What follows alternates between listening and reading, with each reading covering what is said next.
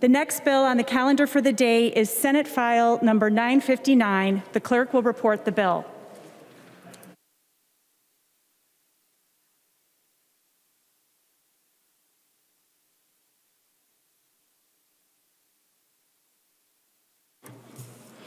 Senate File number 959, number 1 on the calendar for the day, an act relating to state government appropriating money for environment and natural resources. The third engrossment. Representative Hansen, would you like to put the House language in before you present your bill? Thank you, Madam Chair. Yes, I would. I would move the DE 1076 amendment. Members, it's a little difficult to hear. Representative Hansen, will you please repeat that? Yes, Madam Speaker. I would like to put the House language in the DE 1076 amendment. The clerk will report the amendment. Hansen R. moves to amend Senate File number 959, the third engrossment as follows. Delete everything after the enacting clause and insert the following language of House File number 1076, the first engrossment. The amendment is coded DEA 1076. Any discussion to the amendment? Seeing none, all those in favor say aye. Aye. Opposed? No. The motion prevails and the amendment is adopted. Representative Hansen, to your bill as amended. Thank you, Madam Speaker. Can you hear me better now? That is better. Thank you. First, I would like to thank all the staff, the committee staff, Janelle Taylor and Bob Eliff from House Research, Fiscal Analyst Brad Hagemeyer, Committee Administrator Peter Strohmeyer, and Committee Legislative Assistant Adam Kopel. Partisan researchers Molly Peterson and Amy Zipko. I would also like to thank Ms. Becca Nash from the LCCMR and her capable staff. Members, this is the Omnibus Environment and Natural Resources Finance and Policy Bill. It funds the Department of Natural Resources, the Minnesota Pollution Control Agency, the Board of Water and Soil Resources, the Minnesota Zoo, the Metropolitan Council Water and Parks Provision, Minnesota Tourism, the Conservation Corps, and the Science Museum. The budget target for the general fund was $373 million, which is $41 million increase from the base funding. The bill also makes some appropriations from dedicated funds. Members, it is Earth Day, and it is a beautiful day outside. This is an over 280-page bill. I wish it wasn't 280 pages, but it does include 2 LCCMR recommendation bills, as well as 2 lands bills. This is the hand we were dealt, a big omnibus bill by the Senate. But because it is the hand we're dealt, we will work through it. We are in the middle of a pandemic, and we are in unprecedented times. Unprecedented times call for leadership, and this bill has a number of things that test our leadership. Difficult things are not easy, but just because something is difficult doesn't mean we shouldn't do it. This is a problem-solving bill. This bill seeks to solve a number of problems that have been vexing Minnesota for many years. Emerald ash borer, EAB. It's been almost a dozen years since the first infestation. Chronic wasting disease, CWD. It has been 5 years where we have been battling this infestation of a new type of disease, a prion-related disease. AIS, aquatic invasive species. Zebra mussels and other aquatic invasive species continue to spread. We continue to protect our pollinators, and we make, for the first time, significant progress on environmental justice provisions. This bill continues to solve those problems by specifically adding $1.75 million in grants to communities to address EAB. It reforms and provides funding for CWD. That was a Representative Eklund and a Representative Becker bill. It increases the aquatic invasive species surcharge and provides stable funding for the University of Minnesota Aquatic Invasive Species Research Center. PFAS, polyfluoral alkaline substances. It protects Minnesota from toxic chemicals, looking at how we deal with compost. How do we deal with these forever chemicals? Representative Wozlawik was the lead on those bills, as well as dealing with PFAS in food packaging. Climate change. It includes various funding items relating to impacts on climate change. Pollinators. It protects our pollinators, including the successful Lawns to Legumes program that was just highlighted in the Star Tribune this week. Minnesota Zoo. It fully funds the governor's recommendation for the Minnesota Zoo, which has been hit hard by the pandemic. It also provides a one-time increase to the Science Museum to help save the Science Museum. Thank you, Representative Keeler. It provides over $1 million in timber relief, Representative Eklund. It provides $750,000 increased funds for tourism to help communities as we come out of the pandemic, try to focus on supporting tourist activities and help the economy going. Environmental justice and equity. Representative Lee has focused on non-expiring air permits for several years. Cumulative impacts and environmental justice. We finally have provisions that we are bringing forward here that we can use. Outdoor engagement, funding for No Child Left Inside. Representative Becker-Finn, providing stable funding. And finally, the 2020 LCCMR bill, the 2021 LCCMR bill, and the lands bills. In terms of policy, we provide protection for Minnesota's turtles. We help try to stop the export of Minnesota's water. We make some needed reforms to the critical habitat license plate, and we stop the raids on the Clean Water Fund for base funding for soil and water conservation districts. We provide for MPCA, the Minnesota Pollution Control Agency, to deal with landfills and try to address the sleeping giant of landfills in Minnesota. Earlier this spring, we had indications of PFAS being found in almost all of our landfills. It provides a salary increase for the DNR conservation officers in the MLEA bargaining unit and requires the use of non-toxic shot for taking small game on wildlife management areas. And with that, members, I ask for your support, and I know there are a number of amendments. There's an amendment at the desk. The clerk will report the amendment.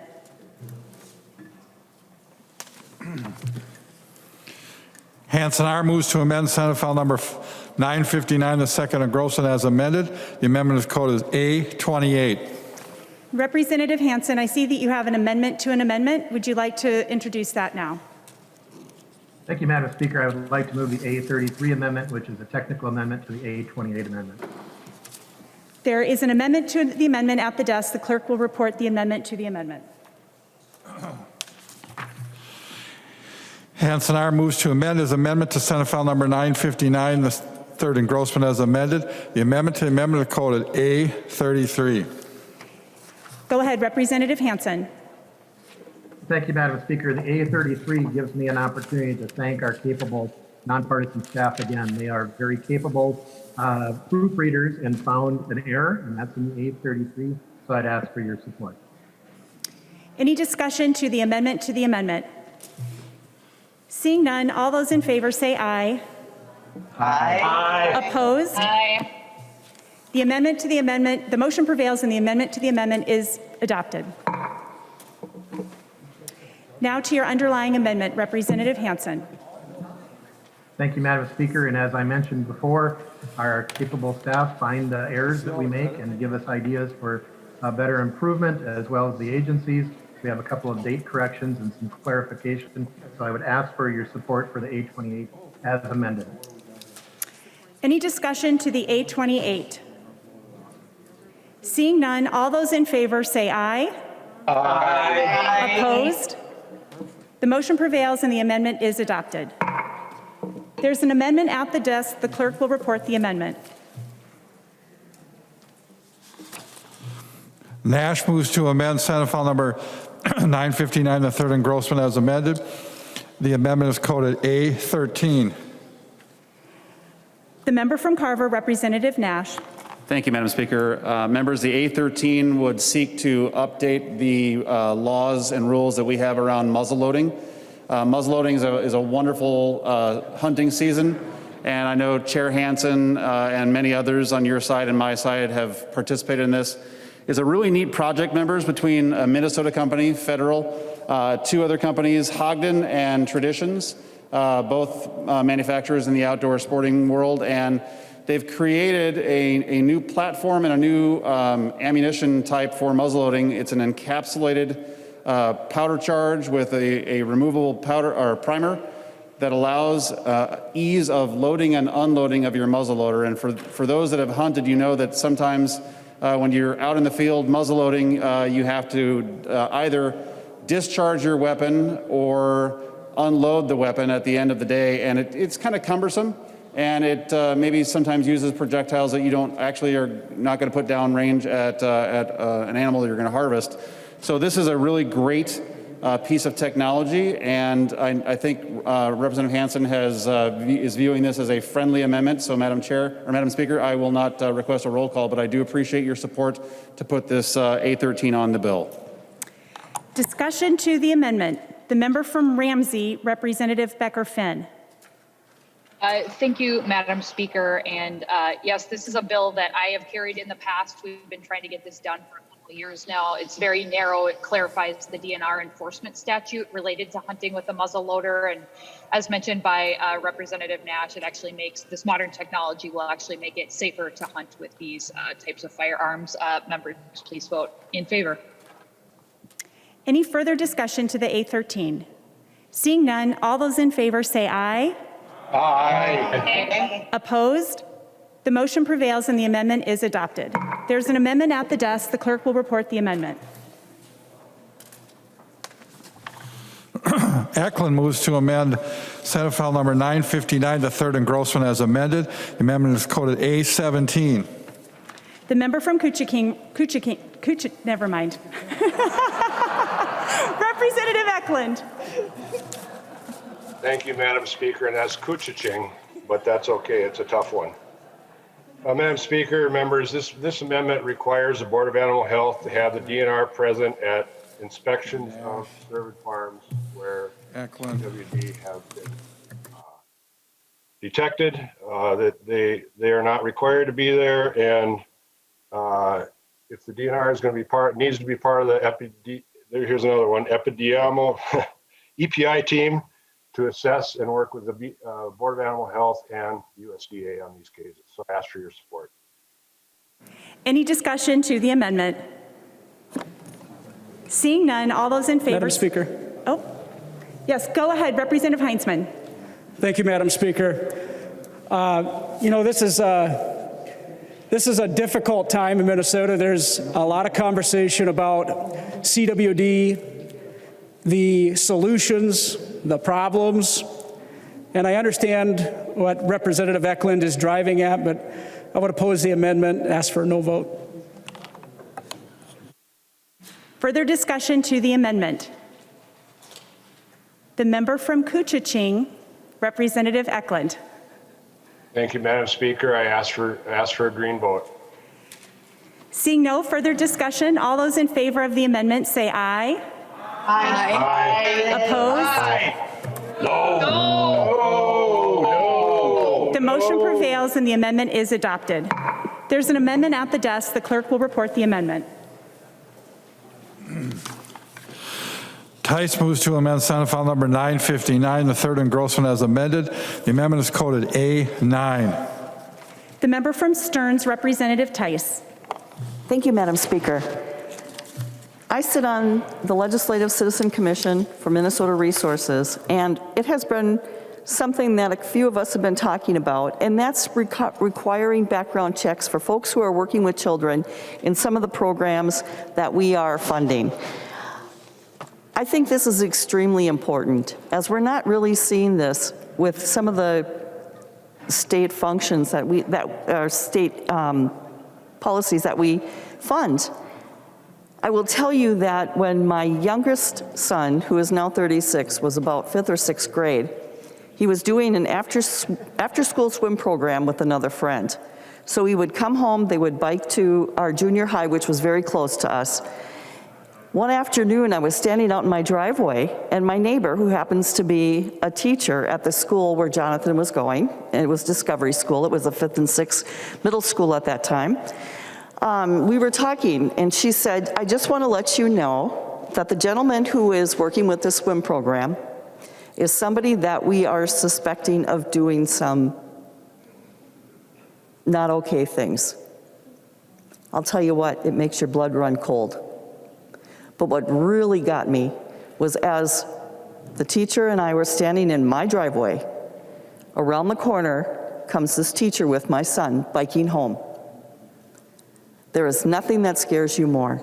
And I do not want any parent to have to feel that way when they're sending their child to a program that's funded by the LCCMR. So we feel that this is something we need to do. Protect our children to make sure that there is nothing going on that we have to come back later and say, man, why didn't we do this? We need to do this for our kids. It really is something that we should be taking care of always. We need to keep these kids safe. And at that time, Jonathan was, what did I say, 5th or 6th grade. It's really hard to question your child without really having them know why you're asking them all these questions. But it's something you have to do. I'll tell you what, folks, I will never forget that day. I will never forget that feeling. I will never forget that conversation. I do not want anybody else to do that when they're sending them to these programs. And a lot of the programs that we fund are awesome. And we always say you never know who is a bad person. So please, members, I ask for your support on this amendment. And I would like to ask for a roll call, please. A roll call has been requested. Seeing 15 hands, there will be a roll call. Discussion to the A9. The member from Dakota, Representative Hansen. Thank you, Madam Speaker. I accept the amendment. Representative Hansen, could you say that one more time? I couldn't hear it up here. Thank you, Madam Speaker. I accept the amendment. Further discussion. Yes, The member from Crow Wing, Representative Heitzman. Thank you, Madam Speaker. I've served on the LCCMR for a number of years, and a commissioner came along and was appointed, I think 3 years ago, Commissioner Reese. And Representative Tice and I have visited with him on a number of occasions when this idea came forward, and I wanted to give him some credit today because when asked, the director at the LCCMR mentioned that they weren't sure if background checks were being done. And if you follow the LCCMR, there's numerous groups that get funding and work with youth and children. And when we found out that there was a question mark, we of course wanted to get further into the issue and confirm, and sure enough, as it turned out, the LCCMR funds projects without any question as to whether or not individuals working with youth and children have been subjected to any kind of background check. The LCCMR, as a commission, could not, or it was advised that we could not vote to make an adjustment. So the legislative solution is before us today in Representative Tice's amendment. So thank you, Chair Hansen, for your support, and thank you for bringing this amendment. Representative Tice. Thank you, and I would like to, Would you like to withdraw your request? yes, withdraw the roll call, but also, thank you, everyone. I feel like this is a really good step in keeping our kids safe. The roll call has been withdrawn, and seeing no further discussion, all those in favor of the amendment say aye. Aye. Opposed? Aye. The motion prevails and the amendment is adopted. There's an amendment at the desk. The clerk will report the amendment. Backer moves to amend Senate File Number 959, the third, and Grossman as amended. The amendment is coded A22. The member from Traverse, Representative Backer. Thank you, Madam Speaker and members. What this amendment does is it gives another option, a may, not a must, for drainage repair out in my neck of the woods, you can stand in most of District 12A, and you can see cats and dogs probably 5 miles away. We are extremely flat.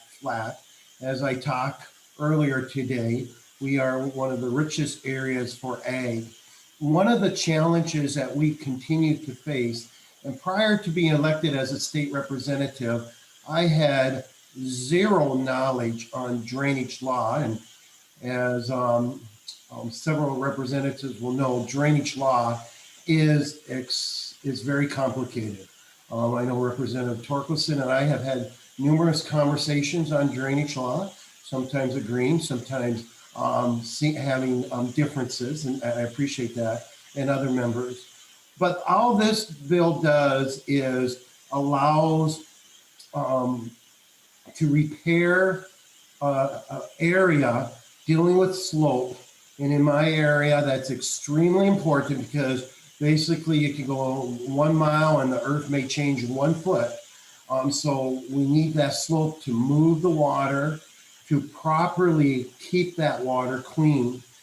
Now, since introducing this amendment, my senator on the Senate side has been working with Senator Western's been working with Senator Ingebrigtsen and also Bowser, and there seems to be some creative ideas to move this forward in helping for clean water, because that's really what we want to do, is make sure the water's clean. So with that, members, with the new development this morning, I am withdrawing this amendment for right now, and would ask, of course, Chair Hansen, if this comes up in the conference committee, I'd be very open to speaking with you about this, because my area down there is extremely flat, and all my farmers want to do is have clean water, drink, because when water sits and don't move, it gets stagnant. It also is no longer clean, and at the end of the day, we want clean water. So I just asked the chair to be, if this comes up in conference, which it sounds like it will be coming on the Senate side, that he would be open and I'd be very much willing to work with them and help with clean water. So thank you, Madam Chair and speakers. Again, I am withdrawing this amendment at this time. Representative Backer has withdrawn the A22 amendment. There's an amendment at the desk. The clerk will report the amendment. Green moves to amend Senate File Number 959, the third engrossment as amended. The amendment is coded A7. Representative Green. Thank you, Madam Speaker. The A7 amendment deals with some water fees that we need to fix. We need to correct the problem. In law right now, agencies have the ability to decide what they want to do as far as raising their fees. However, they have to come to the legislature for approval on those fees. And somewhere along the line, the MPCA, either by oversight or by some other means, has decided that they don't have to, because on the docket right now for the MPCA's rulemaking, they're deciding to raise their fees, water fees, in the rulemaking process. Now, the MPCA actually put together a water fee advisory committee. And that committee came out with some recommendations. And one of the recommendations says that fees should account for increasing costs over time, but increases should be based on documentation of actual costs rather than predetermined variables such as the consumer price indexing. So it appears that the committee that the MPCA put together doesn't like the way that the MPCA is adopting or raising their fees, and I happen to agree with them. So what this bill does is simply puts the MPCA back under the existing statute, which first of all requires that any fees raised have to be accounted for. And so the MPCA can't just say, we want more money, therefore we're going to raise fees. You have to account for what you're going to spend those fees for. What is that permit costing you to issue? So your fees can't be above that. And the legislature is the one who oversees that. And so if you If you take the time to look at it, it's just very simple. Just says that water fees under the paragraph are subject to legislative approval under existing statute, and you can read those if you want. And Madam Speaker, I'd ask for a green vote. All right, discussion to the A7. The member from Ramsey, Representative Wozlowick. Thank you, Madam Speaker. And I'm rising today to speak in opposition to this amendment. The legislature already has oversight over these fee increases. The Environment Finance Committees must appropriate revenue that is generated by these new fees. If that revenue is not approved, then the fee increases would not take effect. Additionally, as Representative Green pointed out, there is a rulemaking process that these increases go through, which can take up to 2 years and is designed to have a lot of transparency and a lot of public input. The agency is required to respond to each comment, and they do, and they often are responding to thousands of comments on each of their rules. This process is thorough and involves much public input and makes this amendment unnecessary. I'd ask for members to oppose the amendment. Thank you. Further discussion on the A7. Representative Green. Thank you, Madam Speaker. I'd ask for a roll call. A roll call has been requested. Seeing 15 hands, there will be a roll call. Representative Green. Thank you. And to the other representative, as far as the rulemaking process is not a fair process. The rulemaking process bypasses the legislature.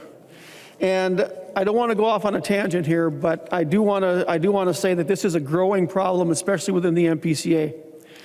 They want to bypass the legislature. They want to do their own thing. And we're going to see as we get into this bill, their powers are expanding exponentially. Every other agency out there has to come to the legislature to raise their fees. And that's very simple, and it's the way it should be. And so I don't see why this extra power is being granted to the MPCA. And so, Madam Speaker, instead of continuing on with this, I'm just going to sit down and ask for a green vote. Thanks. Any further discussion? Seeing none, the clerk will take the roll.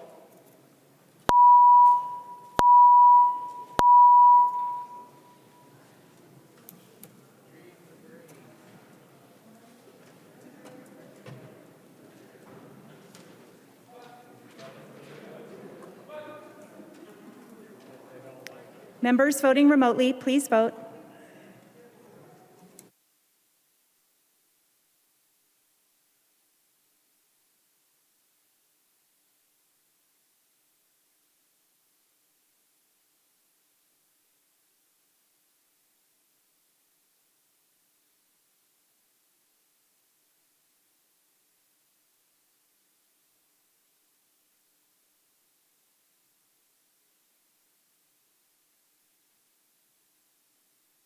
Will the clerk call the names of those who have not yet voted?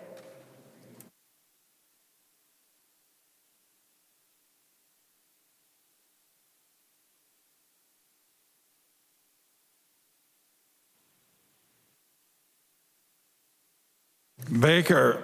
Baker, aye. Baker, aye. Bliss. Bliss, aye. Bliss, aye. Davney. Davney, no. Davney, no. Franzen. Franson, yes. Franzen, aye. Garofalo. Garofalo, aye. Garofalo, aye. Gomez. Gomez, no. Gomez, no. Gruenhagen. Gruenhagen, no. Gruenhagen, no. Hausman. Hausman, no. Hausman, no. Heinrich. Heinrich, aye. Heinrich, aye. Igo. Igo, aye. Kosnick. Cosmic, no. Or no, Cosmic, aye. Kosnick, aye. Kreshaw. Grisha, aye. Kreshaw, aye. Lee. Lee, no. Lee, no. Lilly. Lily, no. Lilly, no. Mason. Mason, no. Mason, no. McDonald. McDonald, aye. McDonald, aye. Nash. Nash. Swazinski. Swazinski, aye. Swazinski, aye. Tice. Tice, aye. Thompson. Thompson. The clerk will close the roll.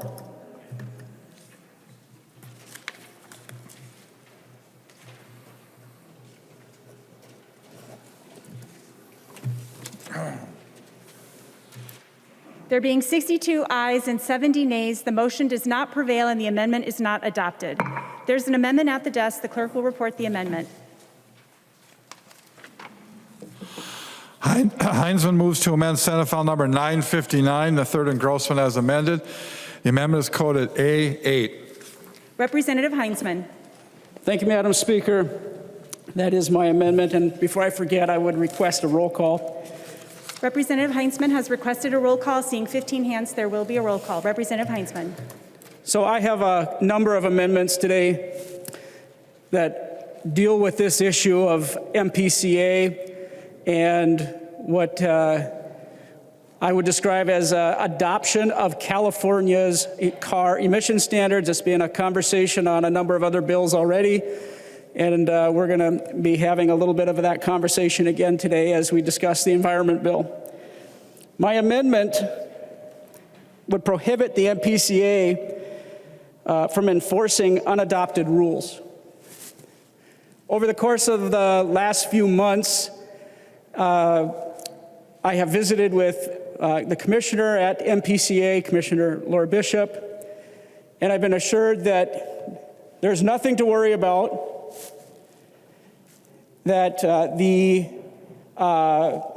recent decision by the governor of California to, by executive order, I believe, move California towards a 2035 requirement that most passenger vehicles would be electric only, would never ever be a part of the rules that we see coming through MPCA rulemaking currently.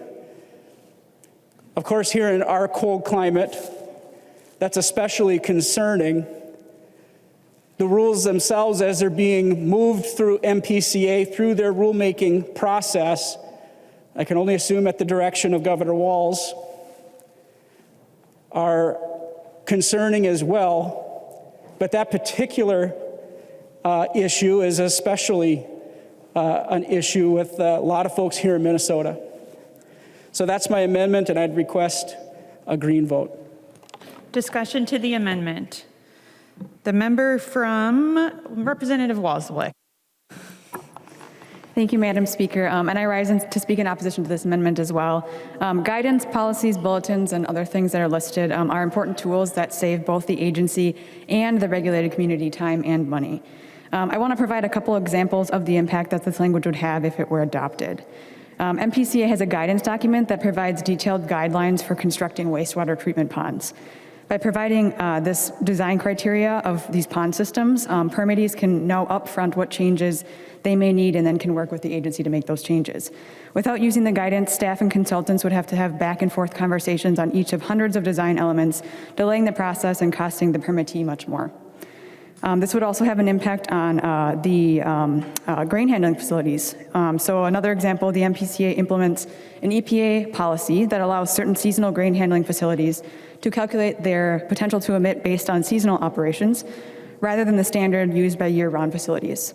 Without this policy in place, the MPCA would rely solely on the year-round definition of permit of potential to emit, and as a result, many more agricultural facilities would be required to get a permit.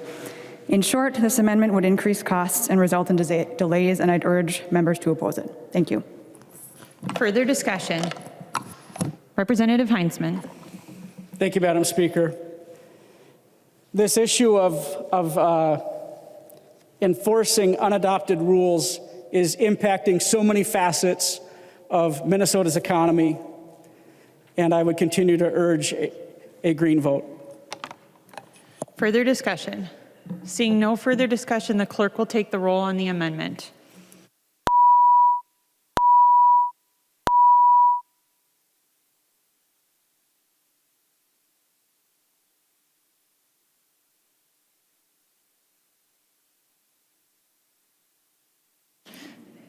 Members voting remotely, please vote.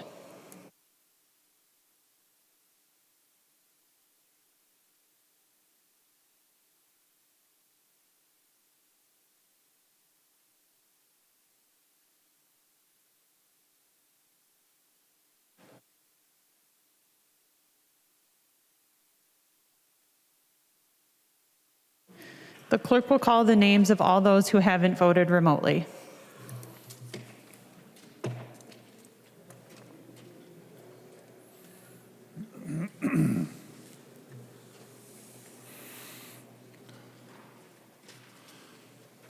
Baker. Baker votes aye. Baker, aye. Bliss. Bliss, aye. Bliss, aye. Davney. Dabney, no. Davney, no. Franson. Franson votes yes. Franson, aye. Garofalo. Garofalo, aye. Garofalo, aye. Gomez. Gomez, no. Gomez, no. Grunhagen. Grunegan, aye. Grunhagen, aye. Hausman. Houseman, no. Hausman, no. Heinrich. Heinrich, aye. Heinrich, aye. Igo. Igo, aye. Kosnick. Cosmic, aye. Kosnick, aye. Kreshaw. Grisha, aye. Kreshaw, aye. Lee. Lee, no. Lee, no. Lilly. Lily, no. Lilly, no. Mason. Mason, aye. Mason, aye. McDonald. McDonald, no. McDonald, no. Olson, L. Olson L, no. Olson, L, no. Swazinski. Swazinski, aye. Swazinski, aye. Tice. Tice, aye. Thompson. Thompson. The clerk will close the roll.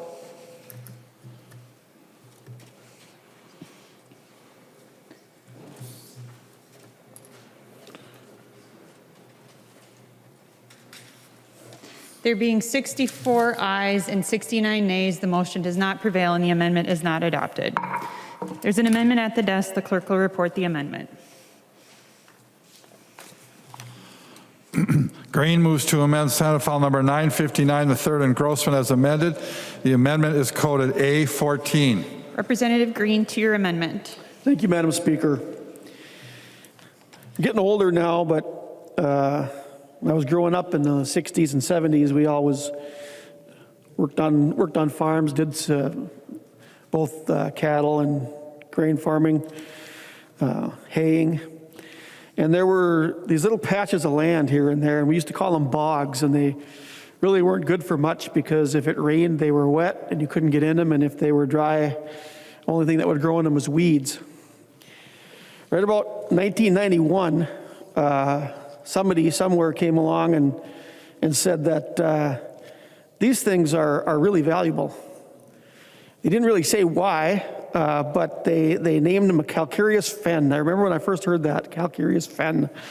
What is a calcareous fen? So I looked it up, and so now I know it's just an old bog. But what's been happening out in greater Minnesota, starting in 1991, they started doing a study, and they said these things are very rare. There's hardly any of them around, and they looked around and they found 60 of them across the state.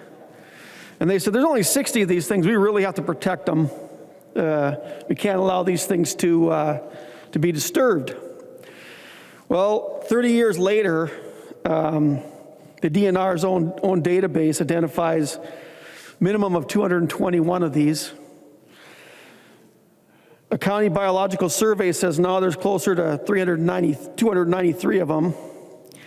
And it looks like other information says that they're just pretty much everywhere.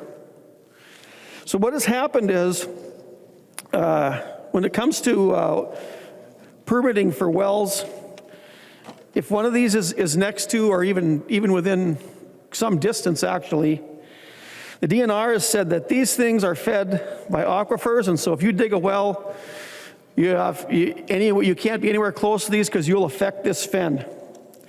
Turns out, though, however, after years of examining these, that not all and probably most are not fed by the aquifer. They're fed by groundwater. So that's why when I was a kid and we used to watch them, if it rained, they'd get wet, and a week later they'd be dry. So what my bill does is it says that, first of all, if the DNR is going to deny a permit because of these fens, they have to test it. They have to see if it's truly fed by an aquifer or if it's fed by the water. And they have to do that at their own expense, because if they're going to evaluate and either withhold or grant a permit based on on these accusations, then they need proof to do that. It also allows for a third-party entity to come in and do the testing, and then it can be evaluated by both groups.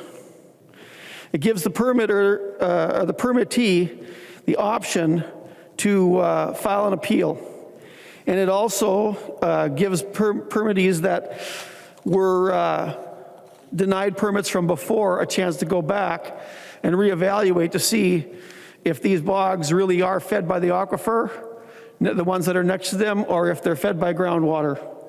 It's a pretty simple amendment. I'm certainly not going to ask for a roll call on it, but I did want to bring it up. I think it's important. I don't think we should have anybody, and especially not a state agency, making decisions without science to back them up. So I'd appreciate a green vote. Thank you.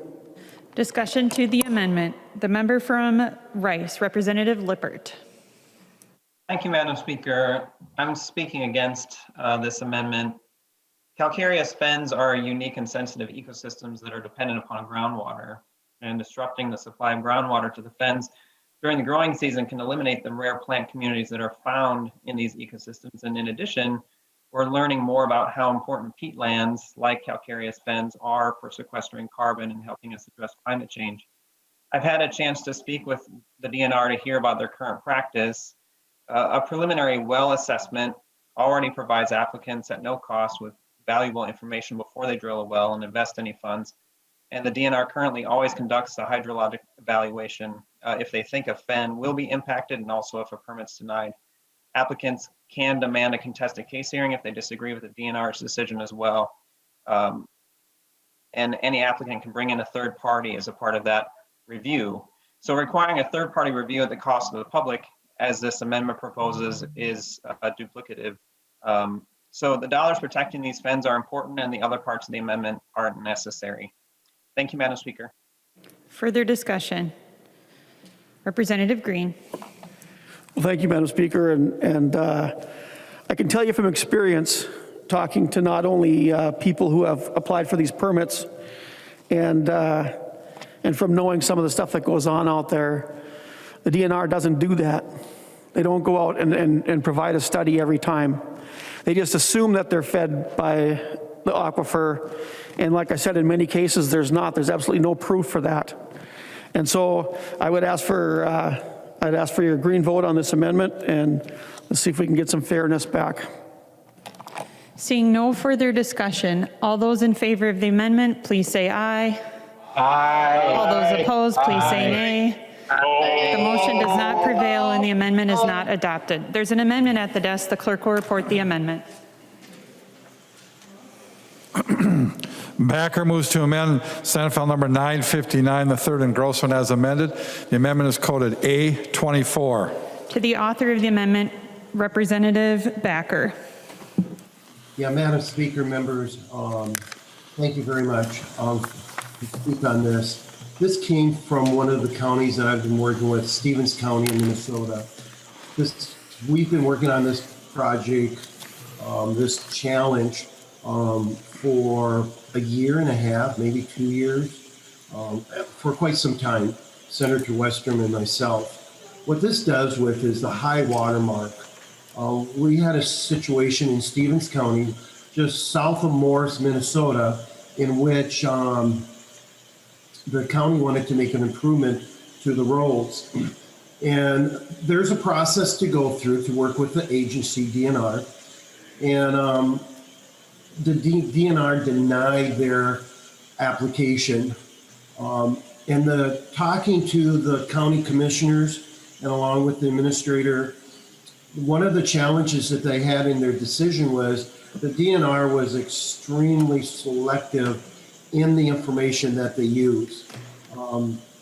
Another challenge is that during that whole process and since that process, agency, DNR specifically, has been extremely slow. And this started before COVA. This was not something that got started during COVA. And we understand that we had Stevens County understood that they had that to work through too, but it was kind of like molasses in January, folks. Extremely slow in getting back. The DNR and I'm not here just to bust chops. I'm just here to share facts. They were selective. They were slow at getting back. And there's really no process for our counties, which of course our counties are our constituents. A lot of the county dollars are paid by property tax, which for me, the area that I represent is huge amount of ag land. So these constituents are concerned with the process. Slower process means more wasted dollars, because the agency, from Stevens County perspective and my perspective and the senator's perspective, just dropped the plow and so forth. Now, I've been working also in Senator Western and with AMC, and it does seem like, I wanted to talk about it. It does seem like we are getting close to an agreement. The challenge that we have also in DNR seems to be moving forward with an appeal process. That's what this amendment would do, is give counties another process to say, hey, we don't agree with you.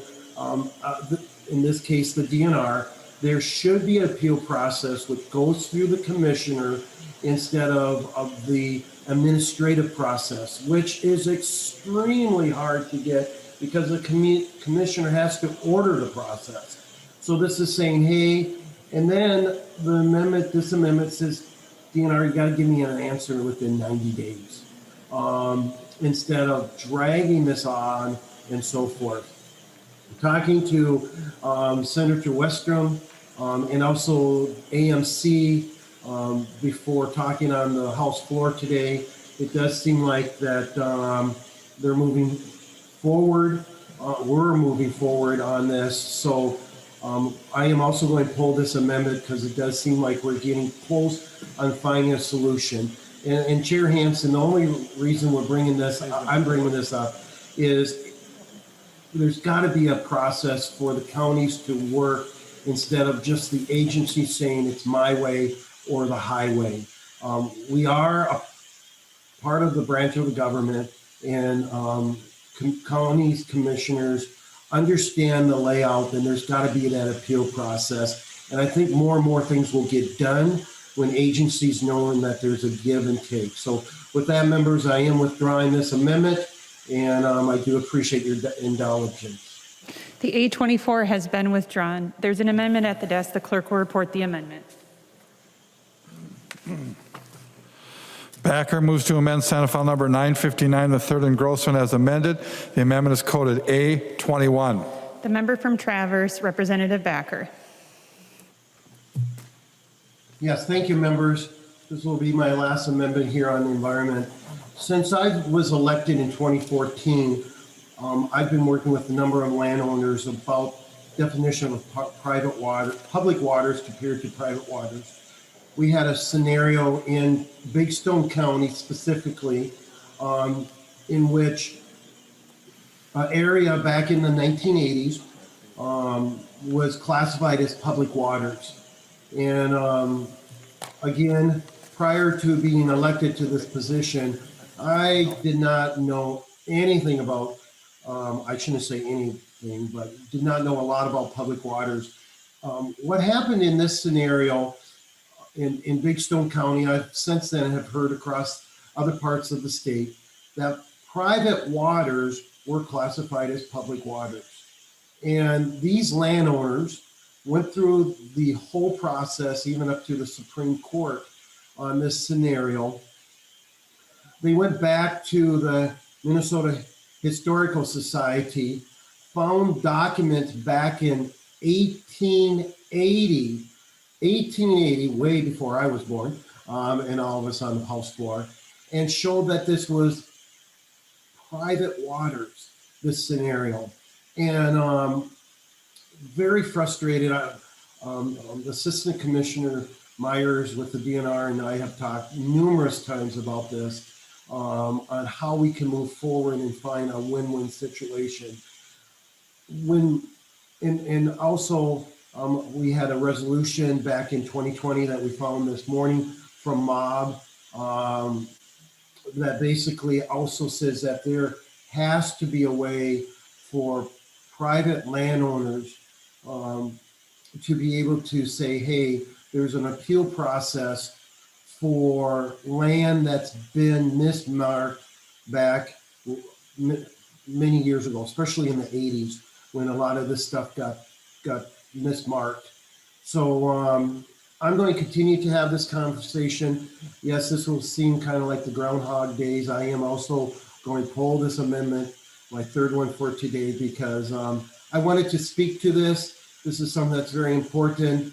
And I will be continuing to work with the folks on this. We cannot have government telling folks that their private land is public waters where there is historically shows in past records that it is private waters and it got mislabeled. So I will be continuing to defend the landowners of this. This is a way for me to speak on behalf of these 3 landowners in Big Stone County. They're just good folks, and they want to make sure that their land is classified private and correctly. And I will be continuing to make this fight. Today's not the day to take a vote on this. It's the day to say we have a problem in Minnesota, and we need to stand up for our taxpayers instead of having government misusing the rules to take land away from private landowners. Because if we did not have private landowners, we did not have these folks that feed the world, because that's what we do out in West Central Minnesota. We feed the world, we feed the metro, and I think last time we like to eat every single day. So with that, Madam Speaker, I am pulling this amendment, and I thank you for your time and allowing me to speak to this important amendment. Thank you. The A21 has been withdrawn. There's an amendment at the desk. The clerk will report the amendment. Swazinski moves to amend Senate File Number 959, the third engrossment as amended. The amendment is coded A12. The member from Lyon, Representative Swazinski. Thank you, Madam Speaker. Thank you, members. This amendment seeks to undo the injustice that has been perpetrated across rural Minnesota for years. The buffer bill that was passed in the dark of night jumped into a bill that was probably the largest land grab in Minnesota from the 1800s. Today, as we sit on this floor, or out in our homes or in our districts, wherever we're at, letters are being sent out by the counties. The counties that chose to enforce this, what I would say, an unconstitutional land grab. And enforcement actions are being taken against landowners who actually believe in property rights, believe in the individual to make the best decision on their land. The argument could be made that, buffer strips are will be made that we have, 90, 95% compliance across the state. But in counties, there's 10, there's 5, there's 3% of people that have had enough. They worked the land, they tilled the land, they improved the land, they invested in the land, they bought the land as tillable until the legislature a few years ago said, this is ours. We know best. Rather than using common sense to have the legislature decide exactly what was and was not open to buffers, rather than using common sense as the federal government has used to create CRP and other voluntary programs through incentives, this legislature and the leadership and the governor at the time chose to take, members. And the argument when people say, well, it's compliant, I can tell you folks, the people that have put it in did it because of fear. The people that put it in did it because of intimidation and because they felt that they were alone. And folks, we have a choice today. I believe that there is time in this legislature we can put in this bill a repeal of the buffer, but also come up with a plan that uses incentives, using legacy dollars, using other dollars across our portfolio of cash that's coming into the state to actually incentivize landowners so that theft does not have to mar this legislature. Theft does not have to mar the modern legislative process here in Minnesota. It was a sad day, I think in 2015 when this bill passed in the dark of night, and you have an opportunity to undo that wrong. Ask for your support. Thank you, members. Discussion to the amendment. The member from Dakota, Representative Hansen.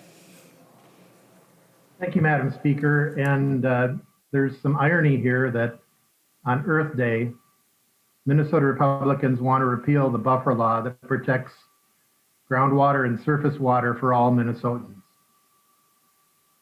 Let's just ponder that. A 6-year-old law that is working, Minnesota Republicans want to repeal because there are a few people in some counties that refuse to comply. So I say, what about the 99% in those counties that are complying?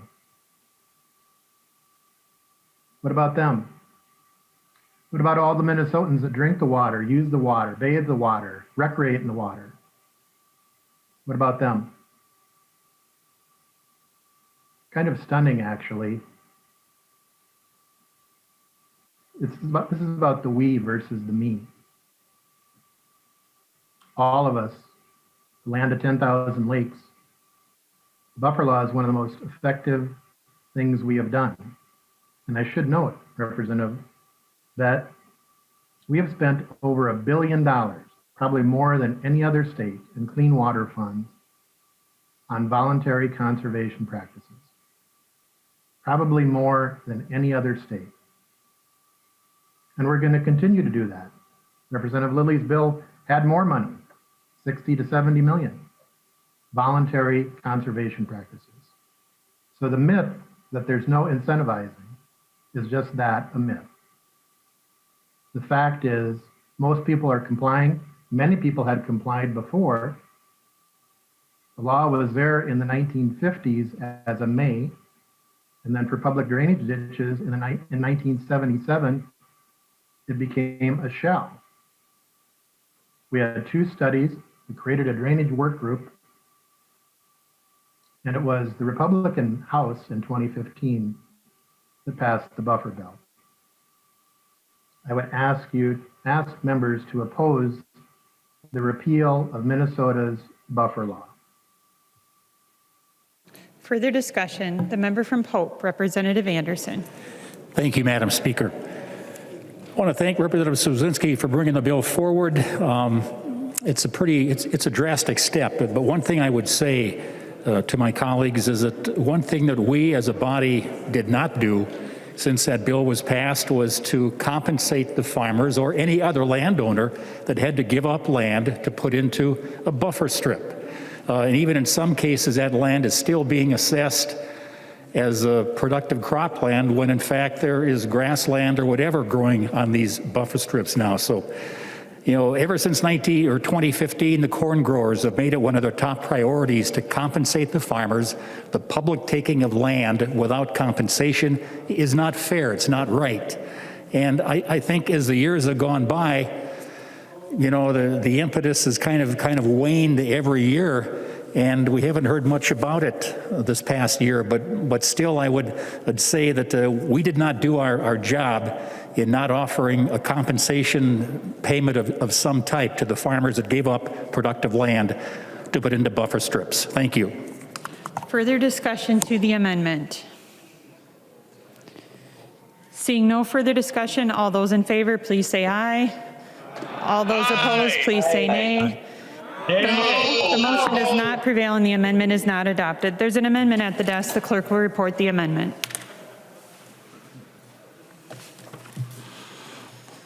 Lewick moves to amend Senate File Number 959, the third engrossment as amended.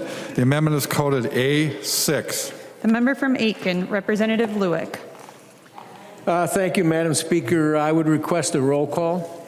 Roll call being requested. Seeing 15 hands, there will be a roll call. Thank you, members and Madam Speaker. The A6 amendment would provide $2 million from the Natural Resources Trust to the University of Minnesota Natural Resources Research Institute. We refer to it as NAMRI. The NRI, they're located at Duluth and at Cohasset. What we want to do with these dollars is invest them in clean water technology that would be used predominantly in the mining industry, but quite often these things spin off into a tremendous amount of area. That $2 million, 600,000 of it would be targeted toward 3 sulfate reduction technologies that are very promising, that can have a huge benefit to producing something called green steel. Let me say that again, green steel. You've heard about green wood products and all kinds of other things. We in Minnesota here are trying to do our part. We're going to be using steel products for a long time. And the sulfite thing is just critical for all mining, but really across the entire environmental work that we do. The remainder of that $2 million would then be used to work on what we call characterization of Minnesota's next generation iron resources. And if you stop and think about it, we don't send iron ore off the range like we did in my dad's day. We send taconite pellets out. That all was developed by technology by people at the University of Minnesota. And these are the same people that are continuing to push that forward, finding the most economical, environmentally friendly way to produce stuff that we need. This is a really important thing, and it's got a little background. I and Representative Sandstead co-authored a bill. She's lead on it that did propose this, and it was a little bit different. We were looking for dollars from the general fund. This has also got bipartisan support over in the other body. And here's something to understand about the folks that get a little nervous about mining. One of the biggest benefactors of mining is our K-12 schools. A lot of people don't realize it. We got about roughly $2 billion in the school trust corpus. 80 to 90% of those dollars came from the mining industry. This past fiscal year, about $37 million was distributed directly to the school districts. And most of that was generated from mining. And guess who the biggest benefactors were? St. Paul School District, the Minneapolis metro area. It makes sense. That's where most of the students are. But at any rate, I don't want to belabor this, but I would certainly ask for a green vote on this. The money exists in the Natural Resources Trust. And again, I want to go back. This is an effort to continue to push our ability to do things in the mining heavy industry in a good, green manner and a clean manner. So I'd ask for a green vote. Thank you, Madam Speaker. Discussion to the amendment. The member from Dakota, Representative Hansen. Thank you, Madam Speaker. And members, I'd ask for a no vote on this. I appreciate that Representative Lueck is talking about research. I think that's good to have bipartisan support for research. But what's happening here is Representative Lueck is taking money from an appropriation for scientific and natural areas, an appropriation that was derived from going through the LCCMR process. So as a Legislative Citizen Commission, we had members who listened to projects throughout the year and made recommendations. And the recommendation was the scientific and natural areas. I think when there are worthy research projects, the proposers should apply. They should go through the process. And rather than relying on a floor vote, I think it's important to support that process. I should note that we actually did provide money to NRI for forestry, but we did not take from an existing project. We used funds from a cancellation of a project where there was leftover money. So I think that's important to note. The process is important. Scientific and natural areas are important. And I would encourage NRI to apply through the LCCMR or other grant writing opportunities for this worthy research. So a no vote. Further discussion, the member from Itasca, Representative Igo. Thank you, Madam Speaker and members. I just want to thank Representative Lueck for bringing this amendment forward. I am very thankful to have NRI in my district in Coleraine, and they really do some fantastic work. I really encourage all the members in the chamber to reach out to Rolf with NRI and get a quick rundown. He can do it in about 15 to 20 minutes, and you're going to learn things that you didn't even know were possible. They really do some great work, and I really hope we can look at this as a friendly amendment and add this to the bill today, because the work they're doing is going to be for the continued life and well-being of northeastern Minnesota. This is how we're going to advance. This is how we're going to be technologically safe, and we're going to keep our environment safe while also keeping the hard men and women working in northeastern Minnesota, keeping my communities alive. Thank you. Seeing no further discussion, the clerk will take the roll on the amendment.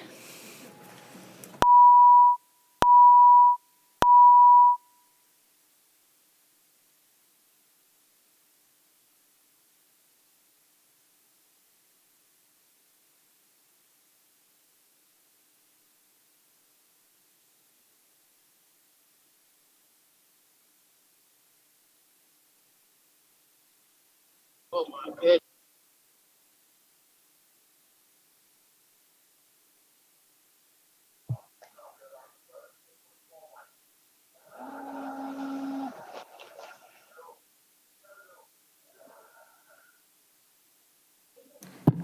Members, please vote.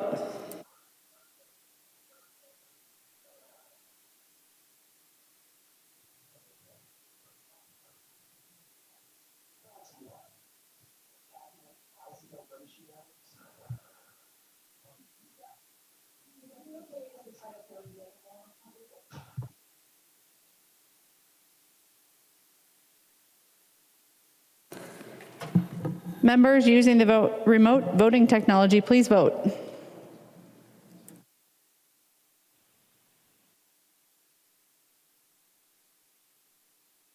Will the clerk call the names of the members who have not voted yet?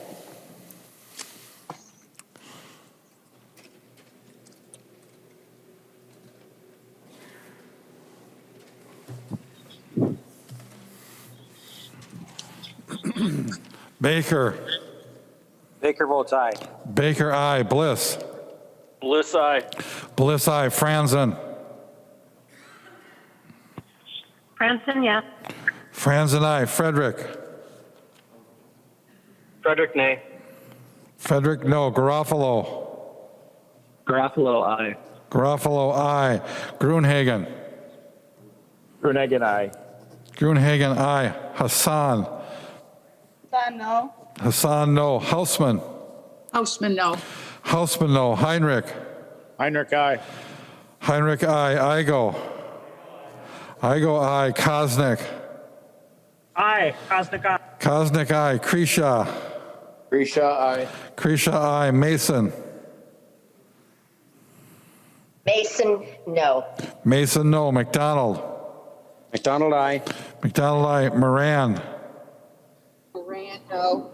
Moran, no. Swazinski. Swazinski, aye. Swazinski, aye. Thompson. Thompson.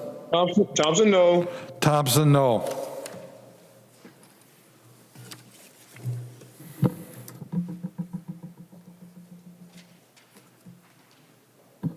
There being 66, the clerk will close the roll.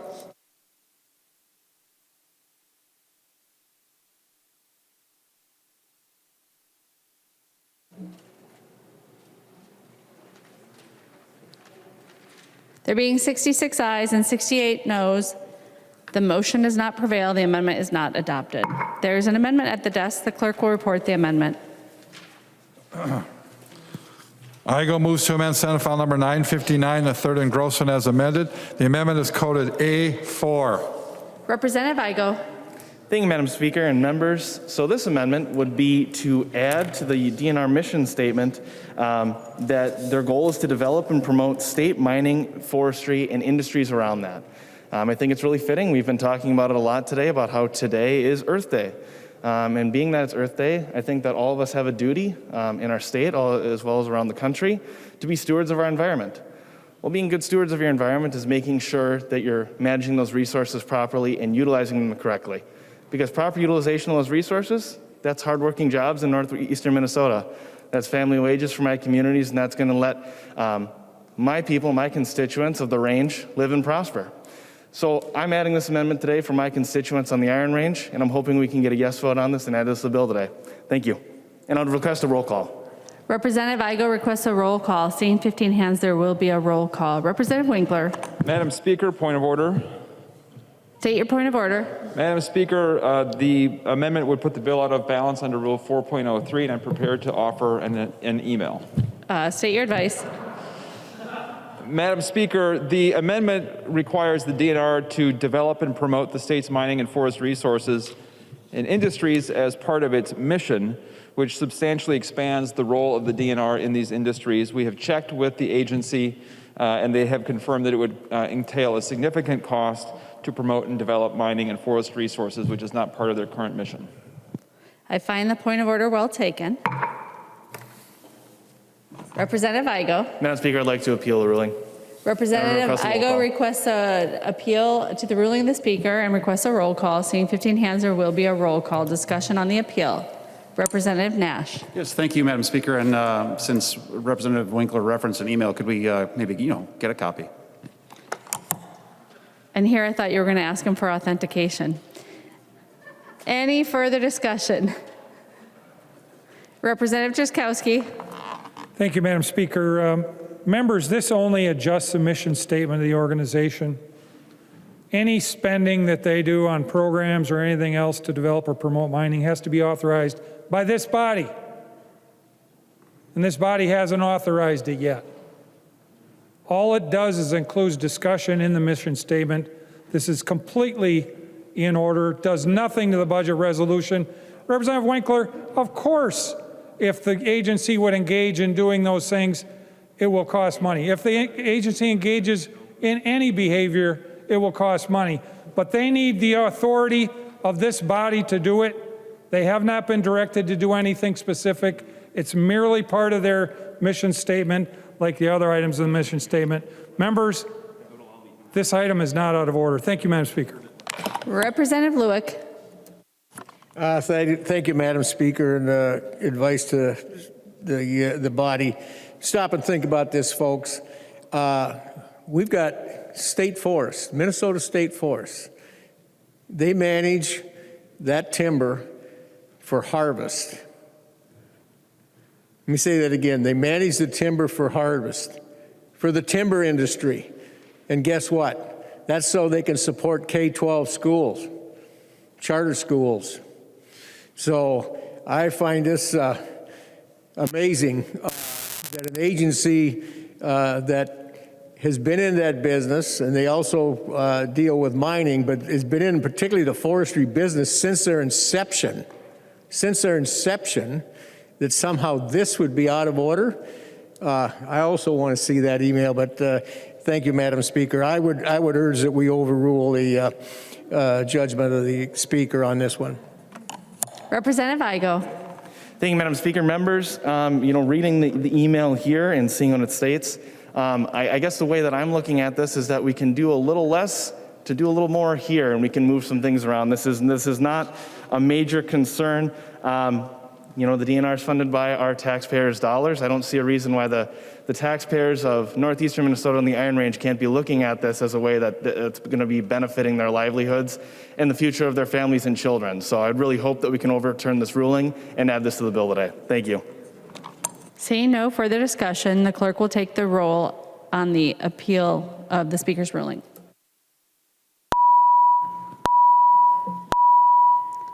A green or a yes vote goes with the ruling of the speaker. A red or a no vote goes against the ruling of the speaker.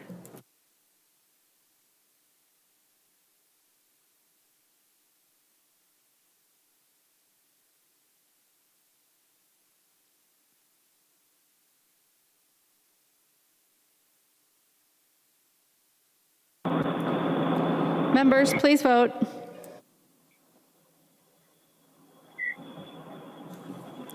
Will the clerk please call the names of the members who have not voted yet?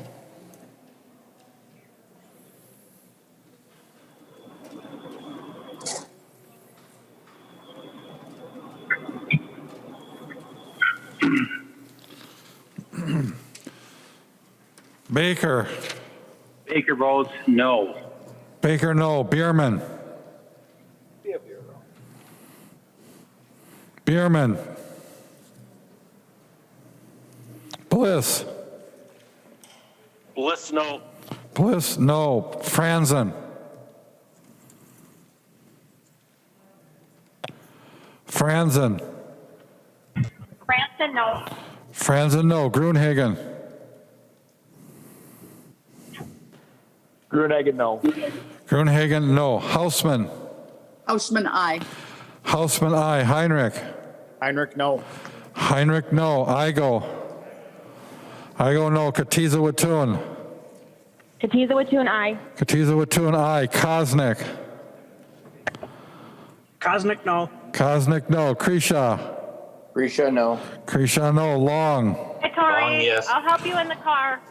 Long, aye. Mason. Yeah. Mason, aye. Mason, aye. McDonald. McDonald, no. McDonald, no. Moran.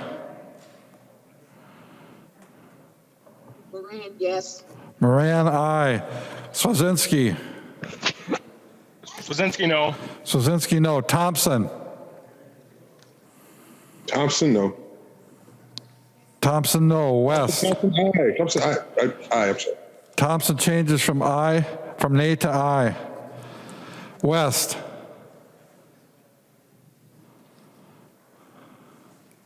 West. The clerk will close the roll. Bierman votes aye.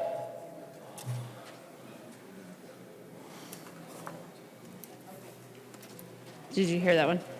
Bierman. Bierman votes aye. There being 70 ayes and 63 nays, it is the judgment of the House that the decision of the Speaker shall stand. There is an amendment at the desk. The clerk will report the amendment.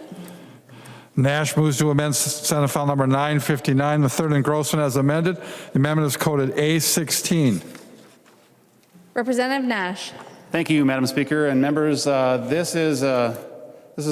It's been called the wolves of Fort Snelling in the past. And what this amendment seeks to do is to establish two thriving populations of wolves in the 7-county metro area, one within Fort Snelling and one within Keller Regional Park. And the purpose of this is a couple of things. One, there are a lot of wolves in northern Minnesota, and I'm sure you've heard of many of the stories of the impacts that wolves make on ranching and livestock and family pets and things like that, and moose. And I think that for many Metro members, they don't have an appreciation for the life of a wolf. And we feel that, or I feel, this is my amendment, I think it's a very important thing that we bring wolves to the Metro to really help those people who are those wolf advocates have something that is within a short drive to go and wolf watch. I think that the two areas that we've chosen for this amendment are places that you can really relax, take it easy, and do some wolf watching. And in some ways, this is going to be something that will reduce people's carbon footprint, because now you won't have to drive so far up north to watch wolves. It's just it's an overall really great thing. Now, in all seriousness, members, the damage that wolves do is impressive. In speaking to many people who are northern Minnesota residents, wolves have a tremendous impact on their livestock, their family pets. They are quite damaging. They are really, there's no predation that they suffer from. And this amendment, I think, is a great first step for us as the legislators to take to say, we understand your plight. We understand that you are undergoing huge economic decimation. And because when a rancher loses even one head, that's money out of their pocket, and it's pretty costly. But you compound that year over year over year, and then you begin taking other animals out of the ecosystem. What you've done is you've created imbalance. And I believe that we would all be in favor of tremendous balance. Madam Speaker, I think this is a fantastic idea. I think that we should adopt this and put this onto the bill, and I would request your support. Representative Jordan. Thank you, Madam Speaker. I rise to urge members to vote no on the A16 amendment. This is not a serious attempt to pass legislation or manage Minnesota's wolf population. I ask for a no vote. The member from Dakota, Representative Garofalo.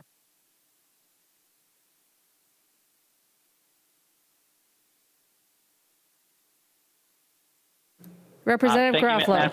Thank you, Madam Speaker. Would the author of the amendment yield for a question? He will. Representative Garofalo. Thank you, Madam Speaker. Representative Nash, is this the amendment you told me not to talk on? Representative Nash. Madam Speaker, this, Representative Garofalo, this is exactly the amendment I implored you to not speak about. Representative Garofalo. Madam Speaker, thank you, and Representative Nash, thank you. I'm wondering, perhaps, I'm not going to ask him to yield, but I'm thinking that either Speaker Hartman or Representative Dell would respond that's the wrong answer, that in fact every amendment is the right amendment for me not to speak on. I think that's what the appropriate answer was, but thank you, Representative Nash. 100%. The member from Pine, Representative Nelson. Thank you, Madam Speaker. And Representative Nash, I mean, yes, this amendment is in jest. However, I do want to highlight that while the wolf is a majestic creature, it is I see the sign of them oftentimes daily, if not weekly, on my farm. And it's the same with many of my neighbors. I've got a report from the 2020 wolf depredation from the state, and within Pine County, and actually within probably about 15-mile radius of my home, it's about 20% or about 10%, sorry, of the damage. About 10% of the wolf depredation has happened within about 12 miles of my house. This is serious, and one of the great things about the wolf is the story that it has. The endangered species list has worked. It has brought them from the point of near extinction to a healthy, vibrant population. Management is crucial, and it's something that we live with every day. Myself and my neighbors deal with this. Nearly a year ago, I had a constituent of mine call me up saying, there's wolf tracks on my sidewalk. What do I do? Several mornings in a row, there were wolf tracks, and this was confirmed by our game warden, our conservation officer, and the USDA Wildlife Services. And this was a wolf that was really, it was preying on their home. It was hunting. They didn't have livestock. They have children. And it is something that, I mean, while I appreciate the nature of this amendment, there is a serious issue here. And and as we work forward on this, members, I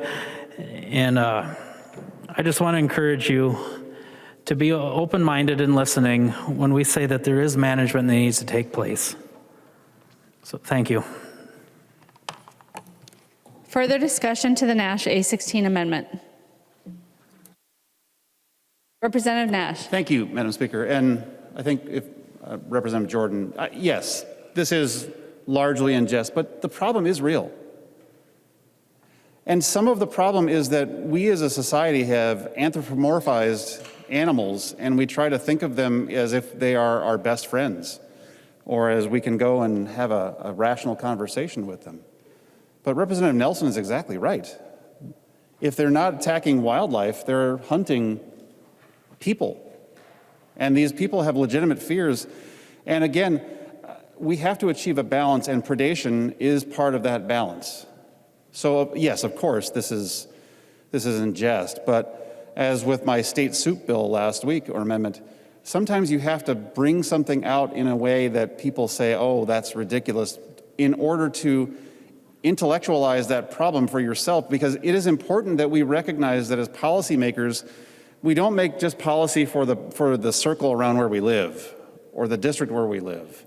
We actually have to take up the mantle of responsibility and make decisions for the entire state, and we have to deal with things that, while maybe uncomfortable for us to talk about, are things that are valuable for people who live in those areas of the state. And wolves are a problem. I have been in my tree stand a number of times, and I have seen wolves go by, and they're, you know, when you're up in a tree stand hunting a deer, you don't always have an appreciation for the size of that animal until you get down onto the ground. And you know, I have a size 13 shoe. One of the wolf tracks was quite large, and when I put my boot down over it, there were still parts of the track that were just within the margin of the width of my boot. They're sizable. They are apex predators. And if we want to have that intellectual, rational conversation, we have to not anthropomorphize these animals and think of them as our buddy or our friend, because they are those apex predators. So I would appreciate your yes on this. I think it's an important amendment. Thank you, Madam Speaker. Representative Nash, sorry, did you withdraw the amendment?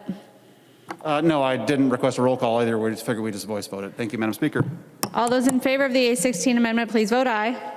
Aye. Those opposed, please say no. The motion does not prevail. The amendment is not adopted. Members, please observe the decorum of the House of Representatives. The voters sent us here to do serious work. There's an amendment at the desk. The clerk will report the amendment. Miller moves to amend Senate File number 959 as amended. The amendment is coded A21-0187. The member from Candy Ojai, Representative Miller. Thank you, Madam Speaker. So in this bill, Article 7, its title is Farm Survey Day. Now, members remember that we're on the Environment and Natural Resources Omnibus bill.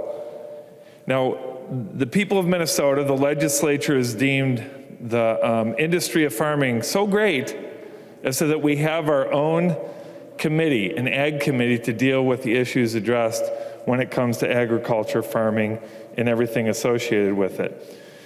And yet we have an Article 7 Farm Survey Day portion of this bill in the Environment and Natural Resources. Now, members, I asked Representative Anderson, and he confirmed it gets to be a long session, and maybe you forget something. We didn't even hear this bill in the Ag Committee. This was purposely put over here. Now, a little bit of historical perspective. In previous years, this originated. A couple of years ago, this started with completely getting rid of Farm Survey Day. Don't insult people, but Farm Survey Day is deer, elk, and the like, okay? But farmed.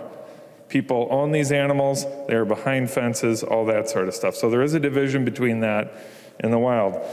And the original bill a couple of years ago that was brought up, I believe, by Chair Becker-Finn, I apologize if you weren't the one, but I seem to remember the bill was by Becker-Finn, was completely get rid of the industry. And that didn't go anywhere. So over the last couple of years, we keep chipping away, and come up with a place to get this all started. I believe that's the ultimate goal of this movement.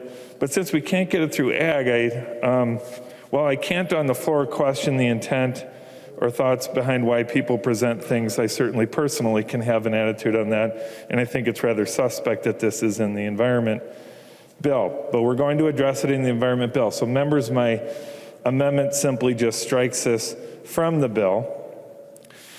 So back home, when I talk to farmers and they say, why do we see stuff like this? Why do we see things that always seem to be going after what we're trying to do to earn a living, raise our families, raise a community and a very important culture in our state of agriculture? They don't get it. And I say, if you want to understand how St. Paul views agriculture, I say there's basically 3 types of farmers in St. Paul from everything that I hear. First, you have your ignorant farmer. Well, they mean well, but they just don't know exactly what they're doing. Then you have the criminal farmer. Well, they know what they're doing, and they try to get away with it. I actually had a couple years ago, someone said maybe we wouldn't have to have rules on pesticide use if they would stop dumping barrels of it into ditches. I don't know a single farmer worth his weight that would do that. That stuff costs too much money. And if you're not going to use it, you're going to do something else with it to dispose of it properly. None of that's going to happen. So you have your ignorant farmer, your criminal farmer, or we have our organic farmer. And if you're a farmer, you have to choose between one of those 3. And now this year there was some legislation in the ag bill that brought in a new, and I think an important discussion to have, but we have emerging farmer, so you can certainly be that. Well, I can tell you the farmers out by me are not ignorant, they're not criminal, they're not organic, and most of them are not emerging. And yet we still continue to seem to go after them. Now, in other bills that we've had here on the floor, one of the reigning themes is you just don't quite understand us, and this is a way for us to understand.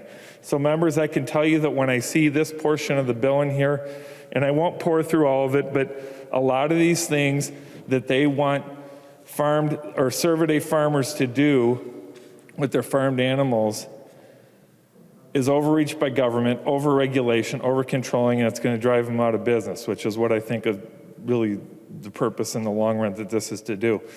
It also draws an absurdity that we do all these things on farmed animals that are behind fences, that are tested, that are fed, that have veterinarians and stuff like that, and none of it applies to the wild. Now, I know we can't put a fence around wild animals, but the absurdity of this is amazing. So when I hear you just don't understand, you don't live here, I'm going to tell you, members, that if you don't live out there, you just don't understand why a bill like this is untenable and not good for greater Minnesota. So what I'd like to do is I'd like to give you just a brief story of an actual farmer, real person, to make my point. And his name is Scott. I'm not going to give his last name. It's amazing how when you say full names of people around here, either it's a point of order or they end up getting an agency out to look at them. So I'm just going to call him Scott. But he's an elk farmer. Now, he's an elk farmer and he owns some land, but he owns a quarter of a section, which is 80 acres, and then I think either rents or owns a little bit more than that. But he's under 160 acres. And out by us, that's not even a hobby farmer. That's, I don't know what that is, but he does not have so he's a small farmer, he's a family farmer. So elk farmer, small farmer. He put a portion of his land that he does have into conservation. And just as a little tidbit, he's looking at putting our now wonderful community solar garden in part of his acreage. So he's kind of fitting the bill of what we say we want farmers to do out there. He's a small family-run farmer, small acreage, and I will tell you, currently the DNR and regs are pushing him almost out of a business. And how do I know that? Because he called me about 3 weeks ago and said, everything that's happening is just about pushing me out of business. And he asked about this bill. He read about it. And he says, why are they doing this to me? After all, I'm trying to do right in this world. I'm working hard. I'm raising my family. He's not a factory farmer like some people like to call some of our farmers out there, which I think is wrong. But he's not trying to do this. He's trying to do farming the right way. But he happens to farm the wrong animal. He's farming elk. He's very successful at his elk farming. They're very healthy. They're very good. He says, I think he's been doing it for over 20 years, and he's never had a sick animal. And every single one of them have been tested on the way out, which is part of the current regulations. So members, I will wrap this up by saying I do want your support to remove this from the Environment and Natural Resources bill. If this is important enough to talk about agriculture, it's important enough to put into the Ag Committee. I don't think this is right. I don't think this is the right place for it. I think that this The tenets of what this bill does are abusive to the farmers. I ask for your support. The member from Kuchiching, Representative Eklund. Thank you, Madam Speaker, members, and Representative Miller, thank you for your comments. The reason we have this in the Environment Bill, Madam Speaker, is because the Farm Survey are the only farm, I use that in loosely, animal, that has its direct relative is the wild species, the whitetail and the elk. We do have some wild elk in Minnesota that live right outside, right around where these animals are fenced in. Madam Speaker and members, let me give you a couple of numbers. 8,307. That's the total number of farm survey in the state of Minnesota on 264 farms. What's more alarming to me, and Representative Miller talked about the elk farmers, they've done a pretty darn good job of making sure that they run a good operation. The farm whitetail survey, there's 4,397 in the state on 177 farms. Here's where we have the problem, Madam Speaker and members, and why this bill is in the Environment Committee. We've got a chronic wasting disease problem in the state. It started in the southeast, and it's moving its way north.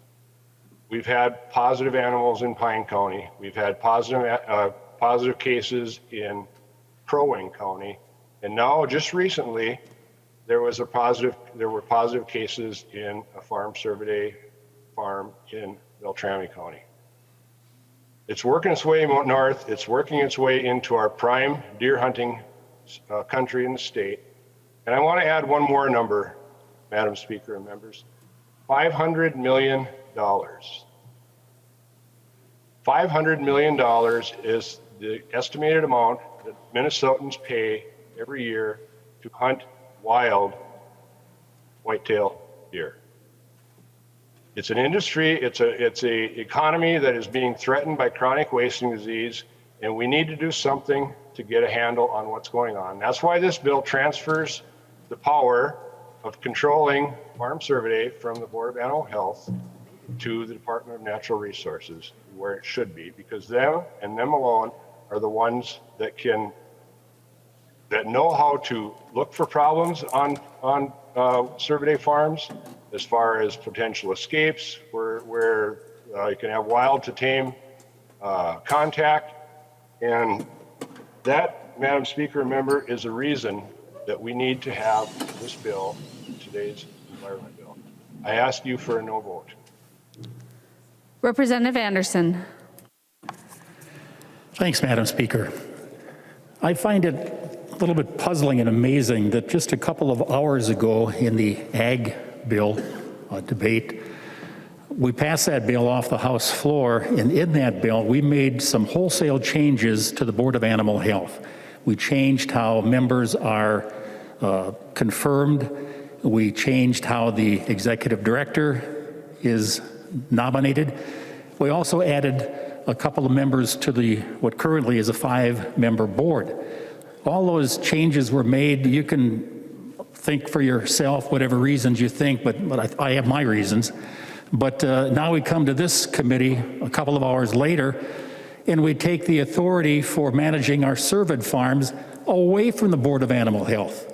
Well, it doesn't make any sense. We're, in one hand, taking authority away, but then taking what they did away as well. So does the left hand know what the right hand is doing here? If we're punishing the Board of Animal Health, I don't know, but then we take away the authority in this bill to have them manage our cervid farms. And again, our cervid farms are smaller, they're family operations, and some of the things that have been tried over the years really would put them out of business by saying you can't pass them on to your family members, things like that, which makes their value essentially nothing, zero, if you can't pass it on and sell a business to the next generation. So I support the amendment by Representative Miller and would ask for a green vote as well. The member from Aiken, Representative Lueck. Thank you, Madam Speaker. And I hesitate to speak on this issue. I was going to save it for third reading. But some of the things that have been said here just very recently need to be, the other side of the story needs to be told.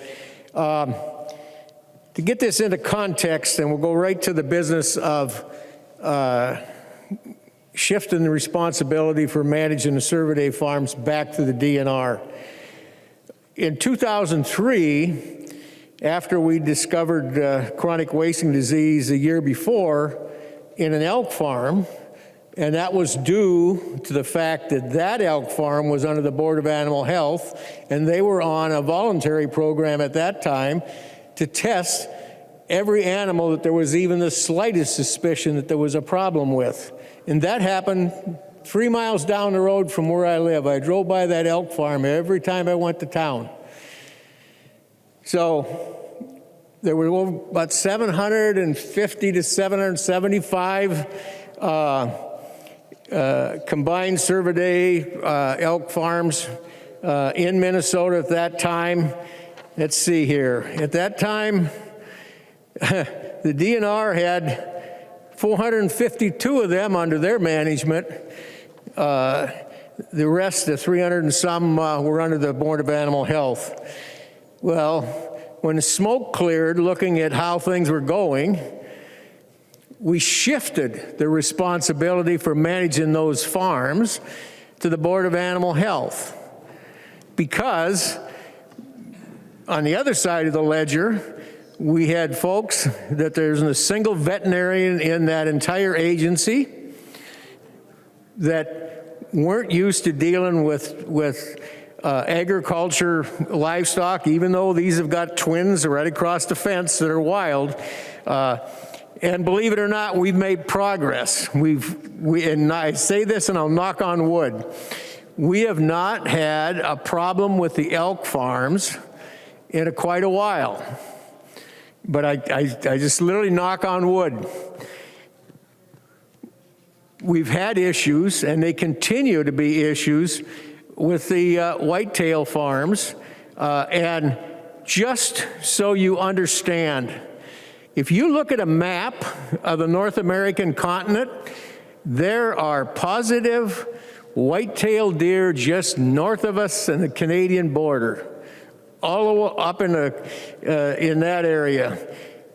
To the east, to the west of us, that's disappointing, and it's a big problem.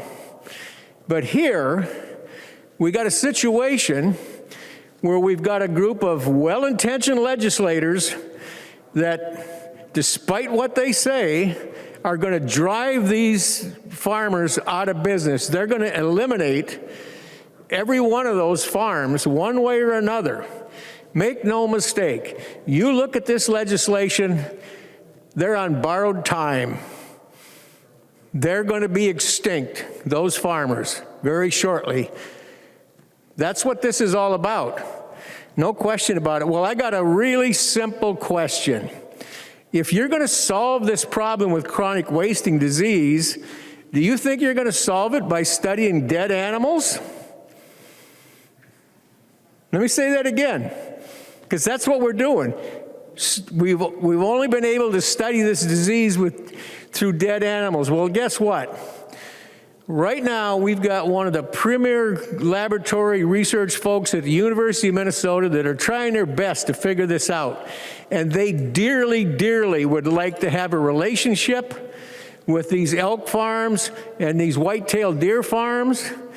Some of them don't, they constantly test. They've never had an issue with chronic wasting disease. Other ones right now, 2 farms that exist today that we know have got positive animals. Well, guess what?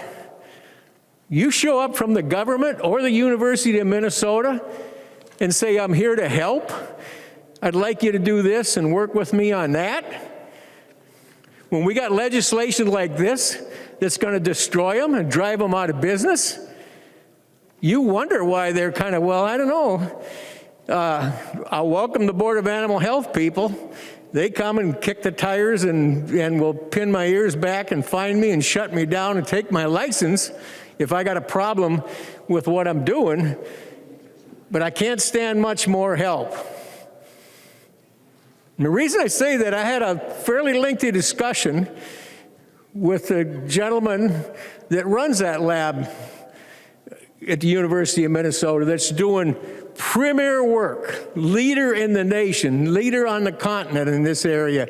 And you know what one of his biggest problems is? He has a great deal of difficulty working out a relationship, a voluntary relationship, so he can do projects on live animals. Well, guess what? I submit the reason for that is right here in this room, on this Zoom call. It's us. It's us legislators that are trying to drive these people out of business and not trying to solve the problem. The solution is we figure out how to deal with this problem, and that's not just going to help us in Minnesota. That's going to help us across the North American continent. That's going to help us in Finland. That's going to help us in Korea. This disease is across the world in the Northern Hemisphere. So again, to say I support Representative Miller's amendment is an understatement. But I'm telling you, this language in this bill that this amendment would fix is going to doom us to having chronic wasting disease spread all over the state. We won't even know it, and we won't have any live animals under conditions where we can study them. And that is not the way we should be solving problems in the state of Minnesota. With that, I probably won't even speak on third reading, Madam Chair. But I urge a green vote on Representative Miller's amendment. The member from Cottonwood, Representative Hamilton. Thank you, Madam Speaker. Madam Speaker, would Chair Eklund yield for a question, please? Representative Eklund, will you yield to a question? I will yield, Madam Speaker. He will yield. Representative Hamilton. Thank you, Madam Chair. Chair Eklund, could you please share the number of white-tailed deer on a Cervidae farm? I believe you said 4,397. Was that accurate? Representative Eklund. Madam Speaker, Representative Hamilton, let me look it up again. I did get these numbers from the Board of Animal Health. Yes, you're correct. 4,300. This is the number I got from Board of Animal Health when we presented the bill, Representative Hamilton. 4,397 farms Cervidae in the state on 177 farms. Representative Hamilton. Thank you, Madam Speaker, and thank you, Mr. Chairman. So the number is 4,397 on a farm, Cervidae farm. There's over 950,000, according to the DNR website, over 950,000 white-tailed deer in Minnesota in the wild population. And yet we are blaming the farmers for the issue on Cervidae, on this CWD issue. Think about that. These farmers, they have tagging regulations, gating requirements, fencing requirements, record-keeping requirements, testing requirements. Yet they're the ones to blame because of CWD. They also have to document if or when they're going to be doing any type of movements whatsoever, and they have to work with the Board of Animal Health. And yet we're blaming the farmers for the issue with CWD. 4,397 head versus over 950,000 head, and we're going to blame the farmers. This is the same thing that takes place year after year after the year, is the Democrats will constantly blame the farmers for every issue out there. You know, I don't even understand what the F stands for in DFL anymore. You know, the farm Cervidaes, the individuals, we've been out to the farms. I've toured different farms, whether it's with the whitetail population or with the elk population. I've met with the owners. I've seen their operations. I've seen the testing being done. I've seen the record-keeping requirements, the fencing requirements, the gating, the tagging. And again, we always try to demonize the individuals that are partaking in agriculture. They are highly regulated, and yet we continue to demonize people in agriculture. And it's mind-boggling why we do this. I thought the war on agriculture was over when the Dayton administration left. You know, but here we are again. We keep coming back and blaming the farmer for absolutely every problem that's out there. And one of the most highly regulated entities, but they're the reason for all the issues. Please support the Lewick amendment, and Representative Lewick, thank you for bringing it forward. Thank you, Madam Speaker. The member from Monoman, Representative Green. Thank you, Madam Speaker. And like others, this was going to be part of my third reading speech, but so I guess we're going to save time anyway, no matter if we get it in now. I've been working on some of the stuff with the Survey farms for a while. Unfortunately, I haven't been able to get my bills heard. Because talking with people within the University of Minnesota and the Survey farms, this is excellent opportunity to have live testing spots. I don't think you could, set these up for less than probably millions of dollars if you went through the University of Minnesota, but here we have them. And if anything is found on these farms, then first of all, they'll come in and destroy everything. And actually, I was just thinking, would you do that if you had a lab at the university and what you wanted to study was there, and you said, oh no, now we've got this disease, instead of studying it, let's just wipe everything out. It doesn't make a bit of sense. That's one thing. The other thing that's a big problem in this bill is it's taking away property without compensation.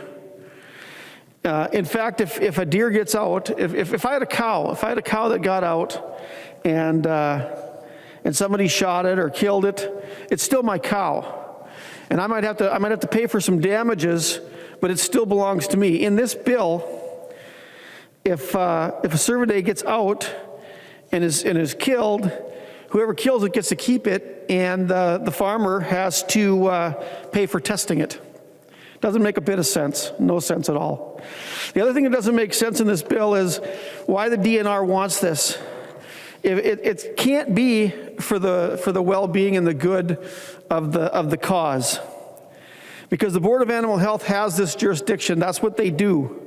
But in this bill, it transfers the power over to the DNR, and then it says to the DNR, you have to hire somebody from the Board of Animal Health to come in and take care of this. It doesn't make a bit of sense, none. And so, because other people have talked, and I'm not going to go through redundant floor speech when I've already heard it from other people, but this only makes sense. It only makes sense. There's no reason for this language to even be in the bill. So I would ask people to support the Miller Amendment. Further discussion to the Miller Amendment. Representative Miller. Thank you, Madam Speaker, and thank you everyone for adding comment to this for the robust conversation. This is one of the things that are important here in the legislature, that when there's a very strong turn in a direction, that here in the legislature we have so many things to cover, and sometimes we miss it, and I really appreciate these conversations, because I can tell you the Survey farmers in my district and the ones that talk to me outside this district really want people to know what exactly it is. Just one final comment, as people were talking, there's a lot of what's in this bill is kind of the rules, if you will, of how many fences you have to have, how tall, if it can be shot, who gets it, that sort of thing. But just so you understand the intent of this, the very end of the section now, in current law, all Survey farmers are required to register with the state of Minnesota. That's part of it, if you're going to survey. But then what's added in this bill is on line 228.4, item C, it says the board must not allow new registrations under this section for possessions of white-tailed deer. So members, if this was signed into law, this would be the death knell for any future deer farmers. Understand what we would be doing as a state of Minnesota.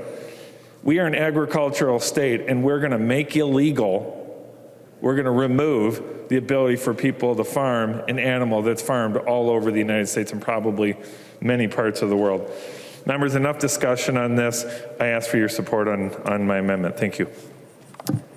All those in favor of the Miller Amendment, please say aye. Aye. Those opposed, please say no. No. The motion does not prevail. The amendment is not adopted.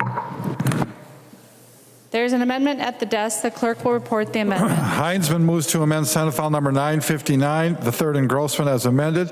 The amendment is coded A2. The member from Crow Wing, Representative Heinzman. Thank you, Madam Speaker. This amendment is about as short as you can get. One word changed in existing statute, or I should say added, is not. It's on line 1.9. And essentially what that would do is it would repeal MPCA authority to do rulemaking for motor vehicle emissions. There's been, as I mentioned earlier, a long ongoing conversation about what the impact of bringing California's emission standards to Minnesota will do to Minnesota's economy, to individual choice, to Minnesota businesses that are going to be affected by this.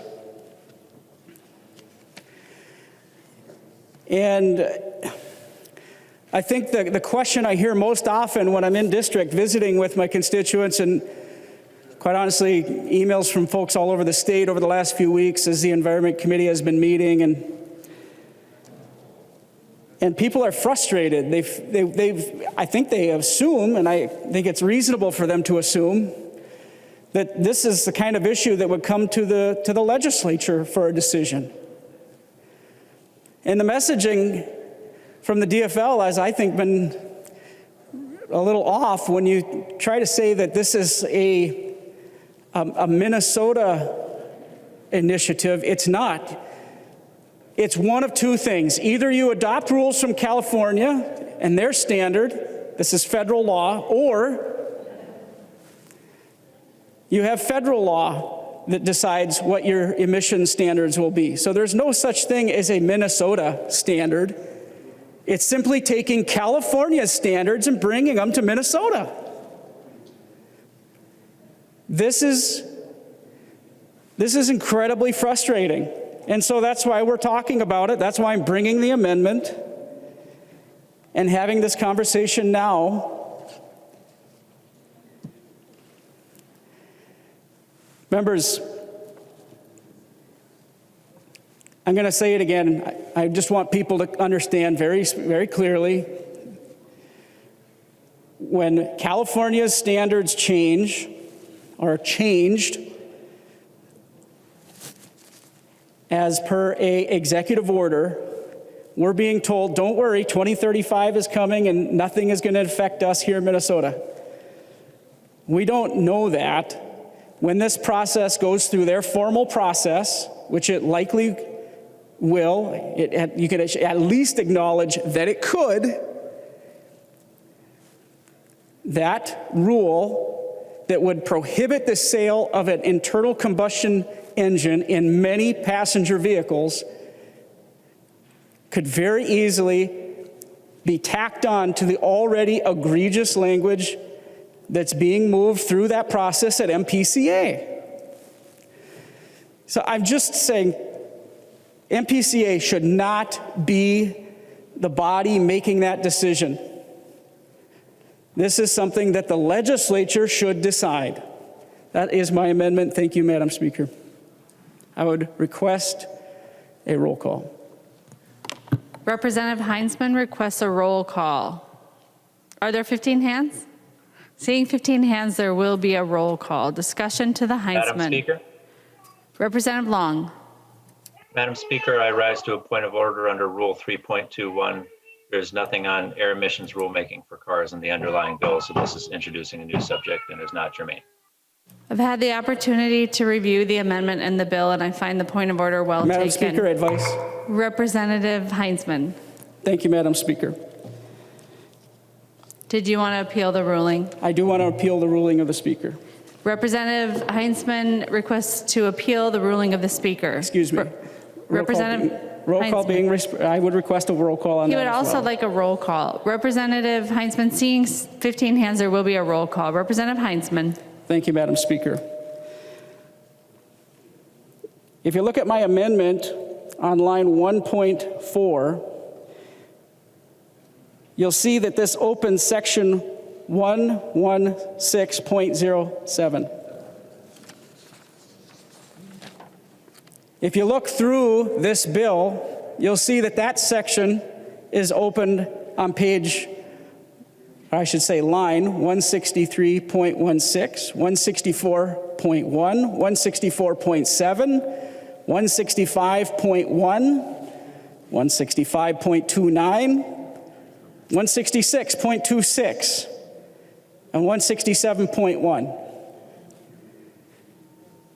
Clearly, this fits in this section and in this language. Members, I would appreciate your support and overturn the ruling of the Speaker. Discussion on the appeal. Representative Torkelson.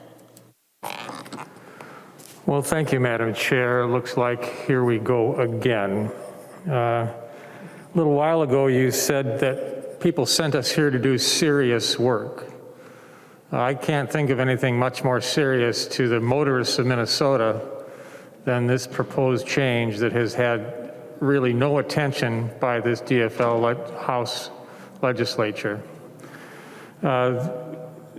PCA acknowledged very clearly that they were doing this in reaction to what changes in the last administration, a knee-jerk reaction to changes the Trump administration had made to clean car standards. And the only option they have is to follow California. Yesterday, I spoke briefly about the low carbon fuel standards, another California invention brought to Minnesota by the Minnesota DFL.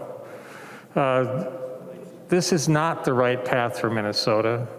We're giving more and more power to the agencies and the administration, and this DFL majority is doing everything they can to protect both. Madam Chair, I suggest members vote against the ruling of the chair. The member from Traverse, Representative Backer. Yeah, advice, Madam Speaker. We have heard this, the reason this rule is being pushed by the administration is for so-called environmental reasons. This is an environment bill.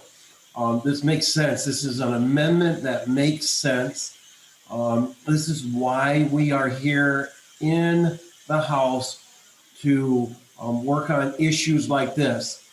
This does not belong in the HHS bill. This does not belong in the jobs bill. You could kind of argue with that because this will kill jobs, but this does not belong in the public safety bill. So environment, emissions, it belongs in this bill. And I would ask that the Speaker would take that advice. Thank you. Representative Dowd. Thank you, Madam Speaker and members. I apologize, Speaker Hortman. Last night I suggested that maybe you could take a little advice before you make these rulings. And I know we're trying to keep things expeditious here, but this one you got, again, incredibly wrong.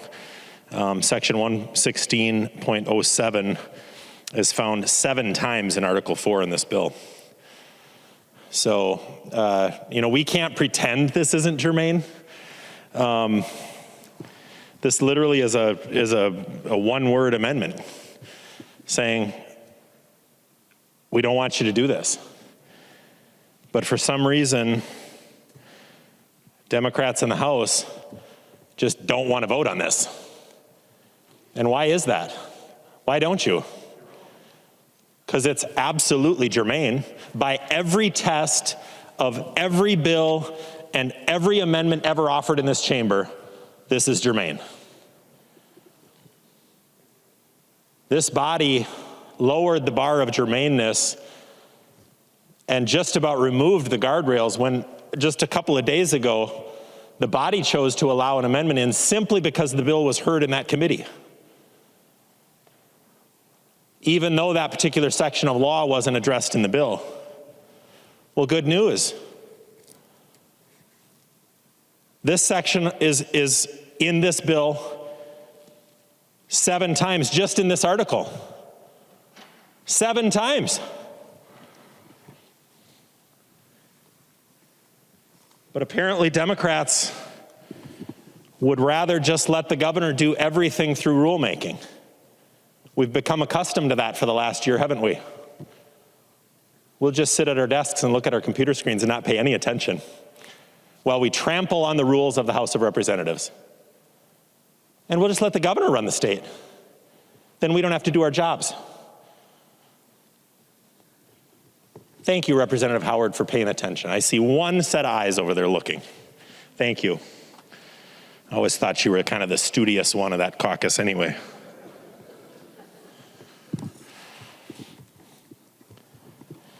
Seven times in this one article.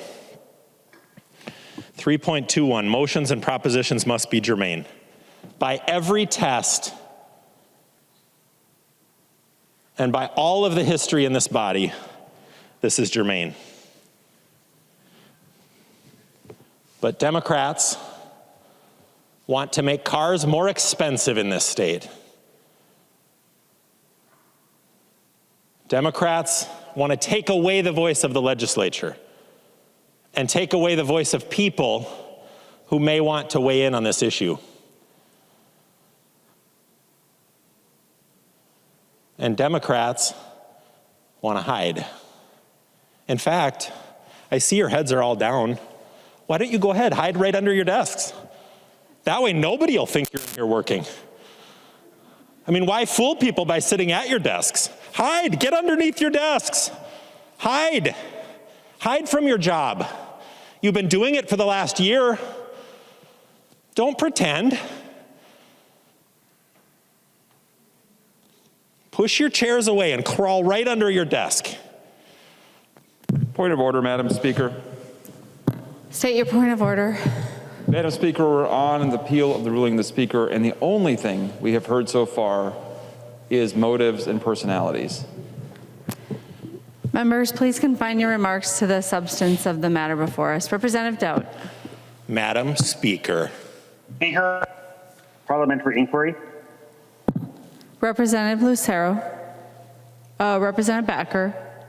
No, it was Lucero. Okay. Representative Lucero. Thank you, Madam Speaker. I'm just wondering if you can help enlighten me. What personality does a desk have? Representative Dowd, you have the floor. Must not have been worth repeating. I apologize, I didn't hear that, Representative Lucero. But no need to repeat it, it's okay. We'll just move on. But Madam Speaker, what I wanted to say was, questioning motives, I didn't, unless you consider me asking why it is that you don't want to do your job. The fact that you are not doing your job and you haven't done it for the last year, that's a fact. Madam That's Speaker, not in point of dispute. order. That's not up for debate. That's a fact. Madam Speaker, point of order. Representative Winkler, state your point of order. Madam Speaker, Representative Dowd is invoking personalities in debate. It is the measure, the question before the body that is subject to debate. The question is whether or not the point of order was well taken by the Speaker or should have been well taken by the Speaker. The question is whether the germaneness standards are met by the person who is proposing the amendment. That is the only subject before the body. Ranting is not part of debate. Representative Dowd. It most certainly is, Madam Speaker. And my election certificate gives me the right to do it. You know what it also gives me the right to do? To point out when you're being a hypocrite. You. Does that bring your personality into this debate? If you voted 2 days ago to allow anything in that's germane, simply because it had a hearing in the committee, and now you want to throw out something that literally is in the same section of law, mentioned 7 times in this one article of the bill, but you don't want me to point that out for the public, so you rise to points of order and say, please don't point out that we're not doing our jobs. For a year, we've had emergency powers in place, folks. For a year. We have $2.6 billion that has come from the federal government that you have not accounted for anywhere in your budget resolution. Does that mean you intend to let the governor spend 100% of that money with no legislative oversight? because that would be consistent with this. Last night I stood on the House floor and I said, you know what? These may seem trivial to you, but these issues are important to us.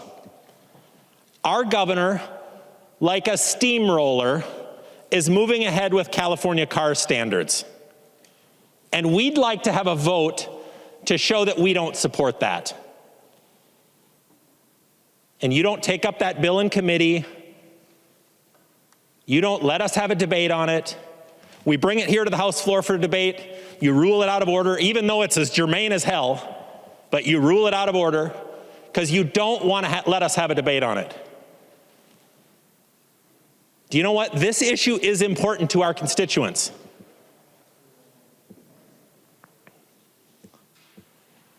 And this issue would let the legislature of California set policy in this state.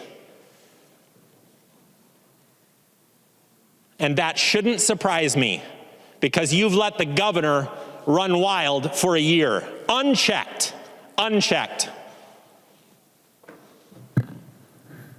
Madam Speaker, point of order. State your point of order, Representative Winkler. Madam Speaker, under custom and usage of the House, debate has to be confined to the matter before the body. I've tried personalities, I've tried motives, we've gone far afield. All of those things are underway.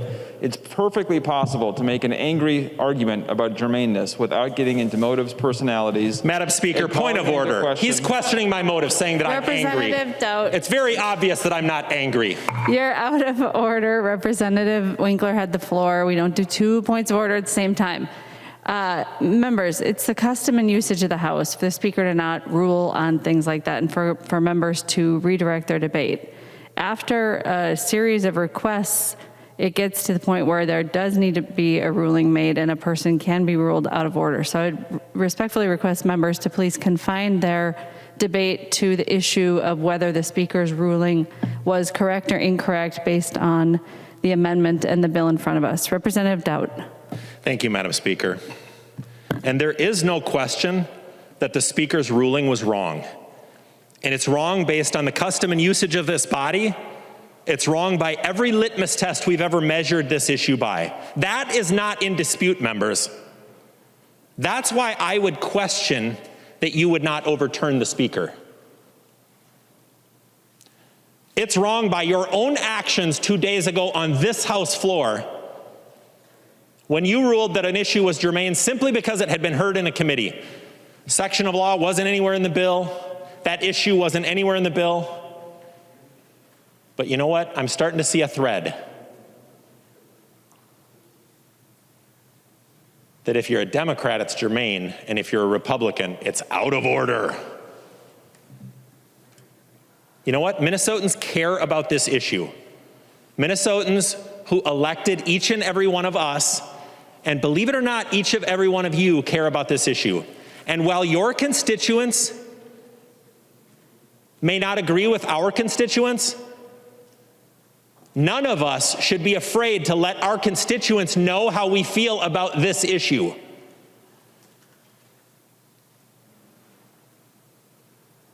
And I'll tell you what, in the last 2 days, I haven't been more disappointed about the misuse of the rules of the House of Representatives. And this, members, is your opportunity to fix that. Not run from your opinion on this, not run from having to make a decision on this. But how does it look? How does it look to your constituents?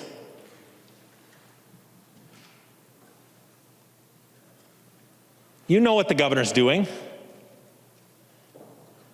He's driving a steamroller, and I bet it's not electric.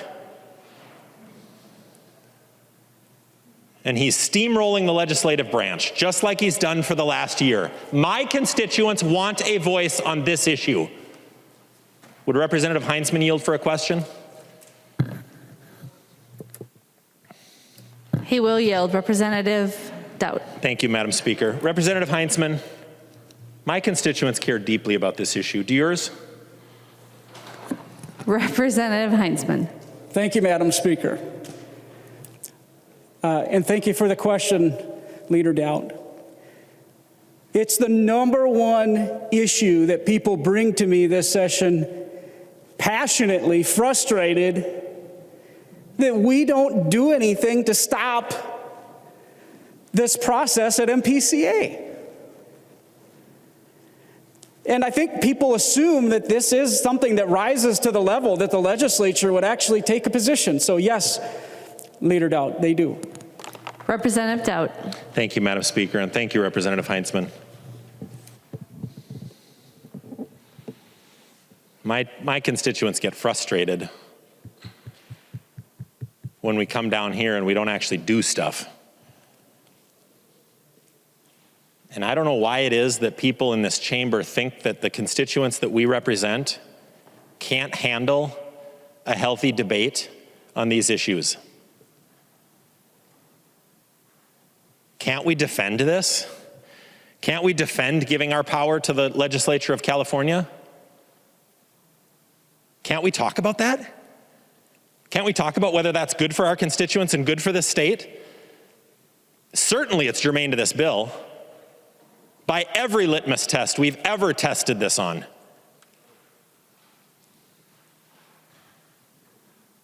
Why wouldn't we want to have that debate?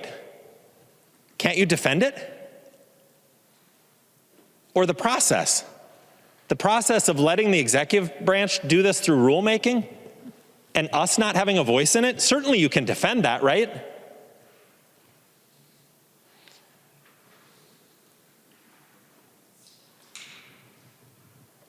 I'm sure that's been an open and transparent process, right? Just like the emergency powers for the last year when my constituents try to contact the governor's office and don't get a response.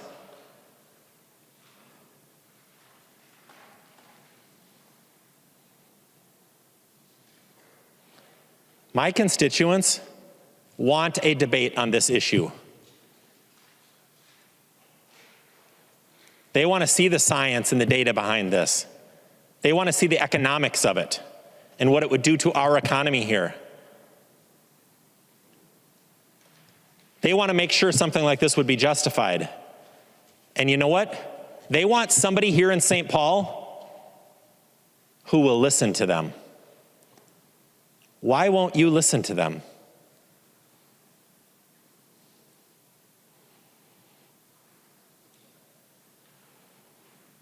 This is an important issue to this state. So a year-long emergency powers, we're going to give our power to the governor. We're going to let him just proceed with rulemaking. It'd be fine. You want to let him proceed with rulemaking? Vote on it. Vote that you think that's okay. This is your opportunity to tell people in your district that this is your position.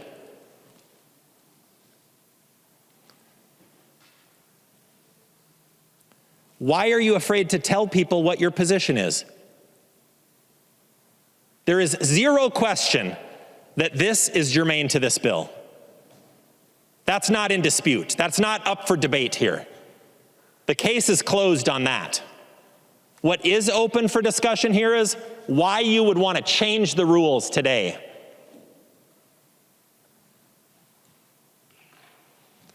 Why you want to hide your opinion from the public. Why you want to cheat the public out of a debate.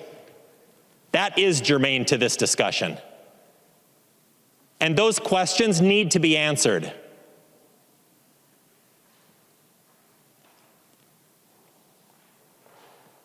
For a year, we've let the governor run over us on emergency powers with no check whatsoever. On this issue, we refuse to even debate it in the legislature. We use the rules to prevent a debate on this in the legislature.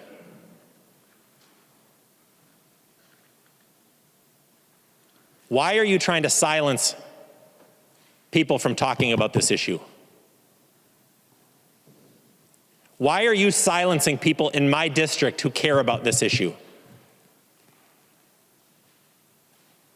In the same way that you have silenced them from having a voice in the response to the pandemic.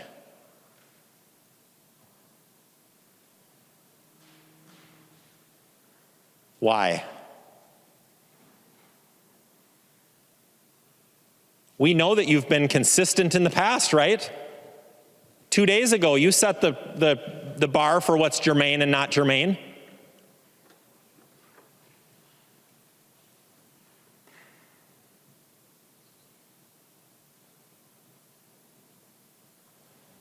Where's the vote on that from a couple of days ago?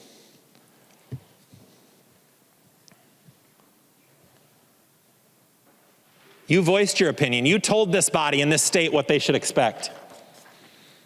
Here it is.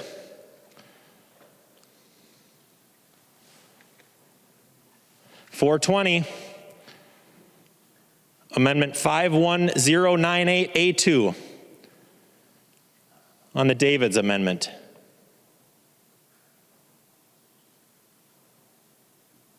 Is this it?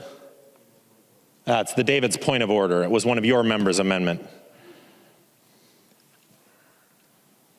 65 ayes and 67 nays. It takes a nay to overrule the speaker. 67. This body spoke on what's germane and what's not germane. That one was 5 miles away from this one. This one's a bullseye. This one's a bullseye. But people in this chamber, for some reason, don't want to talk about it. You know what? Prove me wrong. Put up a no vote and prove me wrong.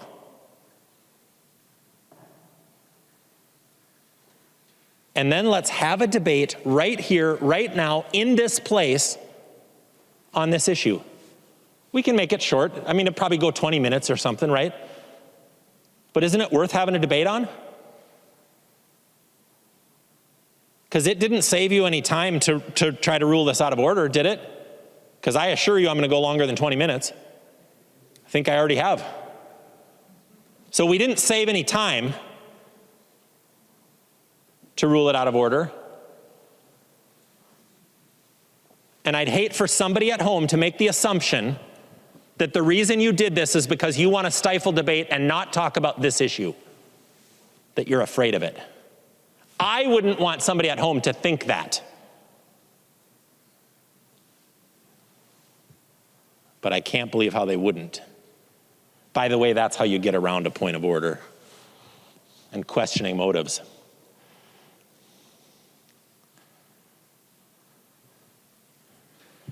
But for some reason, you guys don't want to talk about this issue. When are we? When are we going to talk about this? When are we going to have hearings on the California car standards in the Minnesota House? I asked all summer long last year, all fall, over the winter. Every time we had a special session, when are we going to have hearings on the executive orders? On each one of those executive orders. No hearings. Silent. Hiding under our desks. I bet you can't catch COVID under your desk there.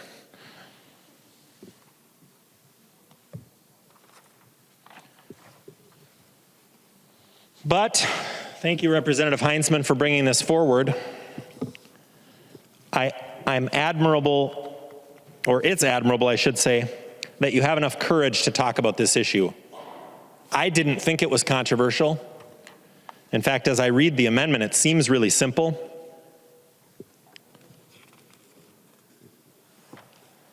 But it must be controversial. It's literally a one-word amendment. You should pull it out. It's the A2 amendment offered by Heinzman. Line 1.9 adds the word not.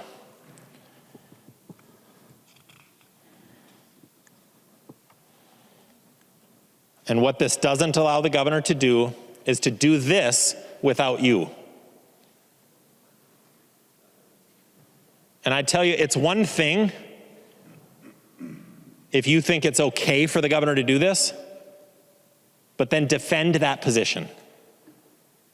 Defend it in a debate.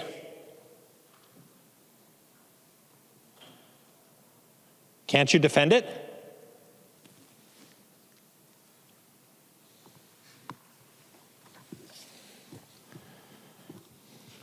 Not only do you not want to adopt the standards, I would think if you supported this, you'd be proud of that. I could see that this would be the kind of issue, California car emission standards, that one district might say, heck no, I don't want that. And another district might say, hey, maybe that doesn't go far enough, right? Well, if you come from one of those districts, defend this. Let's debate it. Do you not have the science to back this up? Or are you afraid that we have the science to debunk this? Those questions need to be answered. And they get answered in debate. Probably better handled in committee, but we didn't get that either. So we brought it here, where it's germane.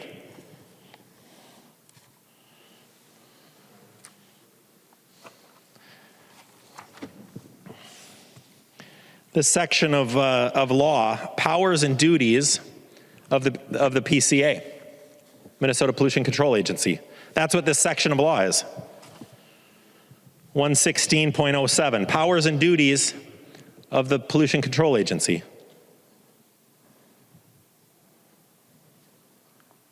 That section is found in this article of the bill 7 times. 7 times. This amendment is about the powers and duties of the Pollution Control Agency.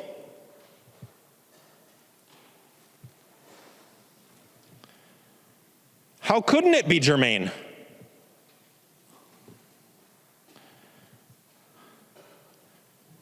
I'm at a loss. I feel like I should read you the powers and duties of the Pollution Control Agency. Would Representative Long yield for a question? Representative Long, will you yield to a question? Yes. Representative Dowd. Thank you, Madam Speaker. This particular amendment is in section 116, powers and duties of the Pollution Control Agency. Why is it that this amendment, which is also in 116, powers and duties of the Pollution Control Agency, why isn't this amendment germane to this bill? Representative Long. Thank you, Madam Speaker. Thank you for the question, Representative Dow. So the rule for germaneness is whether or not a motion or proposition is on a subject different from that under consideration. And Representative Heintzman accurately stated the subject of his amendment, which is air emissions rulemaking for cars. And there is no provision in this bill dealing with air emissions vehicles for cars. You've mentioned other provisions in the bill, but none of those deal with the subject under the proposal for the amendment, which is air emissions vehicles for cars. And so that is why this is not germane. Representative Dowd. Thank you, Madam Speaker, and thank you, Representative Long, but you're wrong. You don't have to have the exact subject in the bill. It only has to be germane to it. And I could get out the dictionary definition of that, which I did earlier this session, and explain to you that that means relates to. And because this amendment is about the powers and duties of the Pollution Control Agency, we have every right to restrict the powers and duties of the Pollution Control Agency, which is what this amendment does, and nothing beyond that. And your bill touches the powers and duties of the Pollution Control Agency 7 times in this section. But it's only okay to touch those powers and duties if you do it. And if we want to, it's not even okay to talk about it. Can't even debate it. Members, we can do better in this chamber.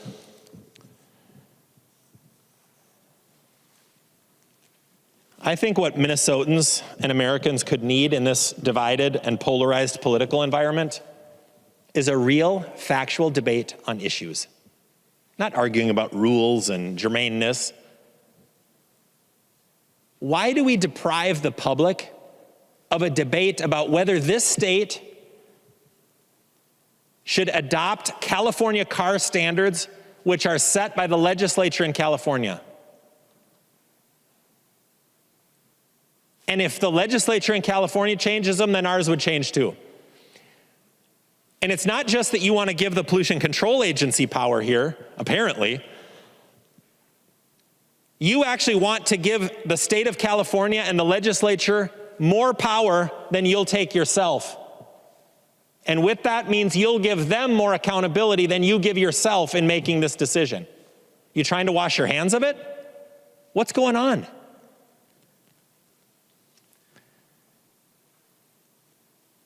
And we don't have oversight in the powers and duties of the Pollution Control Agency, except for 7 other times in this article of the bill.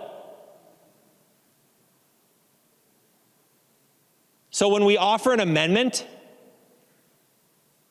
about the powers and duties of the Pollution Control Agency and saying we don't want to give you the power to do this, which fits squarely within this section of law, it's out of order.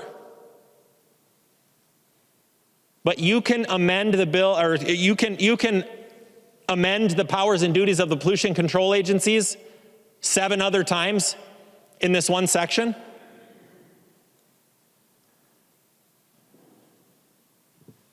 Wait a second, I didn't notice. But I think some of the members have hidden under their desks. There's not as many people sitting over there. There's less people in here. Well, they'll probably be more comfortable hiding under there, and they'll get just as much done.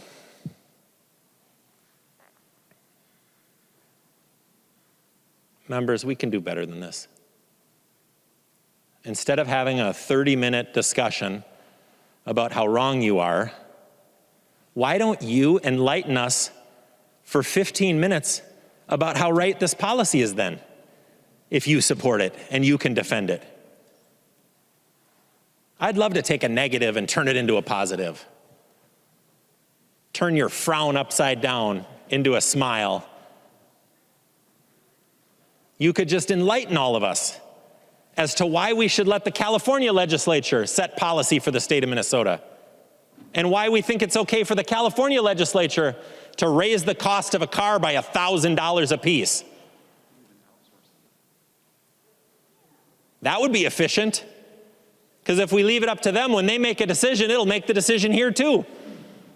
We can stay right under our desks.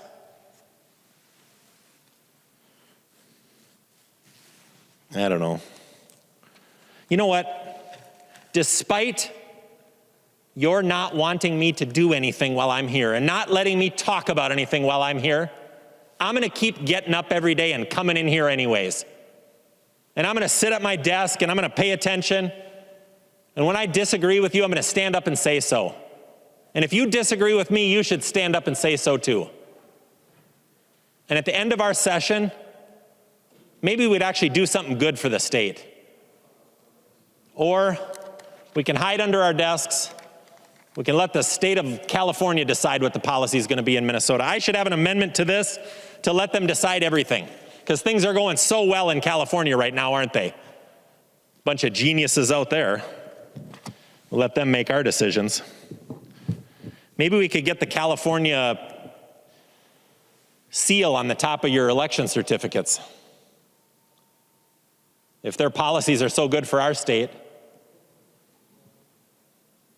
we'd let the state of California's policies be enacted here without hearings in the legislature. Think about that for a second, members. Seriously, think about that. That's the impact, and that's what we're trying to prevent here. But Democrats don't even want to have a debate about that issue in this chamber today. They just want to let it slide underneath. And at no other time are they having a debate. We're not having committee hearings on it. We're just going to do it. We're going to let the executive branch just do it, unchecked. So the state of California will determine policy in this state. When you go home, would Representative Green yield for a question? Sounds like he will, Madam Speaker. I thought you meant Representative Green meant. Oh, no, I'm sorry. Representative Green. He She's will under her yield. desk over there. Representative Dowd. Thank you, Madam Speaker, and thank you, Representative Green, for playing along here. Because I know that you showed up today to do your job. Do you think you'd be okay going back to your constituents in your district and telling them that you're just going to let the state of California make decisions about policy here in the state? How would you explain that to your constituents? Representative Green. Madam Speaker, Leader Dowd, if you knew the people in my district, if I went back there and told the people in my district that that's what I was going to do, you probably wouldn't see me again.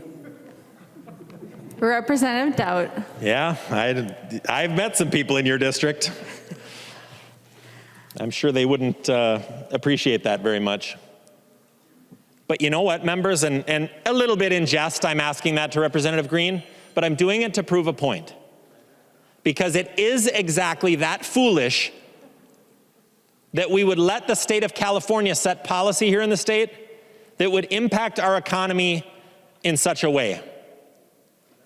So think about it and do it very honestly. Think about how you would explain that to your constituents and whether that's okay. That we'd let the state of California make a decision for what we're doing here in the state of Minnesota. And that when we tried to bring it up for a debate on the House floor, you said, no, that's not germane, whatever the hell that means. Because people in our district really care about germaneness. For as much as we talk about germaneness on this floor, you would hope that germaneness would cure cancer or house homeless or feed starving people. For as much attention as the word germaneness gets in this chamber, you'd think it could save the world. Because we talk about that more than we actually talk about the problems that face Minnesotans.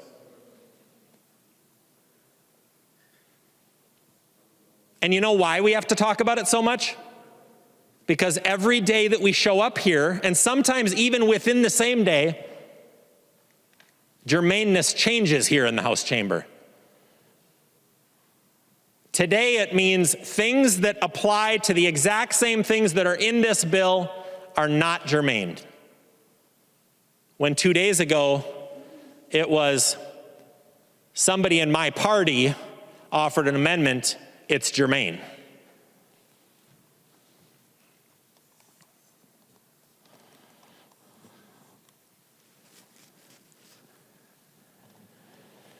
So we don't get to have a debate in this chamber on something that would impact our economy in such a great way. And we're not willing to debate the science behind the infinitesimal difference that the emission standards between the brand new cars that are sold here in Minnesota, probably 5 years from now, and the ones that are sold in California. But we do know what that will economically do to the dealers who are selling cars here in Minnesota. And we know what it will do to the cost of a vehicle here in Minnesota. It will raise the cost of every vehicle by at least $1,000. That's a tax.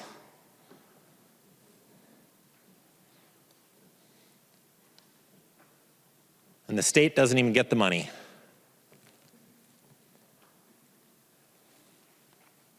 So a car in Moorhead, Minnesota needs to be different than a car in Fargo, North Dakota. Or a car in Woodbury, Minnesota needs to be different than a car in Hudson, Wisconsin.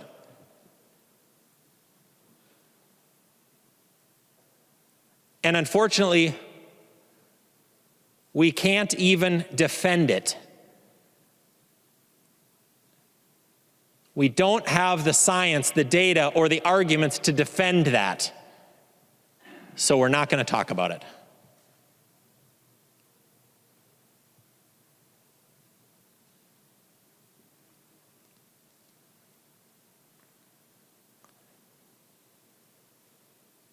But people from my district and people from Josh Heinzman's district and people from Steve Green's district care about this issue. And they sent us here to talk about it. And they sent us here to debate it. Please let us. Please give those constituents a voice here, instead of using the rules to say that your voice and your opinion doesn't matter.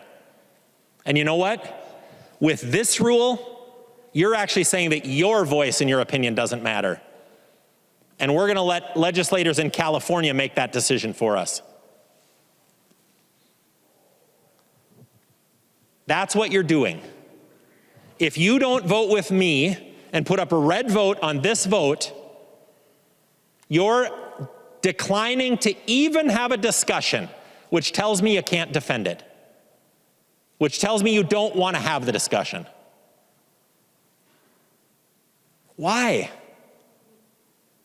This place should be a debating society where the best ideas flourish, not where we stifle debate, not where we say your opinion doesn't matter. You know what? Maybe I'm wrong on this issue. Prove me wrong. Bring the arguments right here to the well of the House of Representatives. Prove me wrong.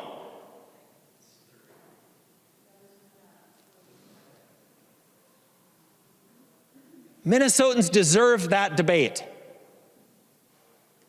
You can do it. I believe in you. Get out from under your desks. Get out. Come on, come out of there. Let's debate.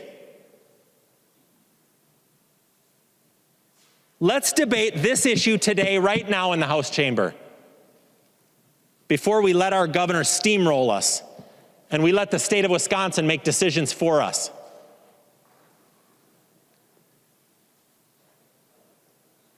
Let's debate it. Vote with me. Can't you tell I'm eager to have a debate here on the floor?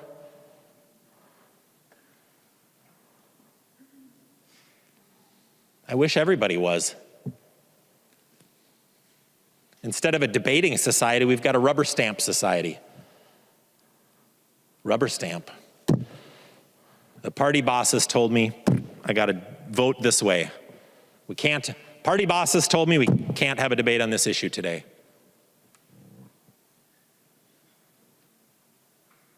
Really? That what you want your people back home to think?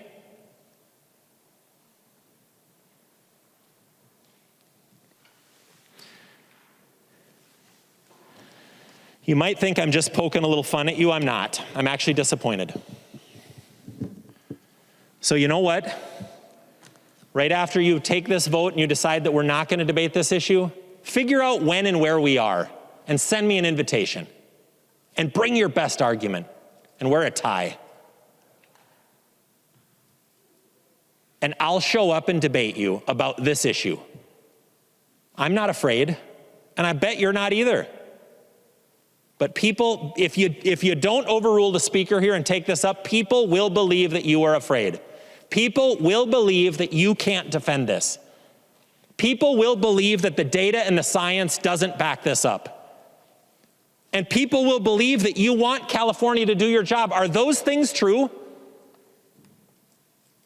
Are those things true? Let me help you convince people that those things are not true.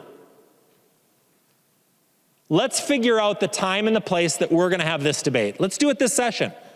Let's have a hearing.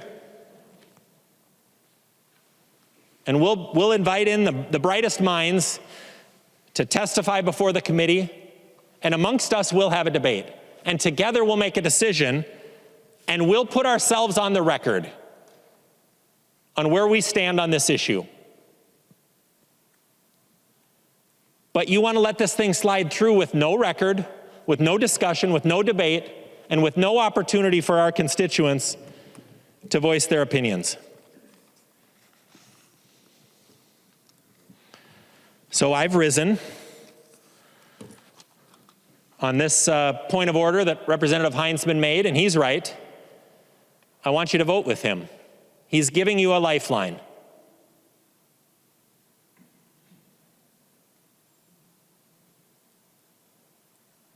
He's giving you a lifeline to be consistent, to not be hypocritical, to be transparent, to be accountable for your decisions. Or you can vote with the speaker and you can shirk all of those things and shirk your responsibilities. And you can let California make your decisions. But if you're going to do that, please let us know. And don't schedule more sessions here. Because if we're not going to do the work that Minnesotans sent us here to do and have the debates that they deserve and they want us to have, then don't schedule these. If this is just going to be a dog and pony show, don't waste everybody's time. And I think each of one of you needs to ask whether you joined a debating society here where we will talk about the best ideas, or whether you're a member of the Rubber Stamp Club. And then I want you to ask yourself, once you press that button to tell me what your decision is, I want you to ask yourself if you're proud of which club you're in. Because while you're hiding under your desks, I actually believe in you. I believe you can rise to the occasion and have the debate in this chamber, and that you'd be able to defend your decision, whatever that is.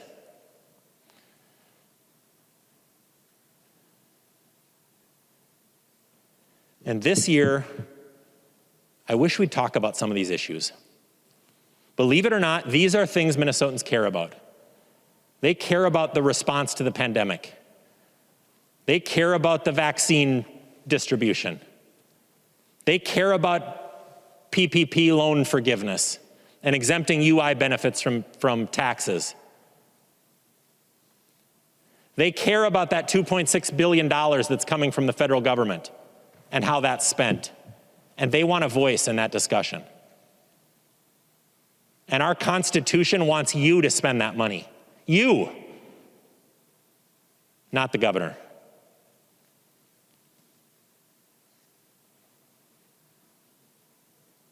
So I want you to ask yourself, did you come here to work, or did you come here to pass the buck? Because the decisions you're making affect people's lives. And they're going to affect the cost of a new vehicle in this state drastically by 5% or more. Think about that. I think about it as it relates to home ownership. We put all this bureaucratic stuff where they've got to go to 5 different agencies to get water permits and building codes and all this stuff.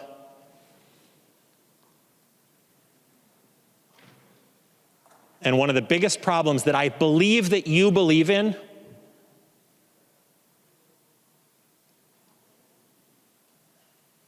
is finding a solution to homelessness.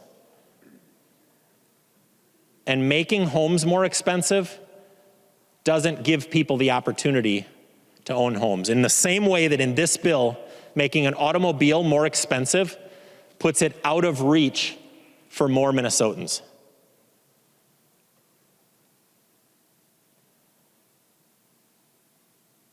Maybe that's okay. Maybe you can defend that. Maybe that's your plan or your idea. But I am begging you, share that plan and that idea with Minnesotans. Tell them that's what you believe in. Let them hear your great arguments right here in the well of the House of Representatives. Share the science, share the data. Share your opinion of the economic impact of this state. And share how you think that's going to save the world.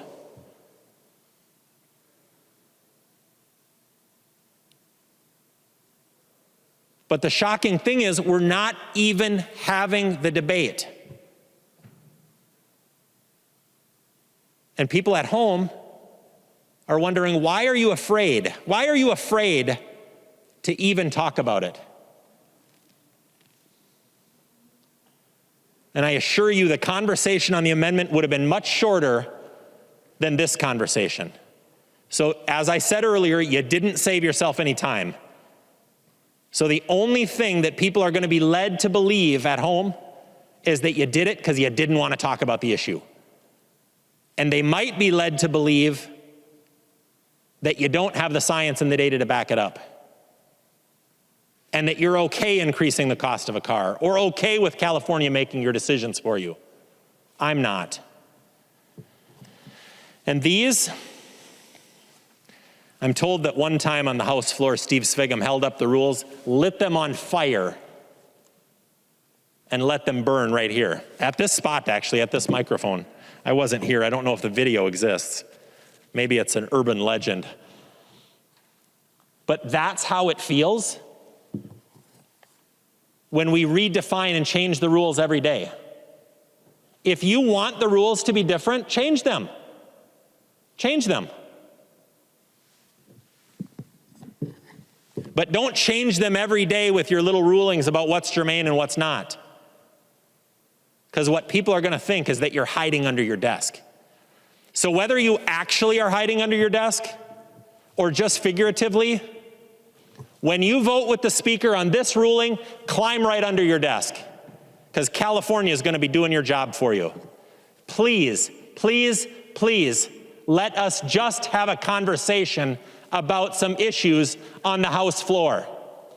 I wore my good shoes today, and I showed up and I wanted to debate. Please let us have some conversations about issues on the House floor. Let us take a vote once in a while. Let us show our constituents what we believe. Let us make some arguments to defend our positions, and you do the same. Minnesotans deserve that. We deserve that. You deserve that. And believe me, nobody deserves to listen to another one of these speeches. So please give me your red vote and let's move on. The member from Wright, Representative Lucero. Thank you, Mr. Speaker. Would Representative Long yield for a question? Representative Long, will you yield for a question? Yes. Thank you, Mr. Speaker, and thank you, Representative He will yield. Long. Representative Lucero.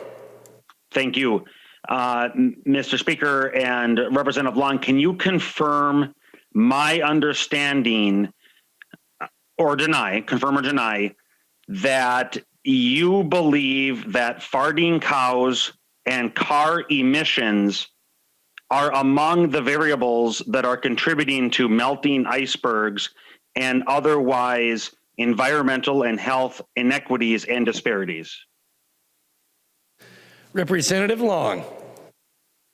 Thank you, Mr. Speaker. I don't believe this is the subject of debate, and so I think that we would be getting off topic, and I would probably have a point of order raised against me. So I'll be happy to repeat the points that I made previously, which is that this is raising a new subject, which is the auto emissions standards, and there are no auto emissions standards in the underlying bill. None have been pointed out so far in debate because there are none. So this is not germane, and it's pretty straightforward. I will remind members that under Mason's 1013, debate must be confined to the question before the body, which is, shall the decision of the speaker stand as the judgment of the House? The member from Wright, Representative Lucero. Thank you, Mr. Speaker. And I am appalled at your presumption that I was not doing so. I just quoted from the bill, in part, line 165.16. I am speaking to the bill, and I'm building a case for how the amendment is germane and how the ruling of the speaker was incorrect. And the words that I just quoted were environmental and health inequities and disparities.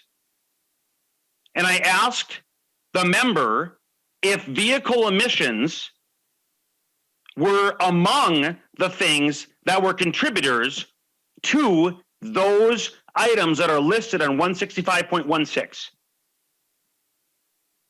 Mr. Speaker, point of parliamentary inquiry. State your point of parliamentary inquiry.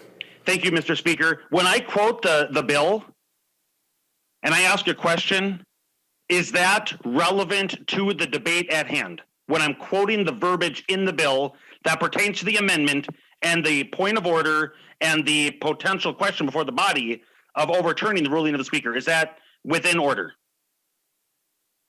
Representative Lucero, I did not say that any of your comments were out of order. I simply gave a reminder to the body. Mr. Speaker, Representative Lucero. Thank you, Mr. Speaker. The fact is that I'm quoting from 165.16. The beginning of that section begins in line 165.12, and it reads, "In exercise," the title is Pollution Control Agency Exercise of Powers. The amendment before us has to do with the Pollution Control Agency exercise of powers. And in this section, it reads, "In exercising all its powers, the commissioner of the Pollution Control Agency must."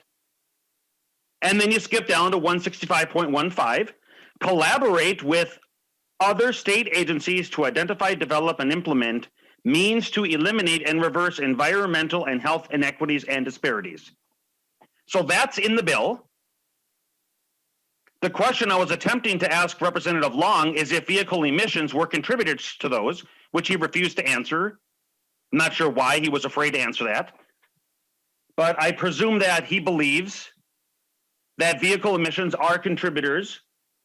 And if they are contributors, and if the bill speaks about means to reverse environmental and health inequities and disparities, and if that's vehicle emissions, and if that's what the California standards are attempting to do to get to that end, and that in and of itself is in the bill, 165.12 through 165.16, then clearly the topic is in the bill. Clearly the amendment is germane. Clearly the Speaker's ruling was not correct, and therefore we clearly must vote red. Thank you, Mr. Speaker. Further discussion. I will remind the body that the question before the body is, shall the decision of the Speaker stand as the judgment of the House? A yes or green vote supports the ruling of the Speaker. A no or red vote goes against the ruling of the Speaker. The clerk will take the roll.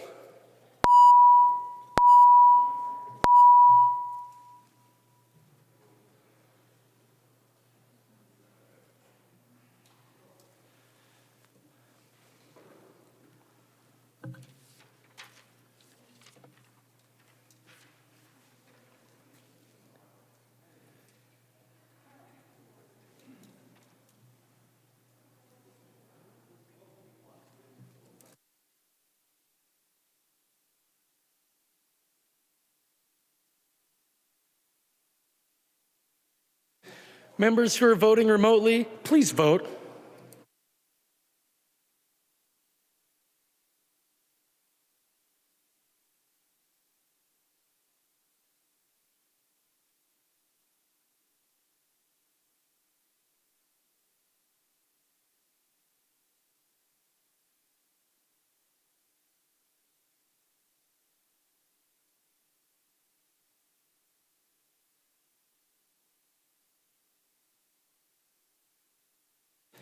Will the Chief Clerk call the names of all those members who have not voted yet?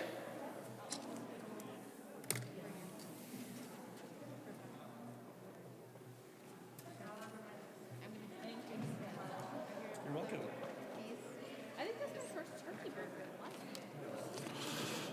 Backer. Baker. Baker votes no. Baker, no. Becker Finn. Becker Finn, aye. Becker Finn, aye. Bliss. Bliss, no. Bliss, no. Franzen. Franson votes no. Franzen, no. Gomez. Gomez, aye. Gomez, aye. Grossel. Grossel, no. Grossel, no. Grunhagen. Gruenhagen, no. Grunhagen, no. Hausman. Hausman, aye. Hausman, aye. Heinrich. Heinrich, no. Heinrich, no. Howard. Howard, aye. Igo. I go no. Igo, no. Katiza Watun. Katiza Watun. Katiza Watun, aye. Katiza Watun, aye. Kosnick. Kosnick, no. Kosnick, no. Kreshaw. Kreshaw, no. Kreshaw, no. Mariani. Mariani, yes. Mariani, aye. Mason. Mason, aye. Mason, aye. McDonald. McDonald votes no. McDonald, no. Moran. Moran, aye. Moran, aye. Mortensen. Mortensen, no. Mortensen, no. Mueller. Mueller votes no. Mueller, no. Schumacher.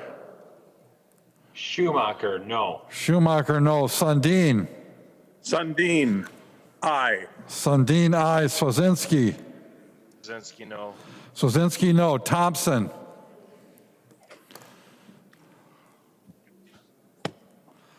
Thompson.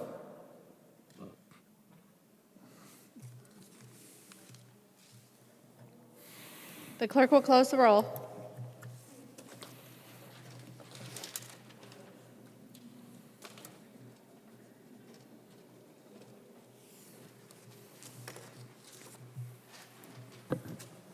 There being 69 ayes and 64 nays, it is the judgment of the House that the decision of the Speaker shall stand. There is an amendment at the desk. The clerk will report the amendment. Heinzman moves to amend Senate File Number 959, the third engrossment as amended. The amendment is coded A27. Representative Heinzman. Thank you, Madam Speaker. So this amendment is a little bit of different take on the same issue. And all this amendment really does is it says if the feds enact stronger emission standards than currently in place, MPCA's California car rules cannot be adopted. So I don't know why, but I'm optimistic that maybe after the last discussion, Democrats today might be willing to actually have, as Leader Doubt was mentioning, a debate. I'm a carpenter from Nisswa. There's some scientists on the other side of the aisle. I'd be very happy to have a conversation. Love that this amendment could move forward. I'd appreciate the opportunity to discuss it. Discussion to the A27 Heinzman amendment. And I'd like a roll call. Representative Heinzman requests a roll call. Seeing 15 hands, there will be a roll call. Discussion. Madam Speaker. Representative Long. Thank you, Madam Speaker. I rise to a point of order under 3.21. This is even less germane than the last one because there is nothing in the underlying bill referencing the federal safe rules or the clean cars rules. So I ask that you find it not germane. I've had an opportunity to review the amendment and the bill, but Representative Heinzman, did you want to give some advice? Representative Heinzman. I would love to. Thank you, Madam Speaker. Yes, I definitely would like to offer advice. It is different than the last amendment that I brought. But this amendment directly affects MPCA. This bill has dozens and dozens of pages of MPCA policy and funding. This bill also has everything from soup to nuts in it. That's right, thank you. Including 2 years worth of LCCMR bills, lands bills, and that usually travel on their own. We have provisions in this bill that should be in the Ag bill, CWD provisions in Article 7. This bill, by definition, is not narrow in scope. We've heard that throughout the discussion about germaneness tonight. I'd also like to mention that the Hansen A28 amendment that has similar section that directs the MPCA to do rulemaking was accepted. If you look at pages 173 to 175 of the bill, you'll see several similar directives to the MPCA that are similar to the language in this amendment. There's no question this amendment is germane and does not expand the scope of the bill. That's my advice. Representative Nash, advice. Yes, advice, Madam Speaker. I guess we've been talking about germane so much, I'm starting to think that we're in like a revision of the Jackson 5, but I do think that Representative Heinzman is dead on. You guys have been ruling things out of order, mostly because you don't want to take the vote, but it is in the bill. It's directly in the bill. The precedents have been set previously. I would urge you to find the point of order not well taken. Representative Haley, advice. Madam Speaker and members, Madam Speaker, I'd like to remind the body of how many times our amendments have been ruled out of order just in the past week. And these are not all of them. These are just the ones that were questionably, from our perspective, ruled out of order. On the Environment Bill, there were 2 amendments ruled out of order. On the Commerce and Energy Bill, there were 5 amendments ruled out of order. On the Public Safety Bill last night, 12, over and over and over. Hours last night, we tried to bring issues that are important to our constituents to this body to be discussed. And over, we were told no. As Leader Doubt said, no, you can't talk about them. No, it's not important. And we've brought you sections in statute. Last night, I think it was Representative Don Rowley that read over and over pointed to the exact sections of statute that his amendment applied to. In K-12, it was 1 amendment. In state government, it was 5. In housing, it was 1. Now tonight, again, on this bill, we're on 2 or 3.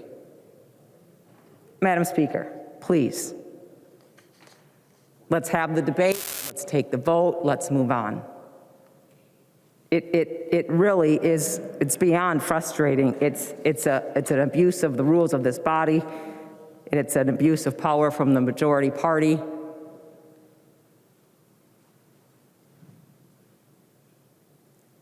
Rule in our favor, Madam Speaker. Thank you.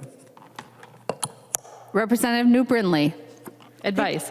Thank you, Madam Speaker and members. I don't have a whole lot of hope because I pointed this out the other night on a different bill as well. But, well, would Representative Heinzman yield to a question? Representative New Brindley on advice, there's no yielding. Representative New Brindley. Well, I will just point out then that Representative Heinzman, you are nodding at me, so maybe I'll at least get a nod in the chamber. It seems that this amendment is directly related to modifying the commissioner's authority and duties, in this case, as they relate to rulemaking authority. And right in the title of the bill, on line 1.8 and 1.9, it says this bill is about modifying commissioner authority and duties.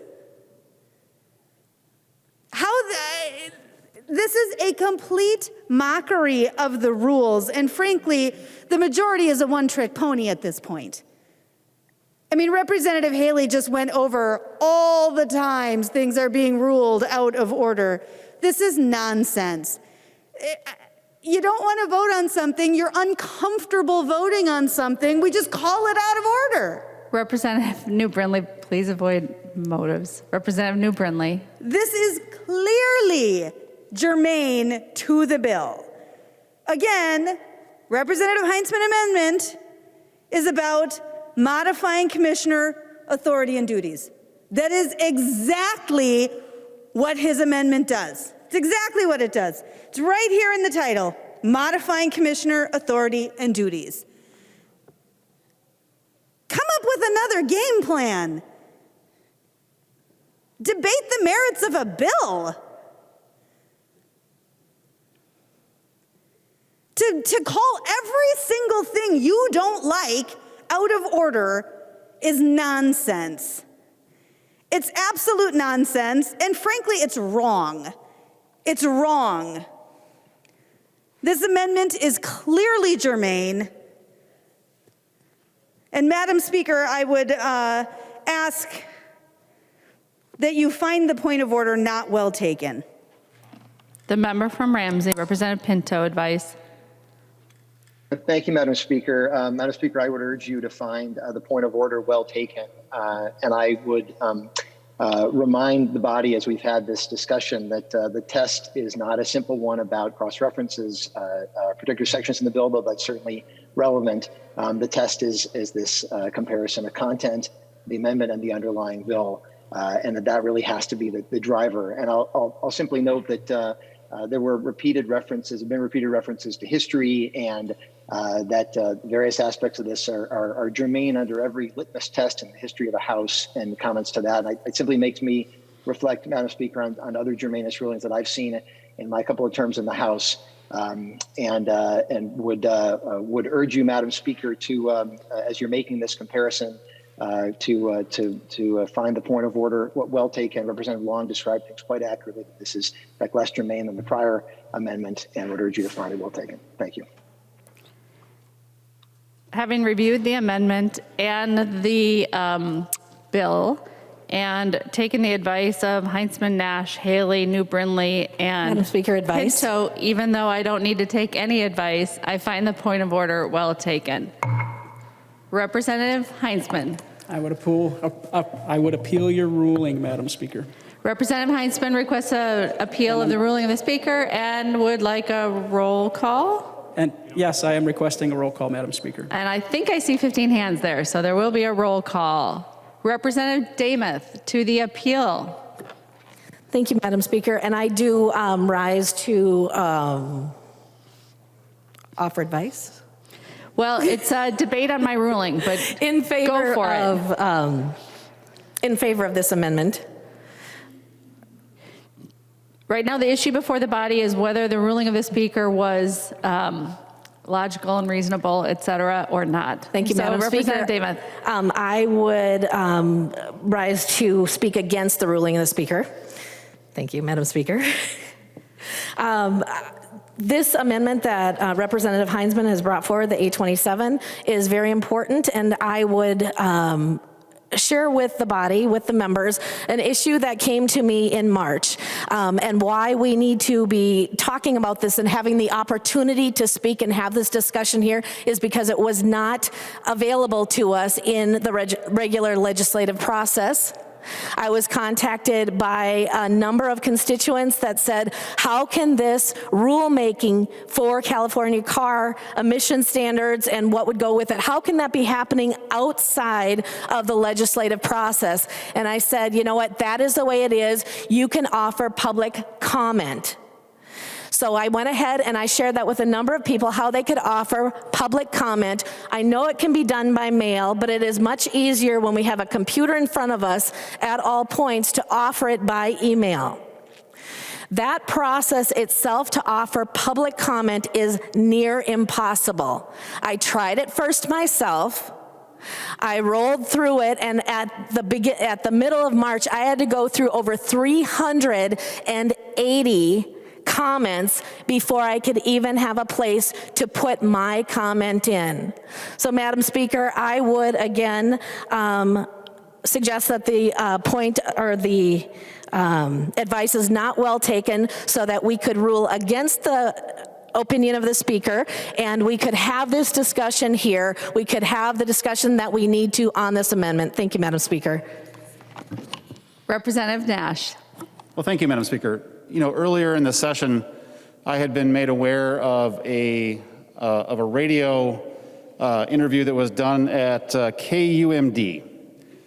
The interviewer at KUMD had sort of espoused the side that you all are espousing to adopt the California emission standard, and knowing that that is a public radio, I reached out to Mr. Glazer, who is from Ampers, and you all know, and he does great work, and I brought it to his attention, and he was mortified, and he did the right thing by offering the antipodal end of the perspective of this motion, or of the Clean Car Act, because he said, and the radio station said, that both sides should be heard, both sides should be able to be discussed, and people across Minnesota should be able to benefit from those conversations. I was very grateful for his willingness to do that, and this is actually the first time I've mentioned it, but I'm doing it to commend him and use it as an example for all of you to say that even people within state government and even people who are out in the community want to have this debate. But once again, you are talking about germaneness so much. Again, I keep looking for, Tito or Janet. That's how often you're talking about germane. This is not a Jackson 5 revival. This is the debate that we should be having on the floor of the Minnesota House of Representatives. And the example that was set with this radio station, I think, was a good one.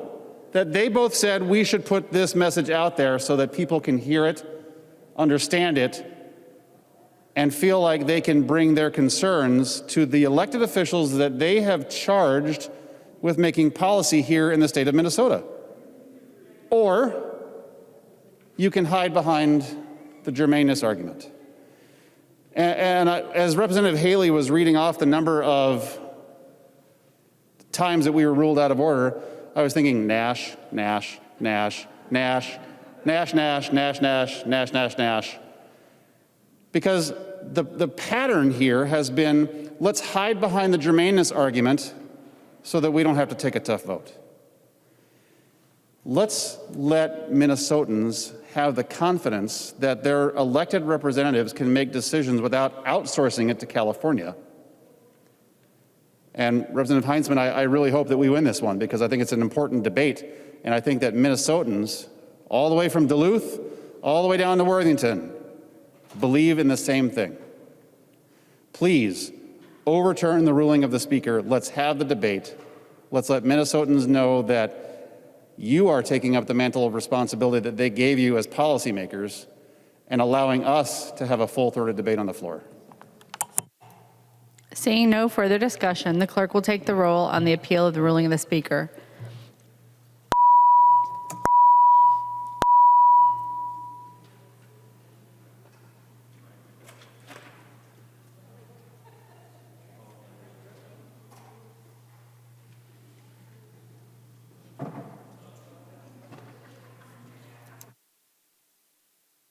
Members, please vote.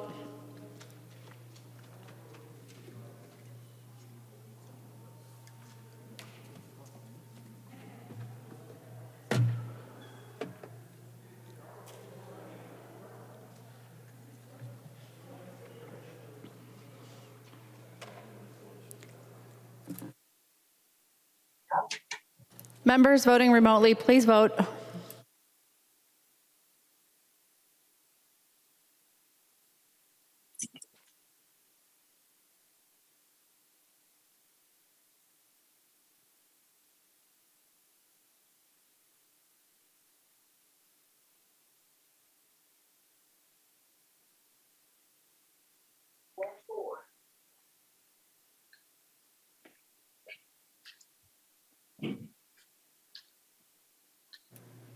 Members, please vote.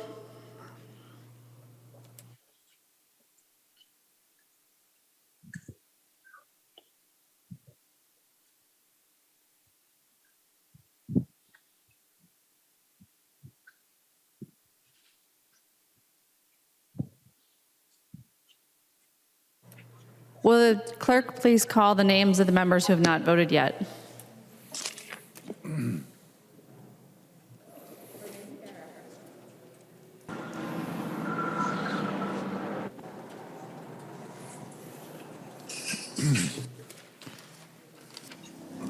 Backer. Backer, no. Backer, no. Baker. Baker, no. Baker, no. Bliss. Bliss, no. Bliss, no. Franzen. Cranston votes no. Franzen, no. Gomez. Gomez, aye. Gomez, aye. Grossel. Grossel, no. Grossel, no. Gruenhagen.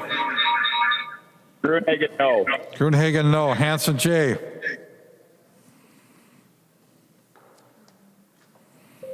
Hansen, J. Hausman. Hausman, aye. Hausman, aye. Heinrich. Heinrich, no. Heinrich, no. Igo. Igo, no. Igo, no. Kosnick. No. Cosmic, no. Kosnick, no. Krisha. Grisha, no. Krisha, no. Mariani. Mariani, aye. Mariani, aye. Mason. Mason, aye. Mason, aye. McDonald. McDonald, no. McDonald, no. Moran. Moran, aye. Moran, aye. Mortensen. Mortensen, no. Mortensen, no. Mueller. Mueller, no. Poston.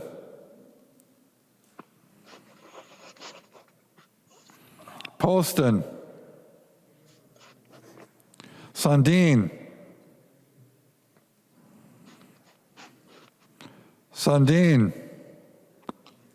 Sundin, aye. Sundin, aye. Swazinski. Swazinski, no. Swazinski, no. Tice. Tice, no. Thompson. Thompson, Thompson, aye. The clerk will close the roll.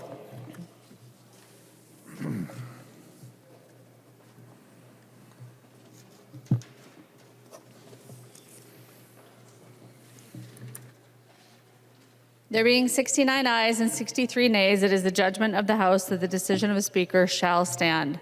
There are no further amendments at the desk. The clerk will give the bill its third reading. Third reading, Senate File Number 959, as amended. Third reading as amended. Discussion to the bill. The member from Ramsey, Representative Becker-Finn. Thank you, Madam Speaker. So originally I was just planning to talk about the No Child Left Inside program because it has been incredibly successful and this bill will fund it into the future. However, there's been a lot of references today to it being Earth Day and several comments about the first environmentalists and talking about land grabs and compensation and how long people have lived on this land that we now call Minnesota. So I think it's important as we talk about our public lands and resources and about our food sources and reliance on plants and animals, that we recognize that Indigenous people, the Dakota and Ojibwe, have called this place home since time immemorial. And we have endured centuries of government policies aimed at termination, at erasing our existence, but we are still here. If there's anything our people are good at, it is persisting, surviving, despite the challenges. So yes, our words do matter. And when we persistently omit the recognition of Indigenous people, it's just one more attempt to erase us. So let us at least acknowledge today that the agricultural land an immigrant farmer was granted came at a price, that the public lands and resources we now all share as residents of this state once belonged to no one.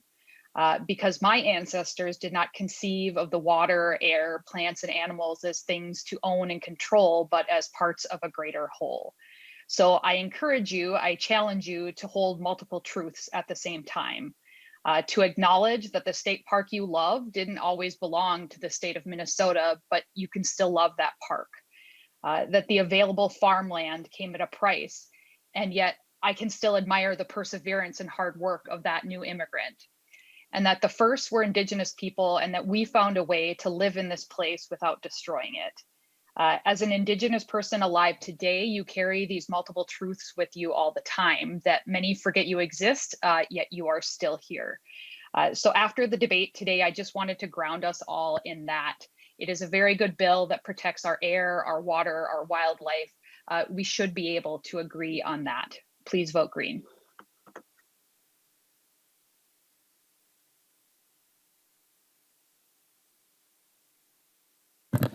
The member from Wright, Representative Lucero. Thank you, Mr. Speaker. I wanted to draw members' attention to Section 39 of the bill that I have great concern over. And I want to read portions of this section, which actually span 3 pages. And when I look at the section, I'm very concerned about the constitutionality of what this language attempts to do and the ramifications it has on constitutional rights and private property rights, as well as due process. And so I ask the age-old phrase, who, what, when, where, and why when I look at this. So when I ask the question, who, I can see that the scope of this is defined as agency as the Minnesota Pollution Control Agency, and that a person is defined as an individual, as well as partnership, association, public or private corporation, or other entity. But most specifically, in that definition, individual. That means anybody. So the who is the pollution control agency and an individual. What? Well, line 167.19 speaks about investigating, monitoring, surveying, testing, or other similar action. And a contaminant is a substance with a distinct molecular composition or a group of structurally related substances, including the breakdown of products of the substance or substances that form through decomposition, degradation, metabolism. The why? Well, it's any activities that would produce, emit, discharge, release, threaten to release, or otherwise cause a contaminant to enter the environment or the human body. Well, that's everything. Where? Well, line 169.18, upon public or private property. So that's everywhere. And then when? Line 167.16. That occurred at a point in time or continue to occur. So that's any time. So we have who, it's the government and private individuals. Where, it's on private property. What, it's any substance that has a distinct molecular composition in the air, water, or soil. And the when, if I didn't say that one yet, is any time. So the scope is incredibly broad. It's pretty much everything and anybody.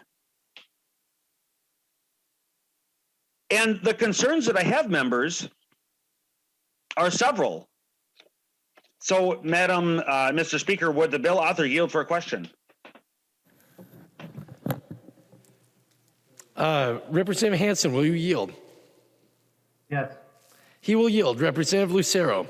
So thank you, Mr. Speaker, and thank you, Chair Hansen. The first of my several questions is on line 167.16. There is no statute of limitations, as I referenced here in the bill. It occurs at a point in time or continue to occur. So can you confirm my understanding is that this is pretty much at any time in the past and it can go back decades? Representative Hansen. Thank you, Mr. Speaker and members. Yes, this is the MPCA policy bill trying to get a handle on some landfill contamination. So, yes. Representative Lucero. Okay, thank you, Mr. Speaker. And would he yield for another question? He will yield. Representative Lucero. Okay, so we've established that the time frame is completely wide open. Then the next question is 169.11. It says, and I'm pulling it up here, within the time, it's speaking about a request. And it says a person must submit requested information to the commissioner within the time specified in the commissioner's written request. But I don't see any process here at all that details the decision that goes behind that. So my question for the bill author is, what is the transparent process for how a time frame might be determined by the commissioner? Because it's incredibly vague in the language here. Representative Hansen. Thank you, Mr. Chair and Representative Lucero. I would have to defer to the Minnesota Pollution Control Agency, and I do not have that information in front of me at this time. Representative Lucero. Thank you, Mr. Speaker. Okay. So basically we have government expanding the power of government, and there are unanswered questions that we are still going to be expected to have to vote on. I doubt that this DE amendment will be ruled out of order, germaneness to citizens' private property rights. But if the chair would yield for another question. Representative Hansen, will you yield? Yes. He will yield. Representative Lucero. Thank you, Mr. Speaker, and thank you, Chair Hansen. When I look at the power of the scope that now the Pollution Control Agency has over a person, which is private property of anybody. It says that for the purposes of the subdivision, the commissioner may, and this begins on line 169.1, may request in writing to produce electronic or physical documents, papers, books, or other tangible items. And then this is repeated again down below, 169.6, examine and copy books, papers, records, memoranda, and other electronic or physical data of the person. Okay, my question, Mr. Speaker and Mr. Chair, is when I read that verbiage, it is simply giving the commissioner the power to enter onto private property rights or private property and demand these items, again, repeating, documents, papers, books, and other tangible items. When I read the Constitution, specifically the Bill of Rights and the Fourth Amendment, I read that government is not permitted to enter onto private property or confiscate or seize anything. In fact, it reads without due process and a search warrant, and it specifically reads, the right of the people to be secure in their persons, houses, papers, and effects. So my question is, how does this line of the verbiage on 169.2 that there's essentially giving the power for the government without a warrant to demand electronic or physical documents, papers, and books and other tangible items, how does that rectify with the Fourth Amendment that a search warrant is required in order to seize persons, houses, papers, and effects? Representative Hansen. Mr. Speaker and Representative Lucero, my recollection that we had testimony in committee that this had similar language or existing language that the agency already had authority for. So I am unclear on whether it has been taken for litigation with that, but I believe that it had testimony during committee, and I believe we had the same language 2 years ago as well. Representative Lucero. Thank you, Mr. Speaker. Well, I don't recall if there was language 2 years ago or not. I am looking at this and it is all underlined, so it's new language, and certainly this might be copied from somewhere else in statute. But even if this verbiage does exist somewhere in statute, this verbiage is new, and whether it's new or existing, I don't see how this can be compatible with the Fourth Amendment. That an agency commissioner can come in and demand of a private party that they produce electronic or physical documents, papers, books, or other tangible items. I don't see how that can happen when the Constitution says that cannot happen unless, and continuing on in the Fourth Amendment, it says, shall not be violated and no warrant shall issue but upon probable cause supported by oath or affirmation. That's a warrant, right? That the person has to give the oath to and swear to, and that then the judicial branch has to sign off on. And so I'm very concerned that this body is considering language that runs in direct contradiction to the Fourth Amendment, protection against unreasonable searches and seizures. And it doesn't matter to me that it's an existing language. It still appears to be, as written, incompatible with the Bill of Rights. And so, Mr. Speaker, actually, would Lead Heinzman yield for a question? Representative Heinzman, he will yield. Representative Lucero. Thank you, Mr. Speaker, and thank you, Lead Heinzman. You know, I'm not on the committee. I don't serve on the committee. I'm only seeing this language here for the first time as we're debating it. So there might be more background here. But is there more to this story? Is there, you know, as the chair had suggested that there is more to the story, even if there's existing law to this effect, is there anything else that you could say that this would somehow be compatible? Are you seeing any verbiage, or did you hear any testimony in committee, any debate that this verbiage, that the commissioner could somehow demand these items? In fact, some of the exact same language here, papers, right? Documents, papers, that's in the Fourth Amendment. Is there anything that you could help enlighten us that this somehow is not unconstitutional power grab? The member from Crow Wing, Representative Heinzman. Thank you, Mr. Speaker. And there's actually a couple of things that I'd like to bring your attention to. Thank you for the question, Representative Lucero. I think it's actually worse than what you're describing, and it's especially important that you've brought this forward. I'm going to bring your attention to lines 168.16 through 168.17. I'm going to start by reading, the commissioner may take agency action, and this is new language, members. The commissioner may take agency action whenever the commissioner detects a contaminant. I'd love for a member of the majority to mention what that might mean. Maybe Chair Hansen could speak to that. I'm not asking him to yield. But I think that that's incredibly broad. The impact of that has actually already been felt to some extent. And I'm going to give a few examples. So one of the big emerging issues this legislative cycle, and actually it started just a number of years ago, is this discussion about PFAS. And believe it or not, Representative Lucero, PFAS is now affecting our recyclers around the state of Minnesota, our food waste recyclers, our yard debris recyclers. A lot of times it's the same facility. You know, and they play a pivotal role in diverting waste away from landfills back into use. And they're finding PFAS in lawn clippings. So when you combine that with the points that you're raising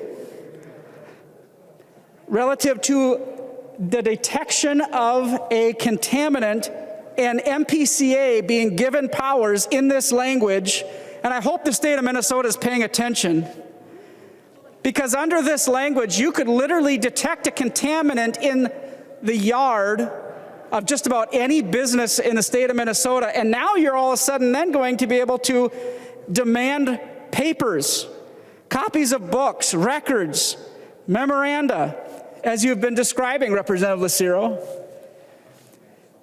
That should scare the pants off people. That under that kind of undefined criteria, MPCA could be walking into just about any establishment around the state and demanding access to all of this information. It may be proprietary, it might not. But if they feel that it's necessary to work towards an investigation of some kind, it looks like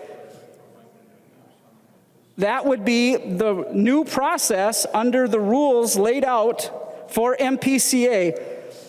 The section is Section 39, authority to require information on contaminants. What's the number one source of PFAS in the environment? We're still learning. But if you can find it in grass clippings, it's incredibly worrisome what that impact might be if this language were to become law. So thank you for the question, Representative Lucero.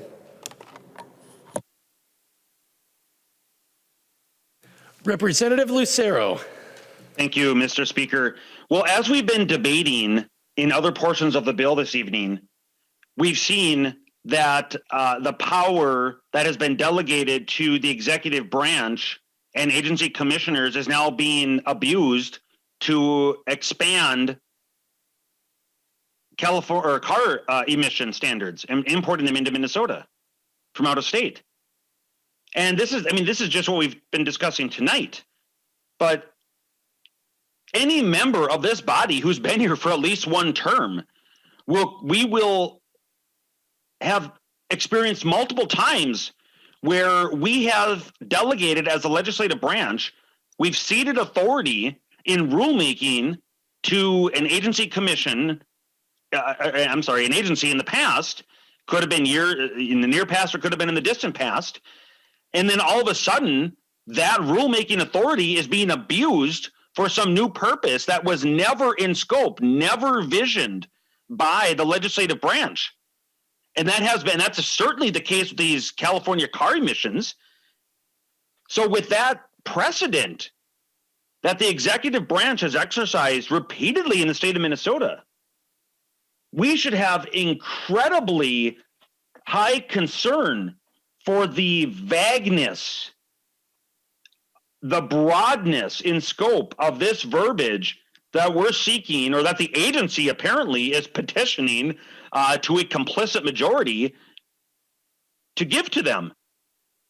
And just think, members, how right now, and thank you, Representative Heinzman, for also speaking to the contaminant. Right now, contaminant is a substance with a distinct molecular composition. And so it's not specific here. It can be anything that any future agency commissioner decides falls within scope of the definition, and then has a complicit majority willing to rule any amendments out of order that they don't want to vote on. And so when I'm, thinking about this and how there's a precedent here in the state of Minnesota for the majority party to twist and pervert and convolute process for their political gain, I'm looking here at a website that says common carcinogens. And the reason I'm thinking of carcinogens is if you look at beginning on 167.32, it reads, in continued on in the definition of contaminant, it's any of those substances that may, right? Not will, not must, not shall, but may.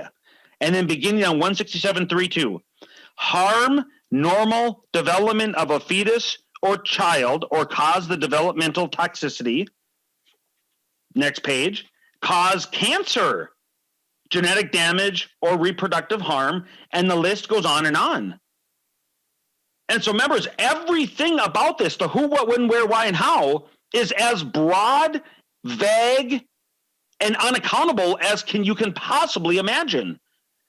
And so with the cancer reference there in 168.1, I'm on this website, cancer, carcinogens, right? Carcinogens, for those who may not know, are those items that can lead and contribute to cancer. Well, common carcinogens you should know. And here's a list of 12. Tobacco, radon, asbestos. Some of these things we've heard of, right? I'm sure most of us have heard of radon and asbestos. What's radon? Odorless, tasteless gas that happens at a lower level that can be emitted from the basements. Crispy brown foods. Oh, you know what? I don't share very often, so we'll just keep this a secret between you and I. I am one of those few. Are you listening, members? I can see who is ever closest to the camera here in the back. It looks like Representative. I can't tell who those two are talking there, but they're clearly not paying attention to me. But keeping this a secret just between you and I'm one of the few that can and does say, I will take my filet mignon well done. I know for some of you, you're just gasping in horror that Lucero would ask for his filet mignon well done. But what does that mean, members? Well done is crispy brown foods. And in the paragraph here, it reads, vegetables, potatoes, etc. So those are carcinogens. Formaldehyde, ultraviolet rays, alcohol, these are all carcinogens, members. Processed meat, here we go. It's the question that Representative Long refused to answer. Engine exhaust, members. That's a carcinogen, cancer. Okay, so there's just a few on the list. So do any of those on that list, members, do any of us private property owners, could we potentially be emitting those that the Pollution Control Agency apparently can detect and come onto our private property rights in violation of the Fourth Amendment, according to this complicit majority, and abuse power with expanded definitions due to rulemaking authority by some future commissioner who says a carcinogen is tobacco and crispy foods and whatever else they're going to say is emitted on your private property?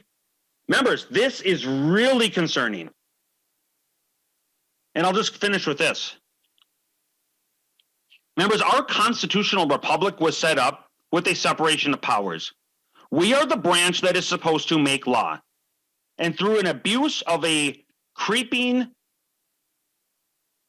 scope of rulemaking authority and expedited rulemaking authority, we have ceded that to an executive branch who we have seen over the years continues to abuse. And that's not just in Minnesota. It comes with multiple names: executive orders, executive actions, emergency orders, rulemaking authority. And members, this is in direct contradiction to what our founding fathers sought to establish, a republic that made sure to have a check and a balance, that you would not have an executive branch that's supposed to be tasked with enforcing the law, now making the law. And that's what's happening here. And we have those that are elected to make the law using the process and abusing the process to rule points of order, or to rule motions and amendments they don't want to vote on out of order, to allow for the executive branch to continue to abuse its authority. Members, this is incredibly dangerous. And we continue to move the baseline. And I know the vast majority, I can see on the Democrat side of the aisle here, they're not even watching as I'm watching at Zoom here. They're not even listening. Totally oblivious to what I'm saying. No interest, no care. And it's just so frustrating. We're about to vote on something. It is a very important conversation that impugns the private property rights of Minnesotans, and they don't even care. Members, we have to vote no on this. Thank you.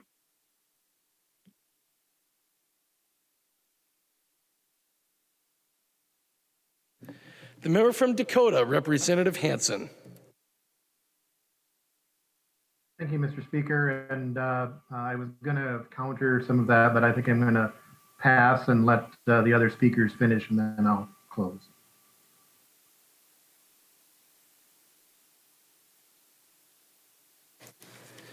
The member from Stearns, Representative Tice.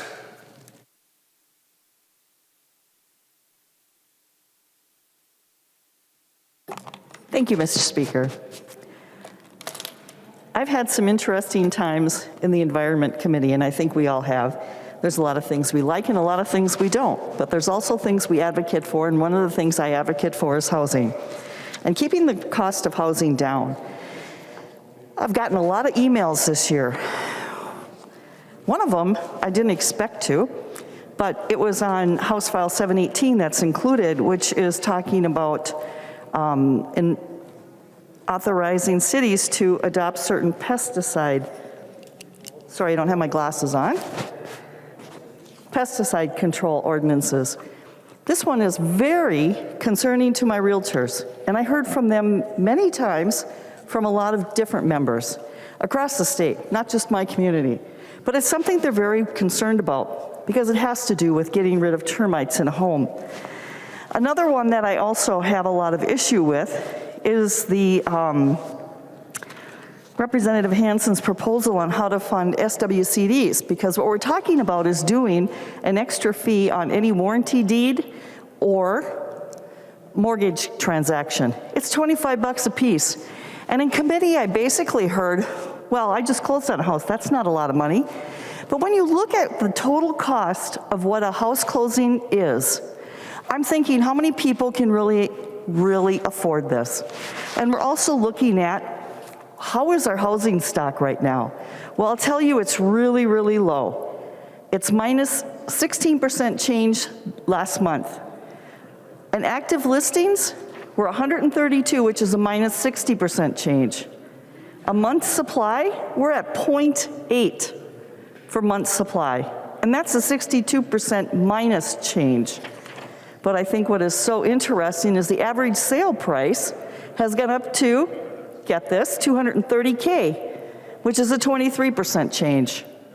And days on the market, they go really fast, and I'm actually looking at these numbers going, I don't believe this. But days on the market is 62, which is a minus 9% change. Houses are going fast when they find them, and they're not finding them very well. I also talked to the company that we use a lot to do a lot of our transactions, our closing transactions. And I said, give me an idea of what we can look at in the first quarter in Stearns County. So for warranty deed transactions, she let me know how many we had, and also for the mortgage transactions. And together, for the first quarter, just the $50, we're looking at a $60,828 transaction. Now, my question is, who's administrating this? How many FTEs do we need to do this? And all the different costs that go with it, if this is how we're going to fund our SWCDs. And how do we make sure, because right now houses are going pretty quickly. But what happens when the market slows down? When we get rid of that stock and we don't have the homes out there? We can't afford to build because it's very, very expensive. And now we've just added another $50 onto it. Our SWCDs do wonderful work in our county, Stearns County. And I will tell you that firsthand. My husband and I have noticed this because we have a small cabin on the Richmond chain of lakes, and through the wonderful work that our SWCDs have done, we are seeing cleaner water. This is a wonderful, wonderful advancement because there's been a lot of issues on the Richmond chain of lakes. How do we say now these guys aren't important enough to make sure that they're paid regularly? And that we want to kick them out of the Clean Air Fund because we want to do other things. I don't think this is a good way to do things for many reasons, but let me remind you all that Minnesota is growing slower than our surrounding states. Not everybody wants to do all the wonderful, wonderful environmental work that's being done in this bill without any indication whatsoever on how much it's going to cost everybody. We talked about cars before, and I've got many car dealerships in my district, and they're like, we don't get called for them. We're not having people ask for them. When they want them, we have them. But this is not what people are deciding to buy. I know I'm not ready to buy one because they just don't suit my need. I'm an SUV driver, and the reason I'm doing that is because I'm still hauling things around. I'm still doing things. I still want that room. I still want that. Actually, it's the height. I want to sit in that car like that, where you sit like you are in a chair, because I have a bad back. So when I drive many hours, I like that fit. I don't see that in any of the electric cars that we have available, so that's not going to be something I choose. And it's probably going to be a long time before we find something that I'm going to find appropriate. And that's going to be comfortable for me because I have a son that lives in Milwaukee. So driving 6.5 hours, I know how long I can do it in my car, but if I have to do electric, how long is it going to take me? And what is the cost for that for everybody to put in the charging stations in their garage? I just have a hard time with anything that really adds to the cost of a home. We're just really saying this is what you got to do. But guess what? Your water will be clean. You can't afford your home, but your water will be clean. Guys, in my area, they'd rather have the home do work with clean water, but do it in a way that's more responsible. For that reason, I cannot vote yes for this bill. Thank you, Mr. Speaker. The member from Rice, Representative Lippert. Thank you, Mr. Speaker. I'm proud of this bill, and I appreciate the ways that it addresses emerald ash borer, it plants trees, it focuses on soil health. I want to thank Chair Hansen for his work on the bill, committee members, and staff too. We have to address emerald ash borer as a state. We have more ash trees than any other state in the nation. We have 1 billion of them, and over time we will lose them all. Communities in southern Minnesota especially have already started losing ash trees, and the damage is significant. And so we need to respond, and this bill does, by supporting communities with replanting trees and helping us plan for loss of ash trees in northern forests too. To respond to climate change, we need our forests to be the biggest carbon sink they can possibly be, which means we need to plant a lot of trees. And this bill supports that as well. And this bill includes a cost share program for soil health for farmers who want to utilize these practices, experiment with them and put them on their fields. It supports them with financial assistance and technical assistance too. It also puts a soil health goal in place for Minnesota. So we have a measuring stick. We can measure our progress and our outcomes as we're more intentional about scaling up these practices to protect our soil, protect our water, and can help reduce net emissions in the agriculture sector too. Human beings are part of the environment. We're not separate from it. So when we have an environment bill that's good for the environment, it's also good for us as human beings too. This bill is good for the environment now in Minnesota and in the future, and it's good for Minnesotans now and in the future. So I encourage members to support this bill. Thank you, Mr. Speaker. The member from Hennepin, Representative Morrison. Thank you, Mr. Speaker. I want to thank Chair Hansen for leading a very collaborative committee and putting together a very strong bill that we're all proud of. We are committed to finding solutions to problems together. We had a great team that I was honored to be a part of. I'm looking forward to voting for our environment bill for many reasons. Our bill tackles many of the difficult challenges we face in our state and aims to protect our land, water, air, and wildlife. It mitigates the impacts of climate change by using and enhancing the natural resources that already exist in our state to sequester carbon. The bill ensures that communities most impacted by pollution are engaged in permitting facilities and the settlement of violations that have caused them harm. And it works to be sure that Minnesota's natural resources are accessible to all Minnesotans, particularly kids and young adults who might otherwise not have the opportunity. It protects animals and insects that are important to our ecosystems and food supply. There are two provisions that are included that I'm especially proud of. One is funding to continue our popular Lawns to Legumes program, which has served to educate and help Minnesotans create pollinator-friendly habitats. There's already evidence that it's making progress in supporting our threatened pollinator populations. There's huge appetite in Minnesota to be part of the solution to our challenges, and this program helps protect pollinators, decreases mowing by decreasing traditional lawns, and increasing the planting of native plants, decreases pesticide and fertilizer use, and increases soil and water quality. The other is my bill to create a more stable source of funding for research, prevention, and treatment of aquatic invasive species, which present a growing threat to the health of our lakes and rivers. Our lakes and rivers are a source of pride, beauty, recreation, and livelihood for Minnesotans, and they deserve our good and careful stewardship. Members, please join me in voting green for the Environment and Natural Resources Omnibus bill. The member from Brown, Representative Torkelson. Thank you, Mr. Speaker. Would Chair Hansen yield for a question? Representative Hansen, will you yield for a question? Yes. He will yield. Representative Torkelson. Thank you, Mr. Speaker. Representative Hansen, a section of this bill creates a new fee on real estate transactions, apparently to try and help fund our state portion of SWCD funding. This fee will be collected by the counties and stay in the counties and then be distributed to SWCDs. Mr. Hansen, Representative Hansen, what happens in counties that have no SWCD?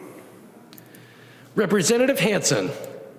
Thank you, Mr. Chair and Representative Torkelson. In the tax committee, we amended the bill because we had Hennepin County and Ramsey County where the SWCD responsibilities were taken by the state. And so they would be, those funds would go to those entities within the county government that deal with soil and water conservation. For those counties where there are 2 soil and water conservation districts, it would be distributed between the 2. Representative Torkelson. Well, thank you, Mr. Speaker. I'm having a little trouble hearing Representative Hansen, but I think I got the gist of his statement. I'll plug in a little better here. Maybe I can hear him. Representative Hansen, this fee that you're proposing be collected and kept in the counties, do you have a run to give us an idea of how much each county might generate on average from a fee of this type? Representative Torkelson, are you asking Representative Hansen if he will yield for another question? Yes. Representative Hansen, will you yield for another question? Yes, I will. He will yield. Representative Torkelson. Thank you. Do you have a run on how much this fee will generate per county? Representative Hansen. Thank you, Mr. Speaker and Representative Torkelson. Can you hear me clearly? Not really, but I can hear you unclearly. I will try to be clearer. We had a fiscal note that showed about $11 million in aggregate To my knowledge, we didn't have the runs on per county because of the variability with the number of transactions by county and the variability of refinancing by county. But I should note that the 7-county metro area has had a conservation fee of $5 for decades. Representative Torkelson. Oh, thank you, Mr. Speaker. Would Representative Hansen yield for another question? Representative Hansen, will you yield for another question? Yes, I will. He will yield. Representative Torkelson. So it seems apparent to me, Representative Hansen, that counties that have a lot of real estate transactions will generate a lot of money, and counties that don't have a lot of real estate transactions won't generate much money at all. Is there a close relationship between the number of real estate transactions and the number and cost of SWCD projects in counties across the state of Minnesota? Representative Hansen. Thank you, Mr. Speaker and Representative Torkelson. I think it's important to note why we are doing this, and that is that for the last 6 years, funds have been taken from the Clean Water Fund for use for base funding. It was actually referred to as base funding in testimony of $100,000 to each soil and water district, regardless of size of acreage or population. The Clean Water Fund will end in 12 years. The constitutional amendment has a term on it. And what has happened over the last 6 years is you have increasing amounts of funds that have been appropriated from the Clean Water Fund. The soil and water districts that are throughout the state, there are some where the counties have lowered their participation in terms of funding those districts. So what the attempt is with the soil and water, with the conservation fee, is that when there is property ownership, there's that potential for impact on soil and water.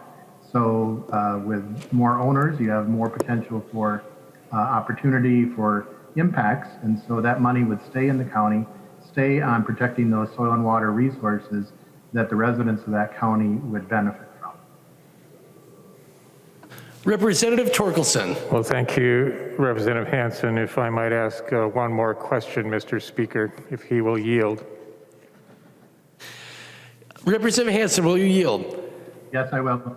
He will yield. Representative Torkelson. Well, thank you for that answer, Representative Hansen, but it sure doesn't sound like this particular combination is going to work very well or very fairly. You know, I've worked hard on SWCD funding. I agree with you. There are issues in the way we're doing it now. Doesn't bother me really that it's coming out of Clean Water Fund, but the state needs to make a commitment to these soil and water conservation districts, because these projects that are initiated and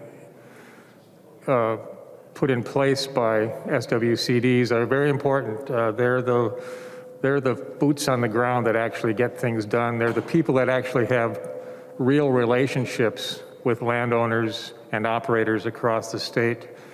Representative Hansen, do you expect this provision to survive conference committee? Representative Hansen. Mr. Speaker, did he ask me to yield? I'm sorry, Representative Hansen, will you please repeat what you said? Was he asking me to yield? Yes, he was asking if you would yield for a question. Will you yield? Yes, I will. Okay, he will yield. I thought I did ask, Mr. Speaker, but the question is, do you expect this to survive conference committee? Representative Hansen. Thank you, Mr. Speaker and Representative Torkelson. Well, for 6 years, there have been efforts throughout state government involving a variety of stakeholders and interests to try to resolve this. 2 years ago, we attempted to do this with an increase in the solid waste fee. Since that time, there were a number of task forces, a number of meetings, actually tons of meetings, trying to get a solution here. If you do not try, it will not happen. So that's what we're trying here. For the second time, we're proposing a funding mechanism to solve this problem. And it is a problem, and it is not easy to solve. In Representative Lilly's bill, Chair Lilly's bill, we provide some funding the first year because we recognize that this will be difficult. But it needs to happen because we're talking about millions of dollars of needed funds, but where they come from is important. We will try our hardest. I'm hoping to have a great conference committee from the House side. Hopefully there are some GOP votes for the bill where we can work in a bipartisan fashion on problem solving. Representative Torkelson. Well, thank you, Mr. Speaker. And by the way, I figured out my headphones. I have to hang up my microphone or I can't hear. Well, thank you, Representative Hansen, for that answer. You may recall that a few years ago when I was Vice Chair of Environment, we actually built SWCD funding into the tails. It would have been part of the budget. It would have been funded on a regular, dependable basis, but DFL members decided that wasn't appropriate. They took it out of the budget, and we've been battling this battle ever since. This is just another good reason to vote red on this bill. Thank you, Mr. Speaker. Thank you, Representative Hansen. The member from Wabasha, Representative Drazkowski. Thank you, Mr. Speaker. Mr. Speaker, I noticed the bill pays $100,000 for a music festival in northern Minnesota. It really sounds like maybe the bill's a little broader than the majority was determining in their germaneness arguments earlier. As a matter of fact, there's other evidence of that here as well as I read the bill. Mr. Speaker, would Chair Hansen yield to a question? Representative Hansen, will you yield to a question? Yes, I will. He will yield. Representative Drazkowski. Thank you, Mr. Speaker. Representative Hansen, Article 5, Section 30 of the bill deals with insecticides on state lands and says that a person may not use an insecticide on state lands, including state parks and scientific and natural areas and wildlife management areas, state parks, others, with insecticides that contain neonicotinoids or chlorpyrifos. What are the consequences? Are there criminal or civil penalties that the family with their 2 kids, as they walk into the state park and they pull out their can of repellent, are you going to put them in jail, or what are you doing with this language? The member from Dakota, Representative Hansen. Thank you, Mr. Speaker. And Representative Drazkowski, I thought for a moment there you were thinking back to your extension days and when I was at the Department of Agriculture, and the repellent is not going to be, neonicotinoids are not used as mosquito repellent, and chlorpyrifos is not used as mosquito repellent. Neonicotinoids are a systemic insecticide that is brought up by the plant and has an insecticidal effect by the plant.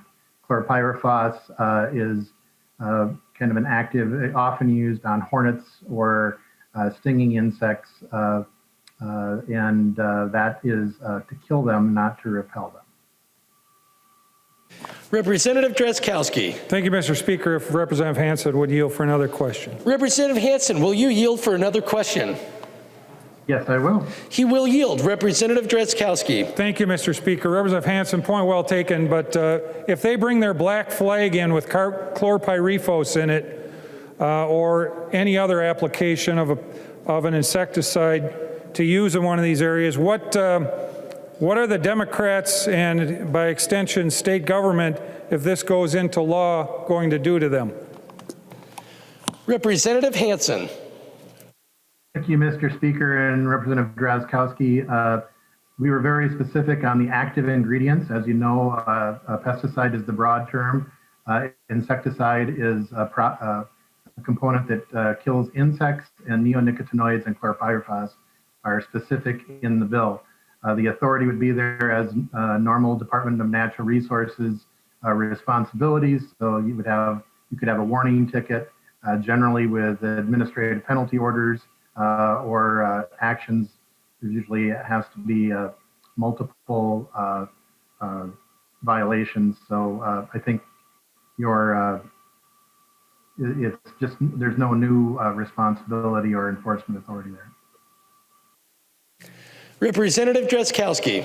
Thank you, Mr. Speaker. Thank you, Chair Hansen. So, Either the agency will find them, or if they don't want to, the particular provision in law will be about as effective or meaningful as a provision guiding and directing many of our state agencies to the level that they listen to the law.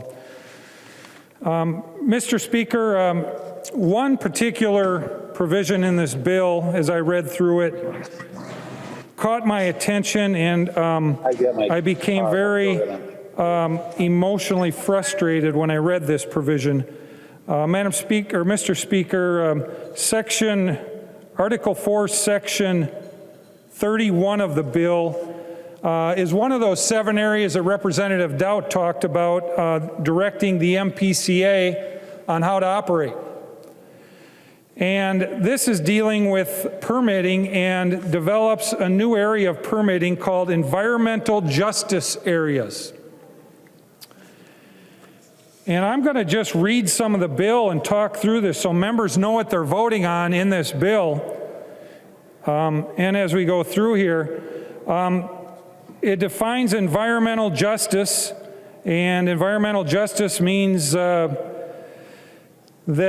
communities of color, indigenous communities, and low-income communities have a healthy environment and are treated fairly when environmental statutes, rules, and policies are developed, adopted, implemented, and enforced, and in all decisions that have the potential to affect the environment of an environmental justice area or the public health of its residents, due consideration is given to the history, those residents' cumulative exposure of pollutants, and to any current socioeconomic condition that increase the physical sensitivity of those residents to additional exposure to pollutants. That is the definition in the bill of what environmental justice means. Now, it goes on to define what an environmental justice area is, Mr. Speaker. And it talks about census blocks developed by the United States Census that do 2 things. And it measures 2 things. One, you're in an environmental justice area if 40% or more of the population is non-white.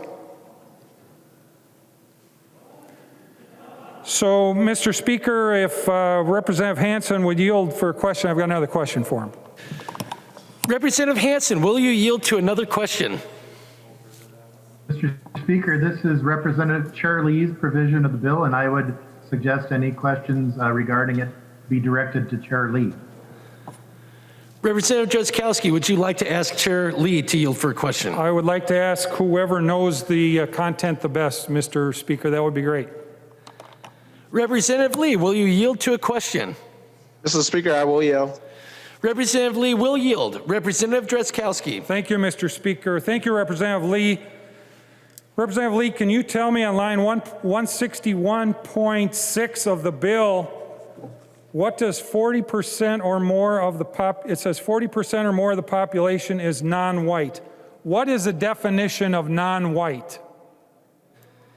The member from Hennepin, Representative Lee. Thank you, Mr. Speaker, and thank you, Representative Drazkowski, for the questions. That's up to the individual to determine if they will consider them to be white or not. Representative Drazkowski. Thank you, Mr. Speaker. If Representative Lee would continue to yield. Representative Lee, will you continue to yield? Yes, Mr. Speaker. He will continue to yield. Representative Drazkowski. Thank you, Mr. Speaker. Thank you, Representative Lee. So, can you repeat that, Representative Lee? So it sounded to me like you said that's up to the individual reading the statute. Is that what you said? Or can you help me out here? Representative Lee. Thank you, Mr. Speaker, and thank you for the question or the clarification, Representative Drazkowski. And so when you are filling out your census data, there is a question asking you to identify your race, and that's up to the individual. That's up to you to decide and for me to decide what race I am. And when I fill out the information, I mark myself down as non-white, as Asian American, and specifically as Hmong American. Representative Drazkowski. Thank you, Mr. Speaker. Would Representative Lee continue to yield? Representative Lee, will you yield? Yes, Mr. Speaker. He will yield. Representative Drazkowski. Thank you, Mr. Speaker. So, Representative Lee, as I read this then, well, you're saying to me that if that census block area contains 41% of the population, represents 41% or more of the population responded to the census survey and said that they were white, that they can't be part of this environmental justice area. Am I reading that correctly? Representative Lee. No, thank you, Mr. Speaker. No, Representative Drazkowski. If you look at the language, we have the word "or" in there, and so if they are in a census block that is lows, meet the threshold for the socioeconomic status, then they could qualify as an environmental justice area, even if they are if they identify, they don't have that, they don't meet that threshold of the race criteria that you're talking about. Representative Drazkowski. Thank you, Mr. Speaker. Well, Representative Lee, that's not how I read the bill. Representative Lee, line 161.6, I'll call your attention, says 40% or more of the population is non-white, or semicolon, I'm sorry. And then it goes on to the next line.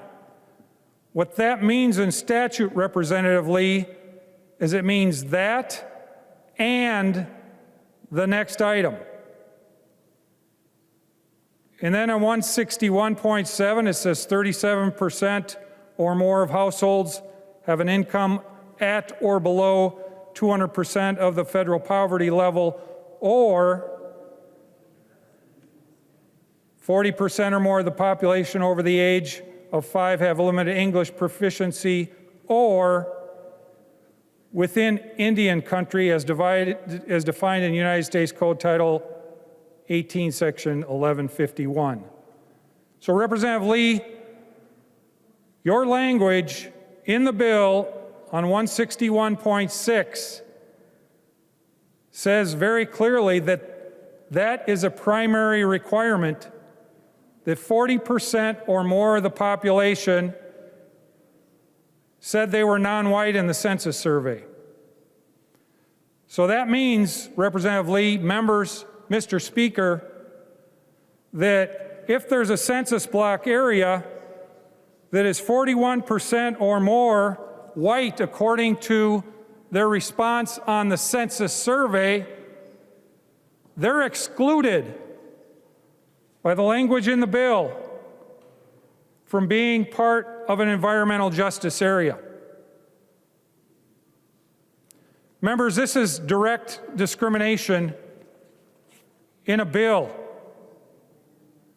in front of the Minnesota House of Representatives. Now, those of you on the other side of the aisle, I've listened in committee throughout this session, your claims of systemic racism, and I'm telling you, I don't take them. I don't agree. I think the systemic racism narrative is a lie, and I think your approach, and it's done in more than this bill, it's in every bill that's come before this body in the last 2 weeks. Efforts like this, efforts like the bill Representative Thompson brought before the State Government Finance Committee, where specifically white people are excluded.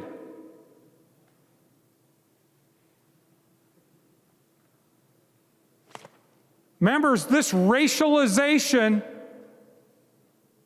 of our efforts in this legislature is not what you want to be doing.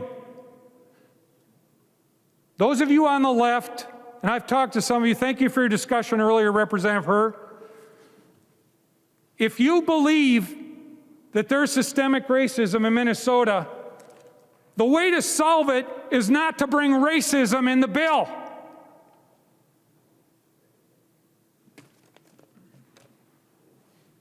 But it's in this bill. And it's in other bills. And many members are growing weary of that. And if we're going to come together as a legislature, as a House, as a state, we can't be making claims that certain groups of people are discriminating against others when they may or may not, and I don't believe, at least in my communities, I'm not seeing this. And then, if you think it's happening, you bring legislation that is clearly and directly racist.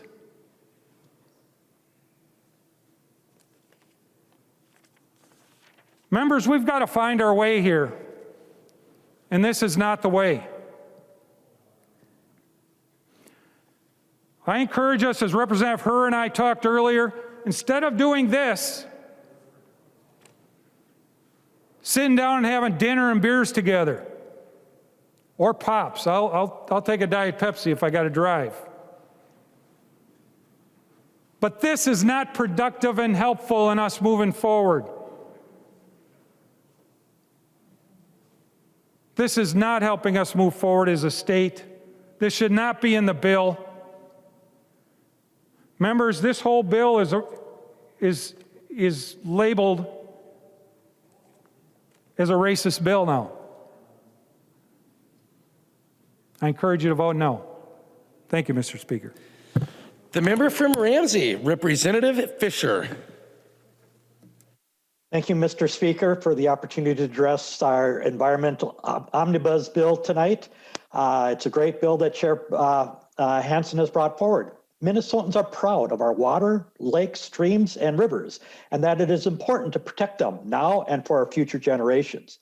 Yet the water supply in the East Metro for tens of thousands have been polluted with contaminants, making it unsafe to drink unless it is treated first. This bill helps address the contamination issues now and in the future so that we have a better chance to protect our waters so that they will be drinkable for the future. We've also run into the problem with climate change, where it causes significant threats to our state's waters by erosion, which causes further pollution downstream. This bill provides solutions to help mitigate the impacts of our changing climate. This bill also provides protection to help ensure that our state's waters are managed in a sustainable way with public input to make sure that nobody's voices are left out as they have been in the past. Some of the projects I would like to point out very quickly is that some of the projects that are out there will help hold back water on the lands, working in a voluntary way and providing dollars to help work with people in agriculture to make sure that we can minimize the problems of water running off too quick after the very intensive rains that we now experience, more so than in the past. I'm also happy for the increased spending that has been addressed for taking care of the problem with aquatic species that we have out there, the invasive species that are invading many of our lakes, making it very difficult for our native game populations to survive and endangering the opportunity for fishing in the future. These are a couple of the important provisions that are out there, and these are some of the reasons why I will be voting yes on the Environment Omnibus bill, and I encourage everyone to vote yes on the bill going forward. Thank you. The member from Hennepin, Representative Acom. Thank you, Mr. Speaker and members. I rise in support of the Environment Finance Bill. In Minnesota, we strongly value our environment. We are the land of 10,000 lakes, and we love our parks and open spaces. And Minnesotans expect their elected officials will develop policy priorities and make investments that protect and enhance our environment. This bill does that all across the state. This bill addresses many issues facing our environment, range from climate change and water quality to chronic wasting disease and emerald ash borer, and many others that were shared by my colleagues previously. I do want to say, when we consider environmental justice, it is in response to the data that shows the disproportionate impacts that are felt by communities of color and low income by environmental issues and climate change. It's important, and we need to focus on it. It is fitting that we are voting on the Environmental Finance Omnibus on Earth Day. Thank you, Chair Hansen, for your leadership on this bill, and please join me in voting green. Thank you, Mr. Speaker. The member from Ramsey, Representative Wozlowick. Thank you, Mr. Speaker. As my colleagues on the Environment Committee laid out, this bill includes many great provisions which serve as solutions to many of the environmental issues we're facing across our state. One of those issues is exposure to toxic chemicals, and this bill does a lot to address that issue. Several members of the Environment and Natural Resources Committee are intimately familiar with this fight to prevent our own constituents from being exposed to these toxic chemicals. We've worked directly with constituents to hold businesses in our communities accountable for breaking rules and polluting our communities. In my case, as many of you know, that business was Water Gremlin, a company located in Whitber Township that makes lead sinkers and battery posts. Shortly after I started as a legislator, we found out that this company had been emitting much higher than permitted levels of a toxic chemical called TCE into my community for almost 2 decades. In light of this revelation, I worked with constituents and fellow legislators to pass the nation's first TCE ban last session. I've had many conversations with constituents and with agency staff about how we prevent something like this from happening in another community in our state. There are several provisions in the bill that came out of these conversations, including provisions that allow the MPCA to reopen permits and be reimbursed for costs related to oversight that exceed $25,000, as well as language that allows the agency to shut down polluting facilities so they can ensure that they're not polluting. There is also funding in the bill that would allow the MPCA to buy air monitoring equipment and hire new air monitoring staff, and my provision that would require the MPCA to hold a public meeting before finalizing a stipulation agreement with certain facilities. These provisions would go a long way toward preventing another Water Gremlin from happening in another community by beefing up enforcement and providing disincentives to encourage companies to follow the rules. I also want to highlight provisions in the bill that address another toxic chemical that many of us are familiar with, per- and polyfluoroalkyl substances, also known as PFAS. These man-made forever chemicals are found in a variety of products, including nonstick cookware, stain-resistant carpet, and food packaging, and they have negative impacts on human health.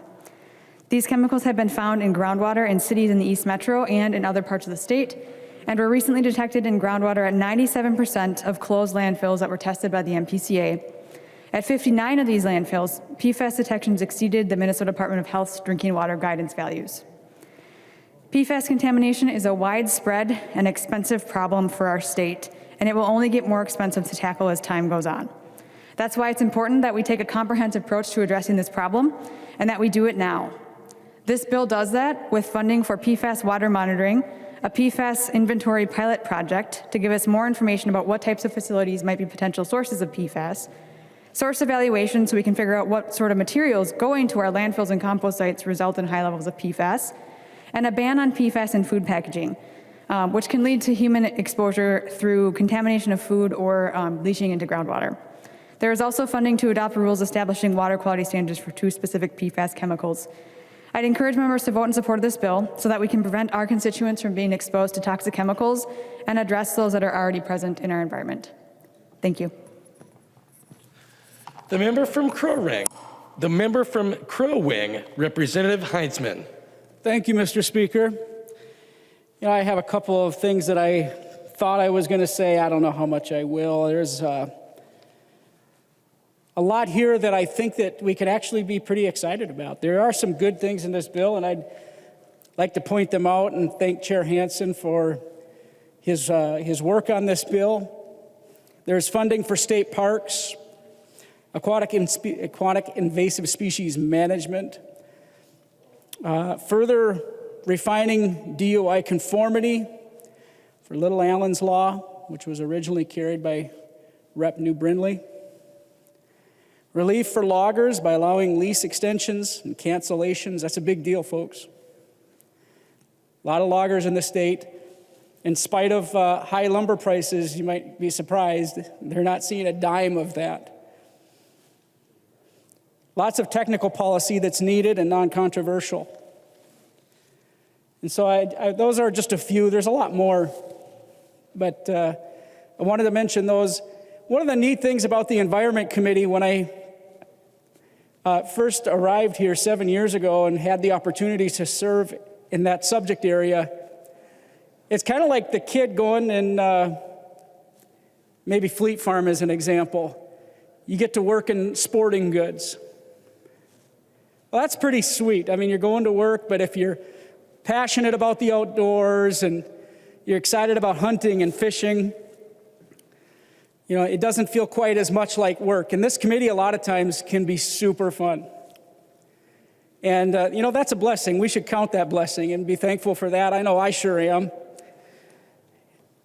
You know, on the flip side, the work of this committee can sometimes be super difficult, and I'm going to have to talk about a few things that are in the bill, and I have to maybe go through a few of those things because I can't vote for this bill. As much as I would like to, and like I said, there's a few things that I really do like, and I'm glad Representative Wozniak brought up water gremlin because this bill unfortunately misses the mark as it relates to that subject area and the need for MPCA to be held accountable. I think we agree that there were mistakes made, but I don't know that we really agree, Republicans and Democrats, on what some of those solutions might be. And I think that the maybe first place we should look is Minnesota Pollution Control Agency regulation oversight of water gremlin. This is from the Office of the Legislative Auditor. There's a number of comments in here that I've highlighted. I'll read a couple because I think it's important to recognize that the recommendations that are here from the legislative auditor, I mean, and Representative Hansen, correct me if I'm wrong, and I hope that I'm wrong, but it appears that none of the solutions that were mentioned in the legislative auditor's report actually show up in the bill. And it's a big bill. Right here in the summary, first page, MPCA should have done more to ensure water gremlin had a timely, effective air quality permit. Water gremlin first applied for an air quality permit in 1985. I'm going to skip a few sentences here. MPCA did not respond to this application, and the company received its first permit in 2000 only after it submitted another application in 1999. Thus, for several years, MPCA simply did not regulate water gremlin and the emissions that it produced. That's a problem. MPCA, for whatever reason, just ignored what was happening at water gremlin and their emissions. Now, you would think, well, maybe they were hiding something, and there probably were many mistakes made by water gremlin. I don't dispute that. But in the OLA report, water gremlin, this is on page 7, 2019 stipulation agreement, middle of the page, OLA report says water gremlin's audit self-identified 11 violations. This is in July 2018. We're getting this information, voluntarily submitted to MPCA. Water gremlin's audit self-identified 11 violations of environmental regulations. They were pointing out, they knew they had issues. The final comment I'm going to read from the OLA report is on page 18, middle of the page again. In our view, MPCA must be held accountable for its failure to respond to water gremlin's 1995 permit applications.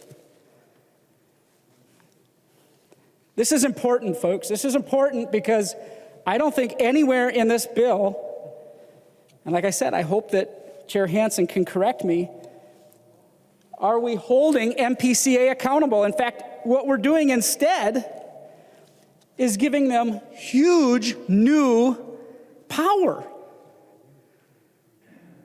You know, I've got 6 kids.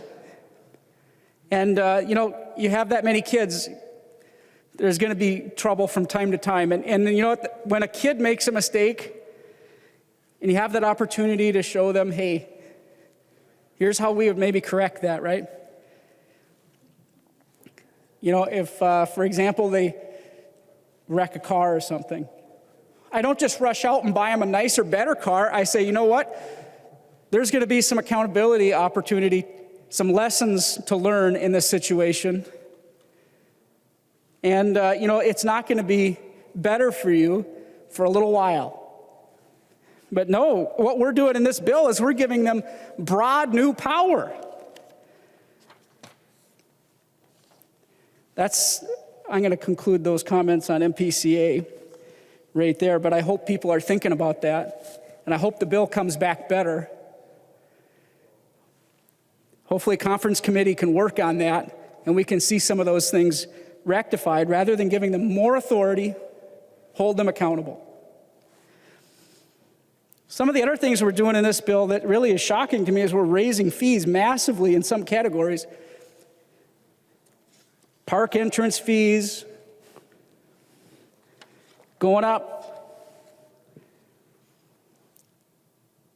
28%. I'm looking at line 196.24, an annual fee for a state park going up 28%.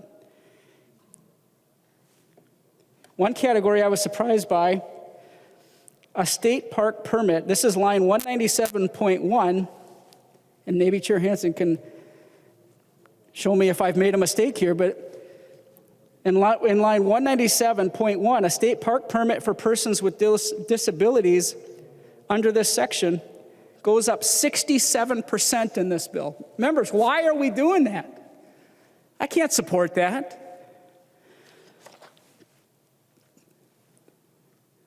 It doesn't make any sense. We have, as we heard earlier in discussion, over $4 billion surplus, and we're raising fees for persons with a disability by 67%. I hope my math is wrong.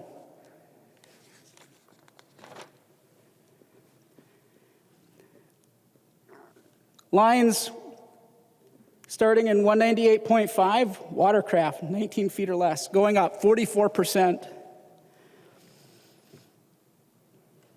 The next category, going up 44%.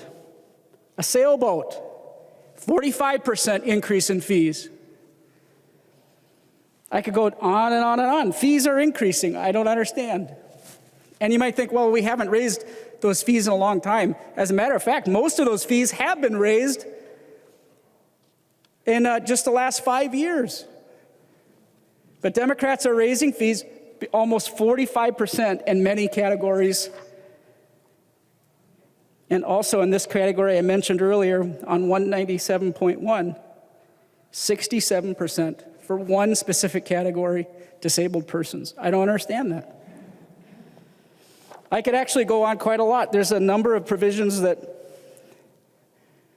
continue to shock me as I go through the bill. I hope it comes back better. I hope that we see these fee increases go away, these increased powers for MPCA. I hope we see some accountability for the agency. And I hope we talk more and actually have a debate as it might relate to bringing California's emission standards to Minnesota.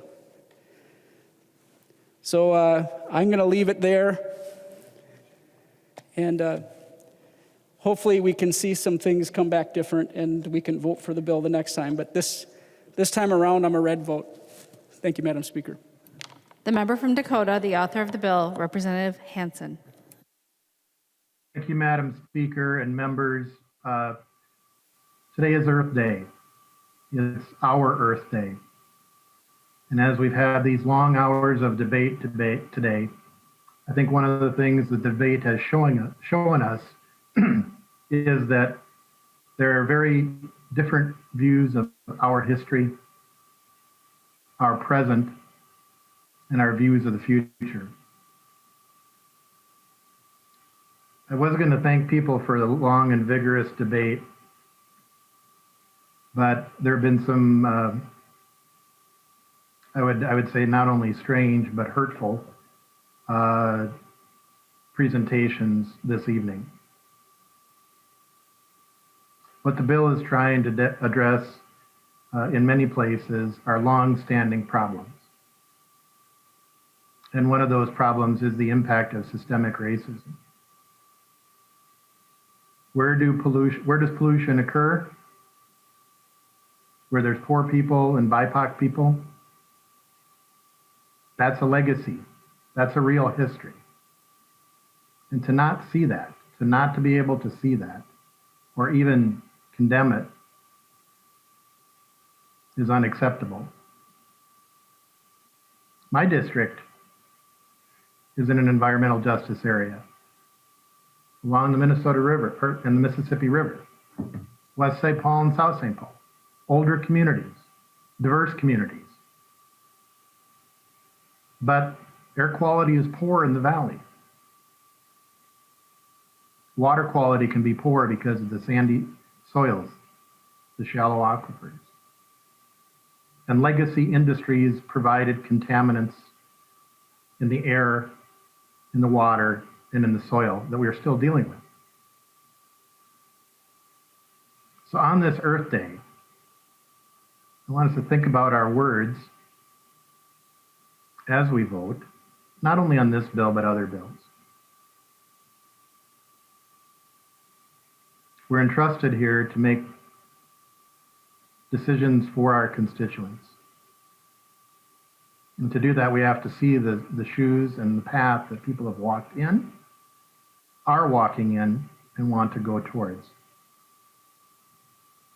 There's not enough time tonight to rebut a lot of the statements or accusations, but I want to go back that this is a good bill. It deals with a number of long-term problems that have either been ignored or not recognized or not confronted. So I'm asking for your support. I know not everybody will support it. That's the way it's been in our committee. But I do want to thank the committee members of both sides of the aisle for their input and their shaping of this bill that we bring to you on this, our Earth Day. Please vote for the bill. The clerk will take the roll on the bill.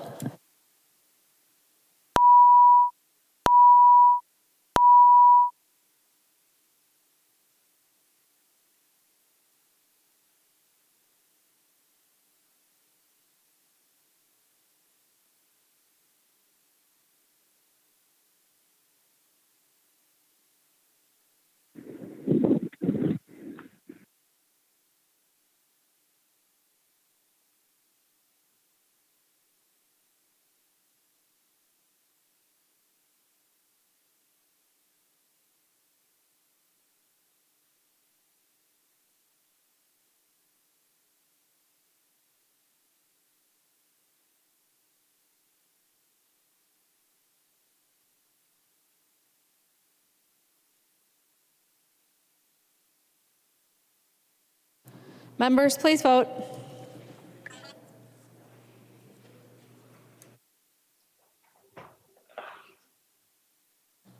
Will the clerk please call the names of the members who have not voted yet?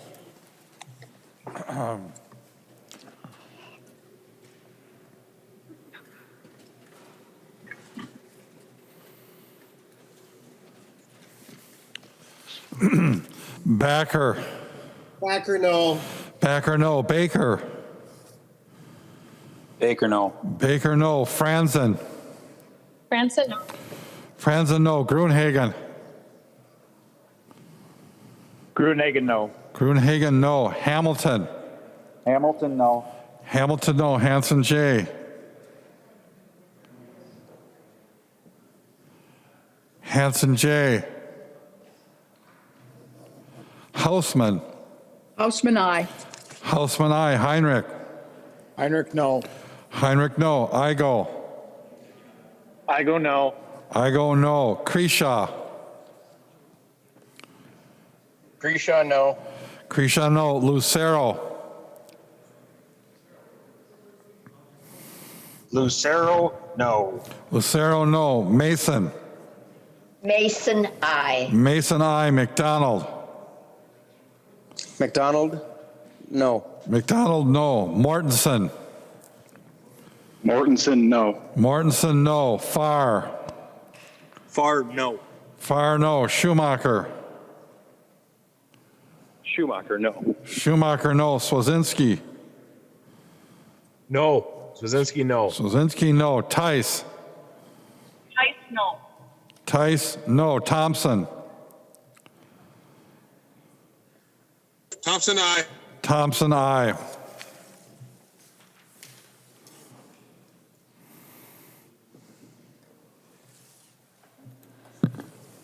The clerk will close the roll.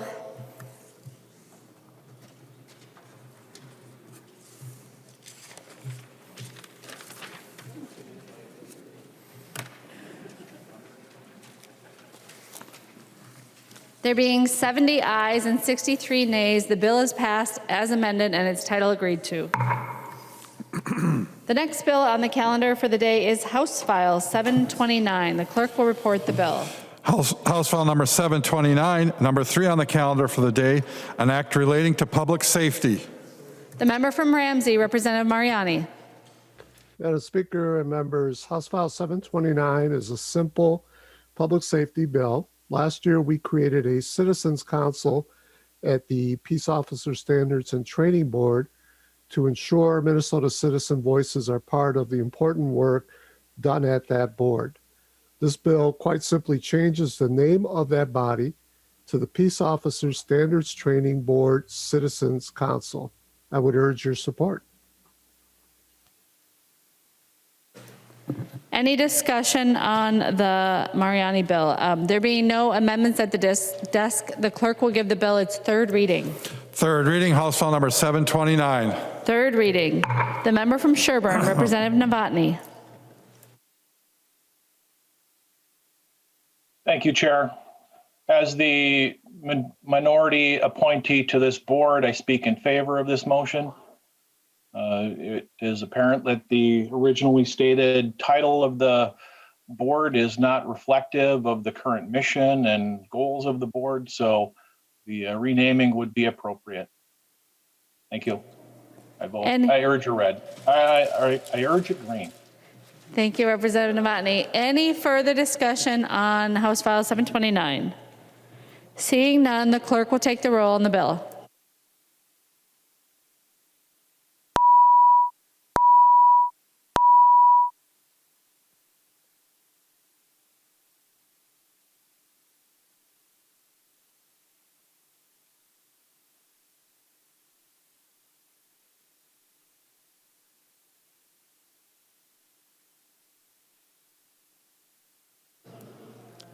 Members, please vote.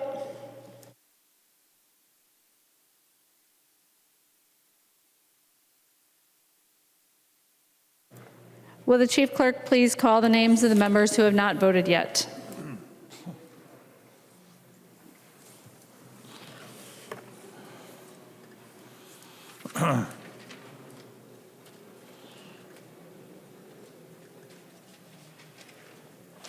Backer. Backer, aye. Backer, aye. Baker. Baker, aye. Baker, aye. Franzen. Franzen, yes. Franzen, aye. Gruenhagen. Gruenhagen, aye. Gruenhagen, aye. Hamilton. Hamilton. Hamilton, aye. Hamilton, aye. Hansen, J. Hansen, J. Hausman. Hausman, aye. Hausman, aye. Heinrich. Heinrich, aye. Heinrich, aye. Igo. Igo, aye. Igo, aye. Krisha. Krisha, aye. Krisha, aye. Lucero. Lucero, Earth Day, green, yes. Lucero, aye. Mason. Aye. Mason, aye. McDonald. McDonald, green. McDonald, aye. Mortensen. Mortensen, aye. Mortensen, aye. Farr. Farr, aye. Farr, aye. Schumacher. Schumacher, aye. Schumacher, aye. Swazinski. Aye. Swazinski, aye. Swazinski, aye. Tice. Tice, aye. Tice, aye. Thompson. Thompson, aye. Thompson, aye. Hansen, J, aye. Hansen, J, aye. The clerk will close the roll. Thanks.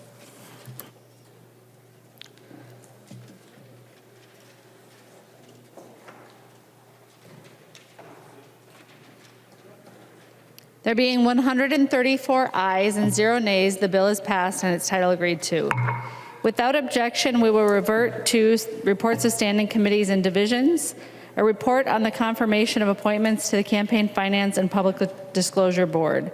Information on the candidate and her background has been emailed, entitled Handout Campaign Finance and Public Disclosure Board Appointments to all members, and that information is also available at the House desk. Nelson M. from the Committee on State Government, Finance, and Elections, to which was referred Campaign Finance and Public Disclosure Board, Carol Flynn, reported the same back with the recommendation that the appointment be confirmed. Nelson M. moves that the report of the Committee on State Government, Finance, and Elections relating to the appointment of Carol Flynn to the Campaign Finance and Public Disclosure Board be now adopted. Representative Nelson. Thank you, Madam Chair, and that's my motion. Carolyn Flynn serves in the position as the former DFL legislator that's on the board. There's currently needs to be two, one from each party, former legislators. This is the one that was just confirmed in the Senate. There was also other ones that were brought before the board, but the Senate has not yet confirmed them. We'll have to work on those later. Representative. Move adoption. Thank you. Representative Nash. Thank you, Madam Speaker. Representative Nelson is correct. This is the nominee for the former DFL legislator. I recommend your green vote. Seeing no discussion, the clerk will take the roll. No. Voice vote. All those in favor? Oh, really? Okay. All those in favor, please say aye. Aye. Those opposed, please say no. The motion prevails. Confirmation. Nelson M. moves that the House, having advised, do now consent to confirm the appointment of Carol Flynn in the County of Hennepin effective August 5th, 2020 for a term that expires on January 2nd, 2023. Any discussion? This is a roll call, right? Nope. Unless somebody would request it. Oh, okay. Nope. All those in favor, please say aye. Aye. Aye. Those opposed, please say no. Aye. The motion prevails. Carol Flynn is appointed.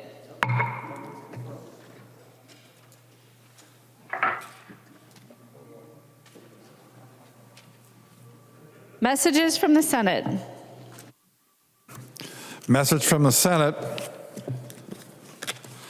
Madam Speaker, I hereby announce the passage by the Senate of the following House file, herewith returned as amended by the Senate, in which amendments to concurrence of the House is respectfully requested. House File Number 1065, an act relating to education finance. The message is signed Cal R. Ludeman, Secretary of the Senate.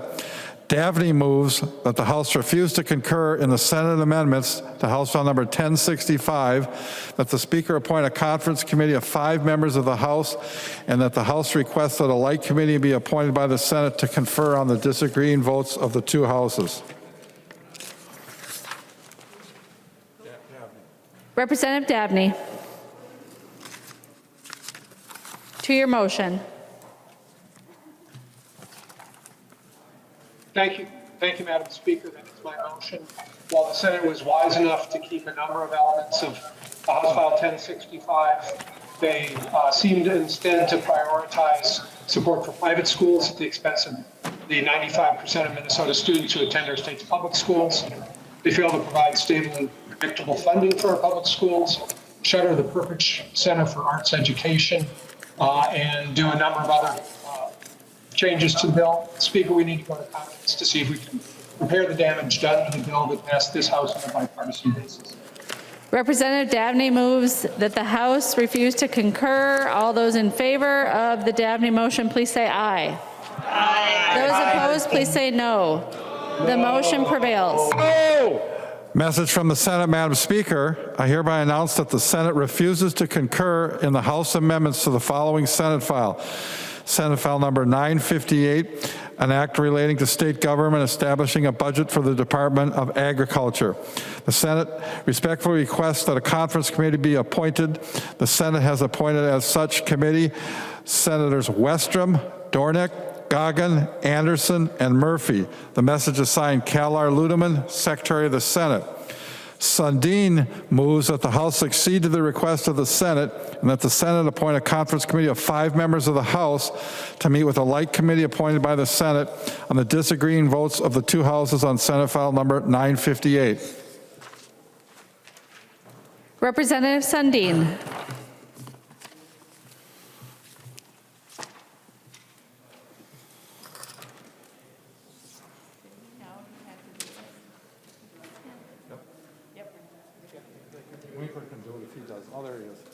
Representative Sundin, is this your motion to refuse to concur or to accede to the request of the Senate and appoint a conference committee of 5 members?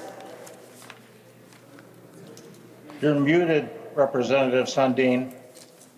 Sorry about that. That is my motion, Madam Speaker, and it's unfortunate that the Senate doesn't share our vision for the future of agriculture in Minnesota. We'll go to conference and we will try to press the issues of brought forth in the House bill. All those in favor of the Sundin motion, please say aye. Aye. Those opposed, please say no. The motion prevails.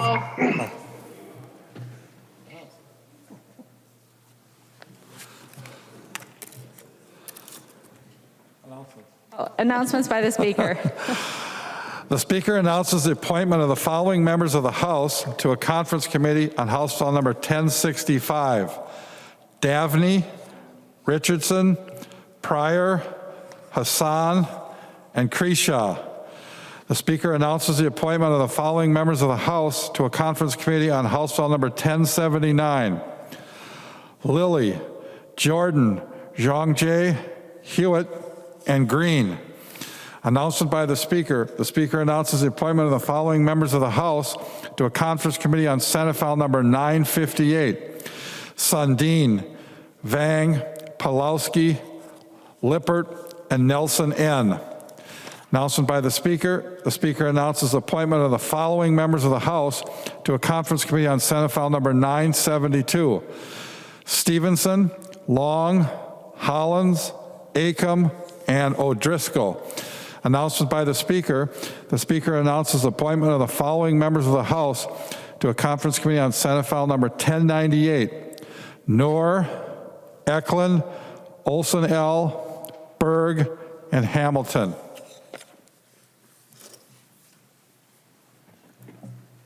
Motions and resolutions. There are copies of the non-controversial motions at the House desk and online. Without objection, we'll take action on these motions first. Hearing no objection, the motions prevail.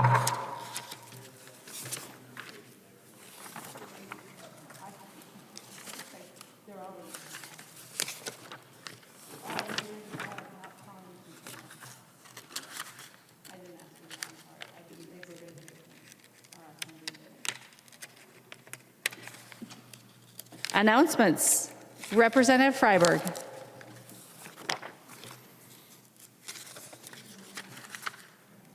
Thank you, Madam Speaker. Members, I rise to acknowledge the passing of a child of a former colleague.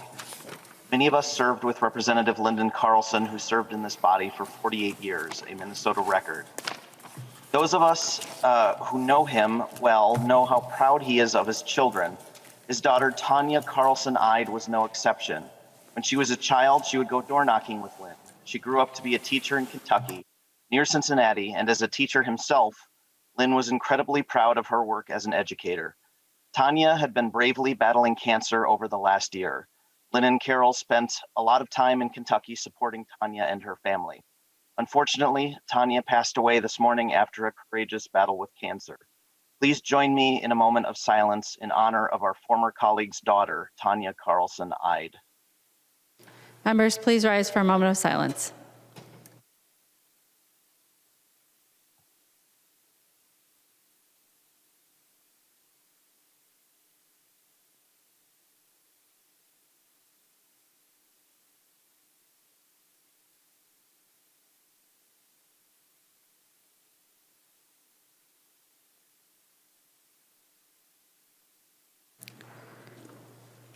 Announcements. Representative Winkler. Madam Speaker, I move that when the House adjourns today, it adjourns until 11:30 a.m. Monday, April 26, 2021. Representative Winkler moves that when the House adjourns today, it adjourns until 11:30 a.m. Monday, April 26, 2021. All those in favor, please say aye. Aye. Those opposed, please say no. Aye. The motion prevails. Representative Winkler. Madam Speaker, I move that the House do now adjourn. Representative Winkler moves that the House do now adjourn. All those in favor, please say aye. Aye. Those opposed, please say no. The motion prevails. The House stands adjourned until 11:30 Monday, April 26, 2021.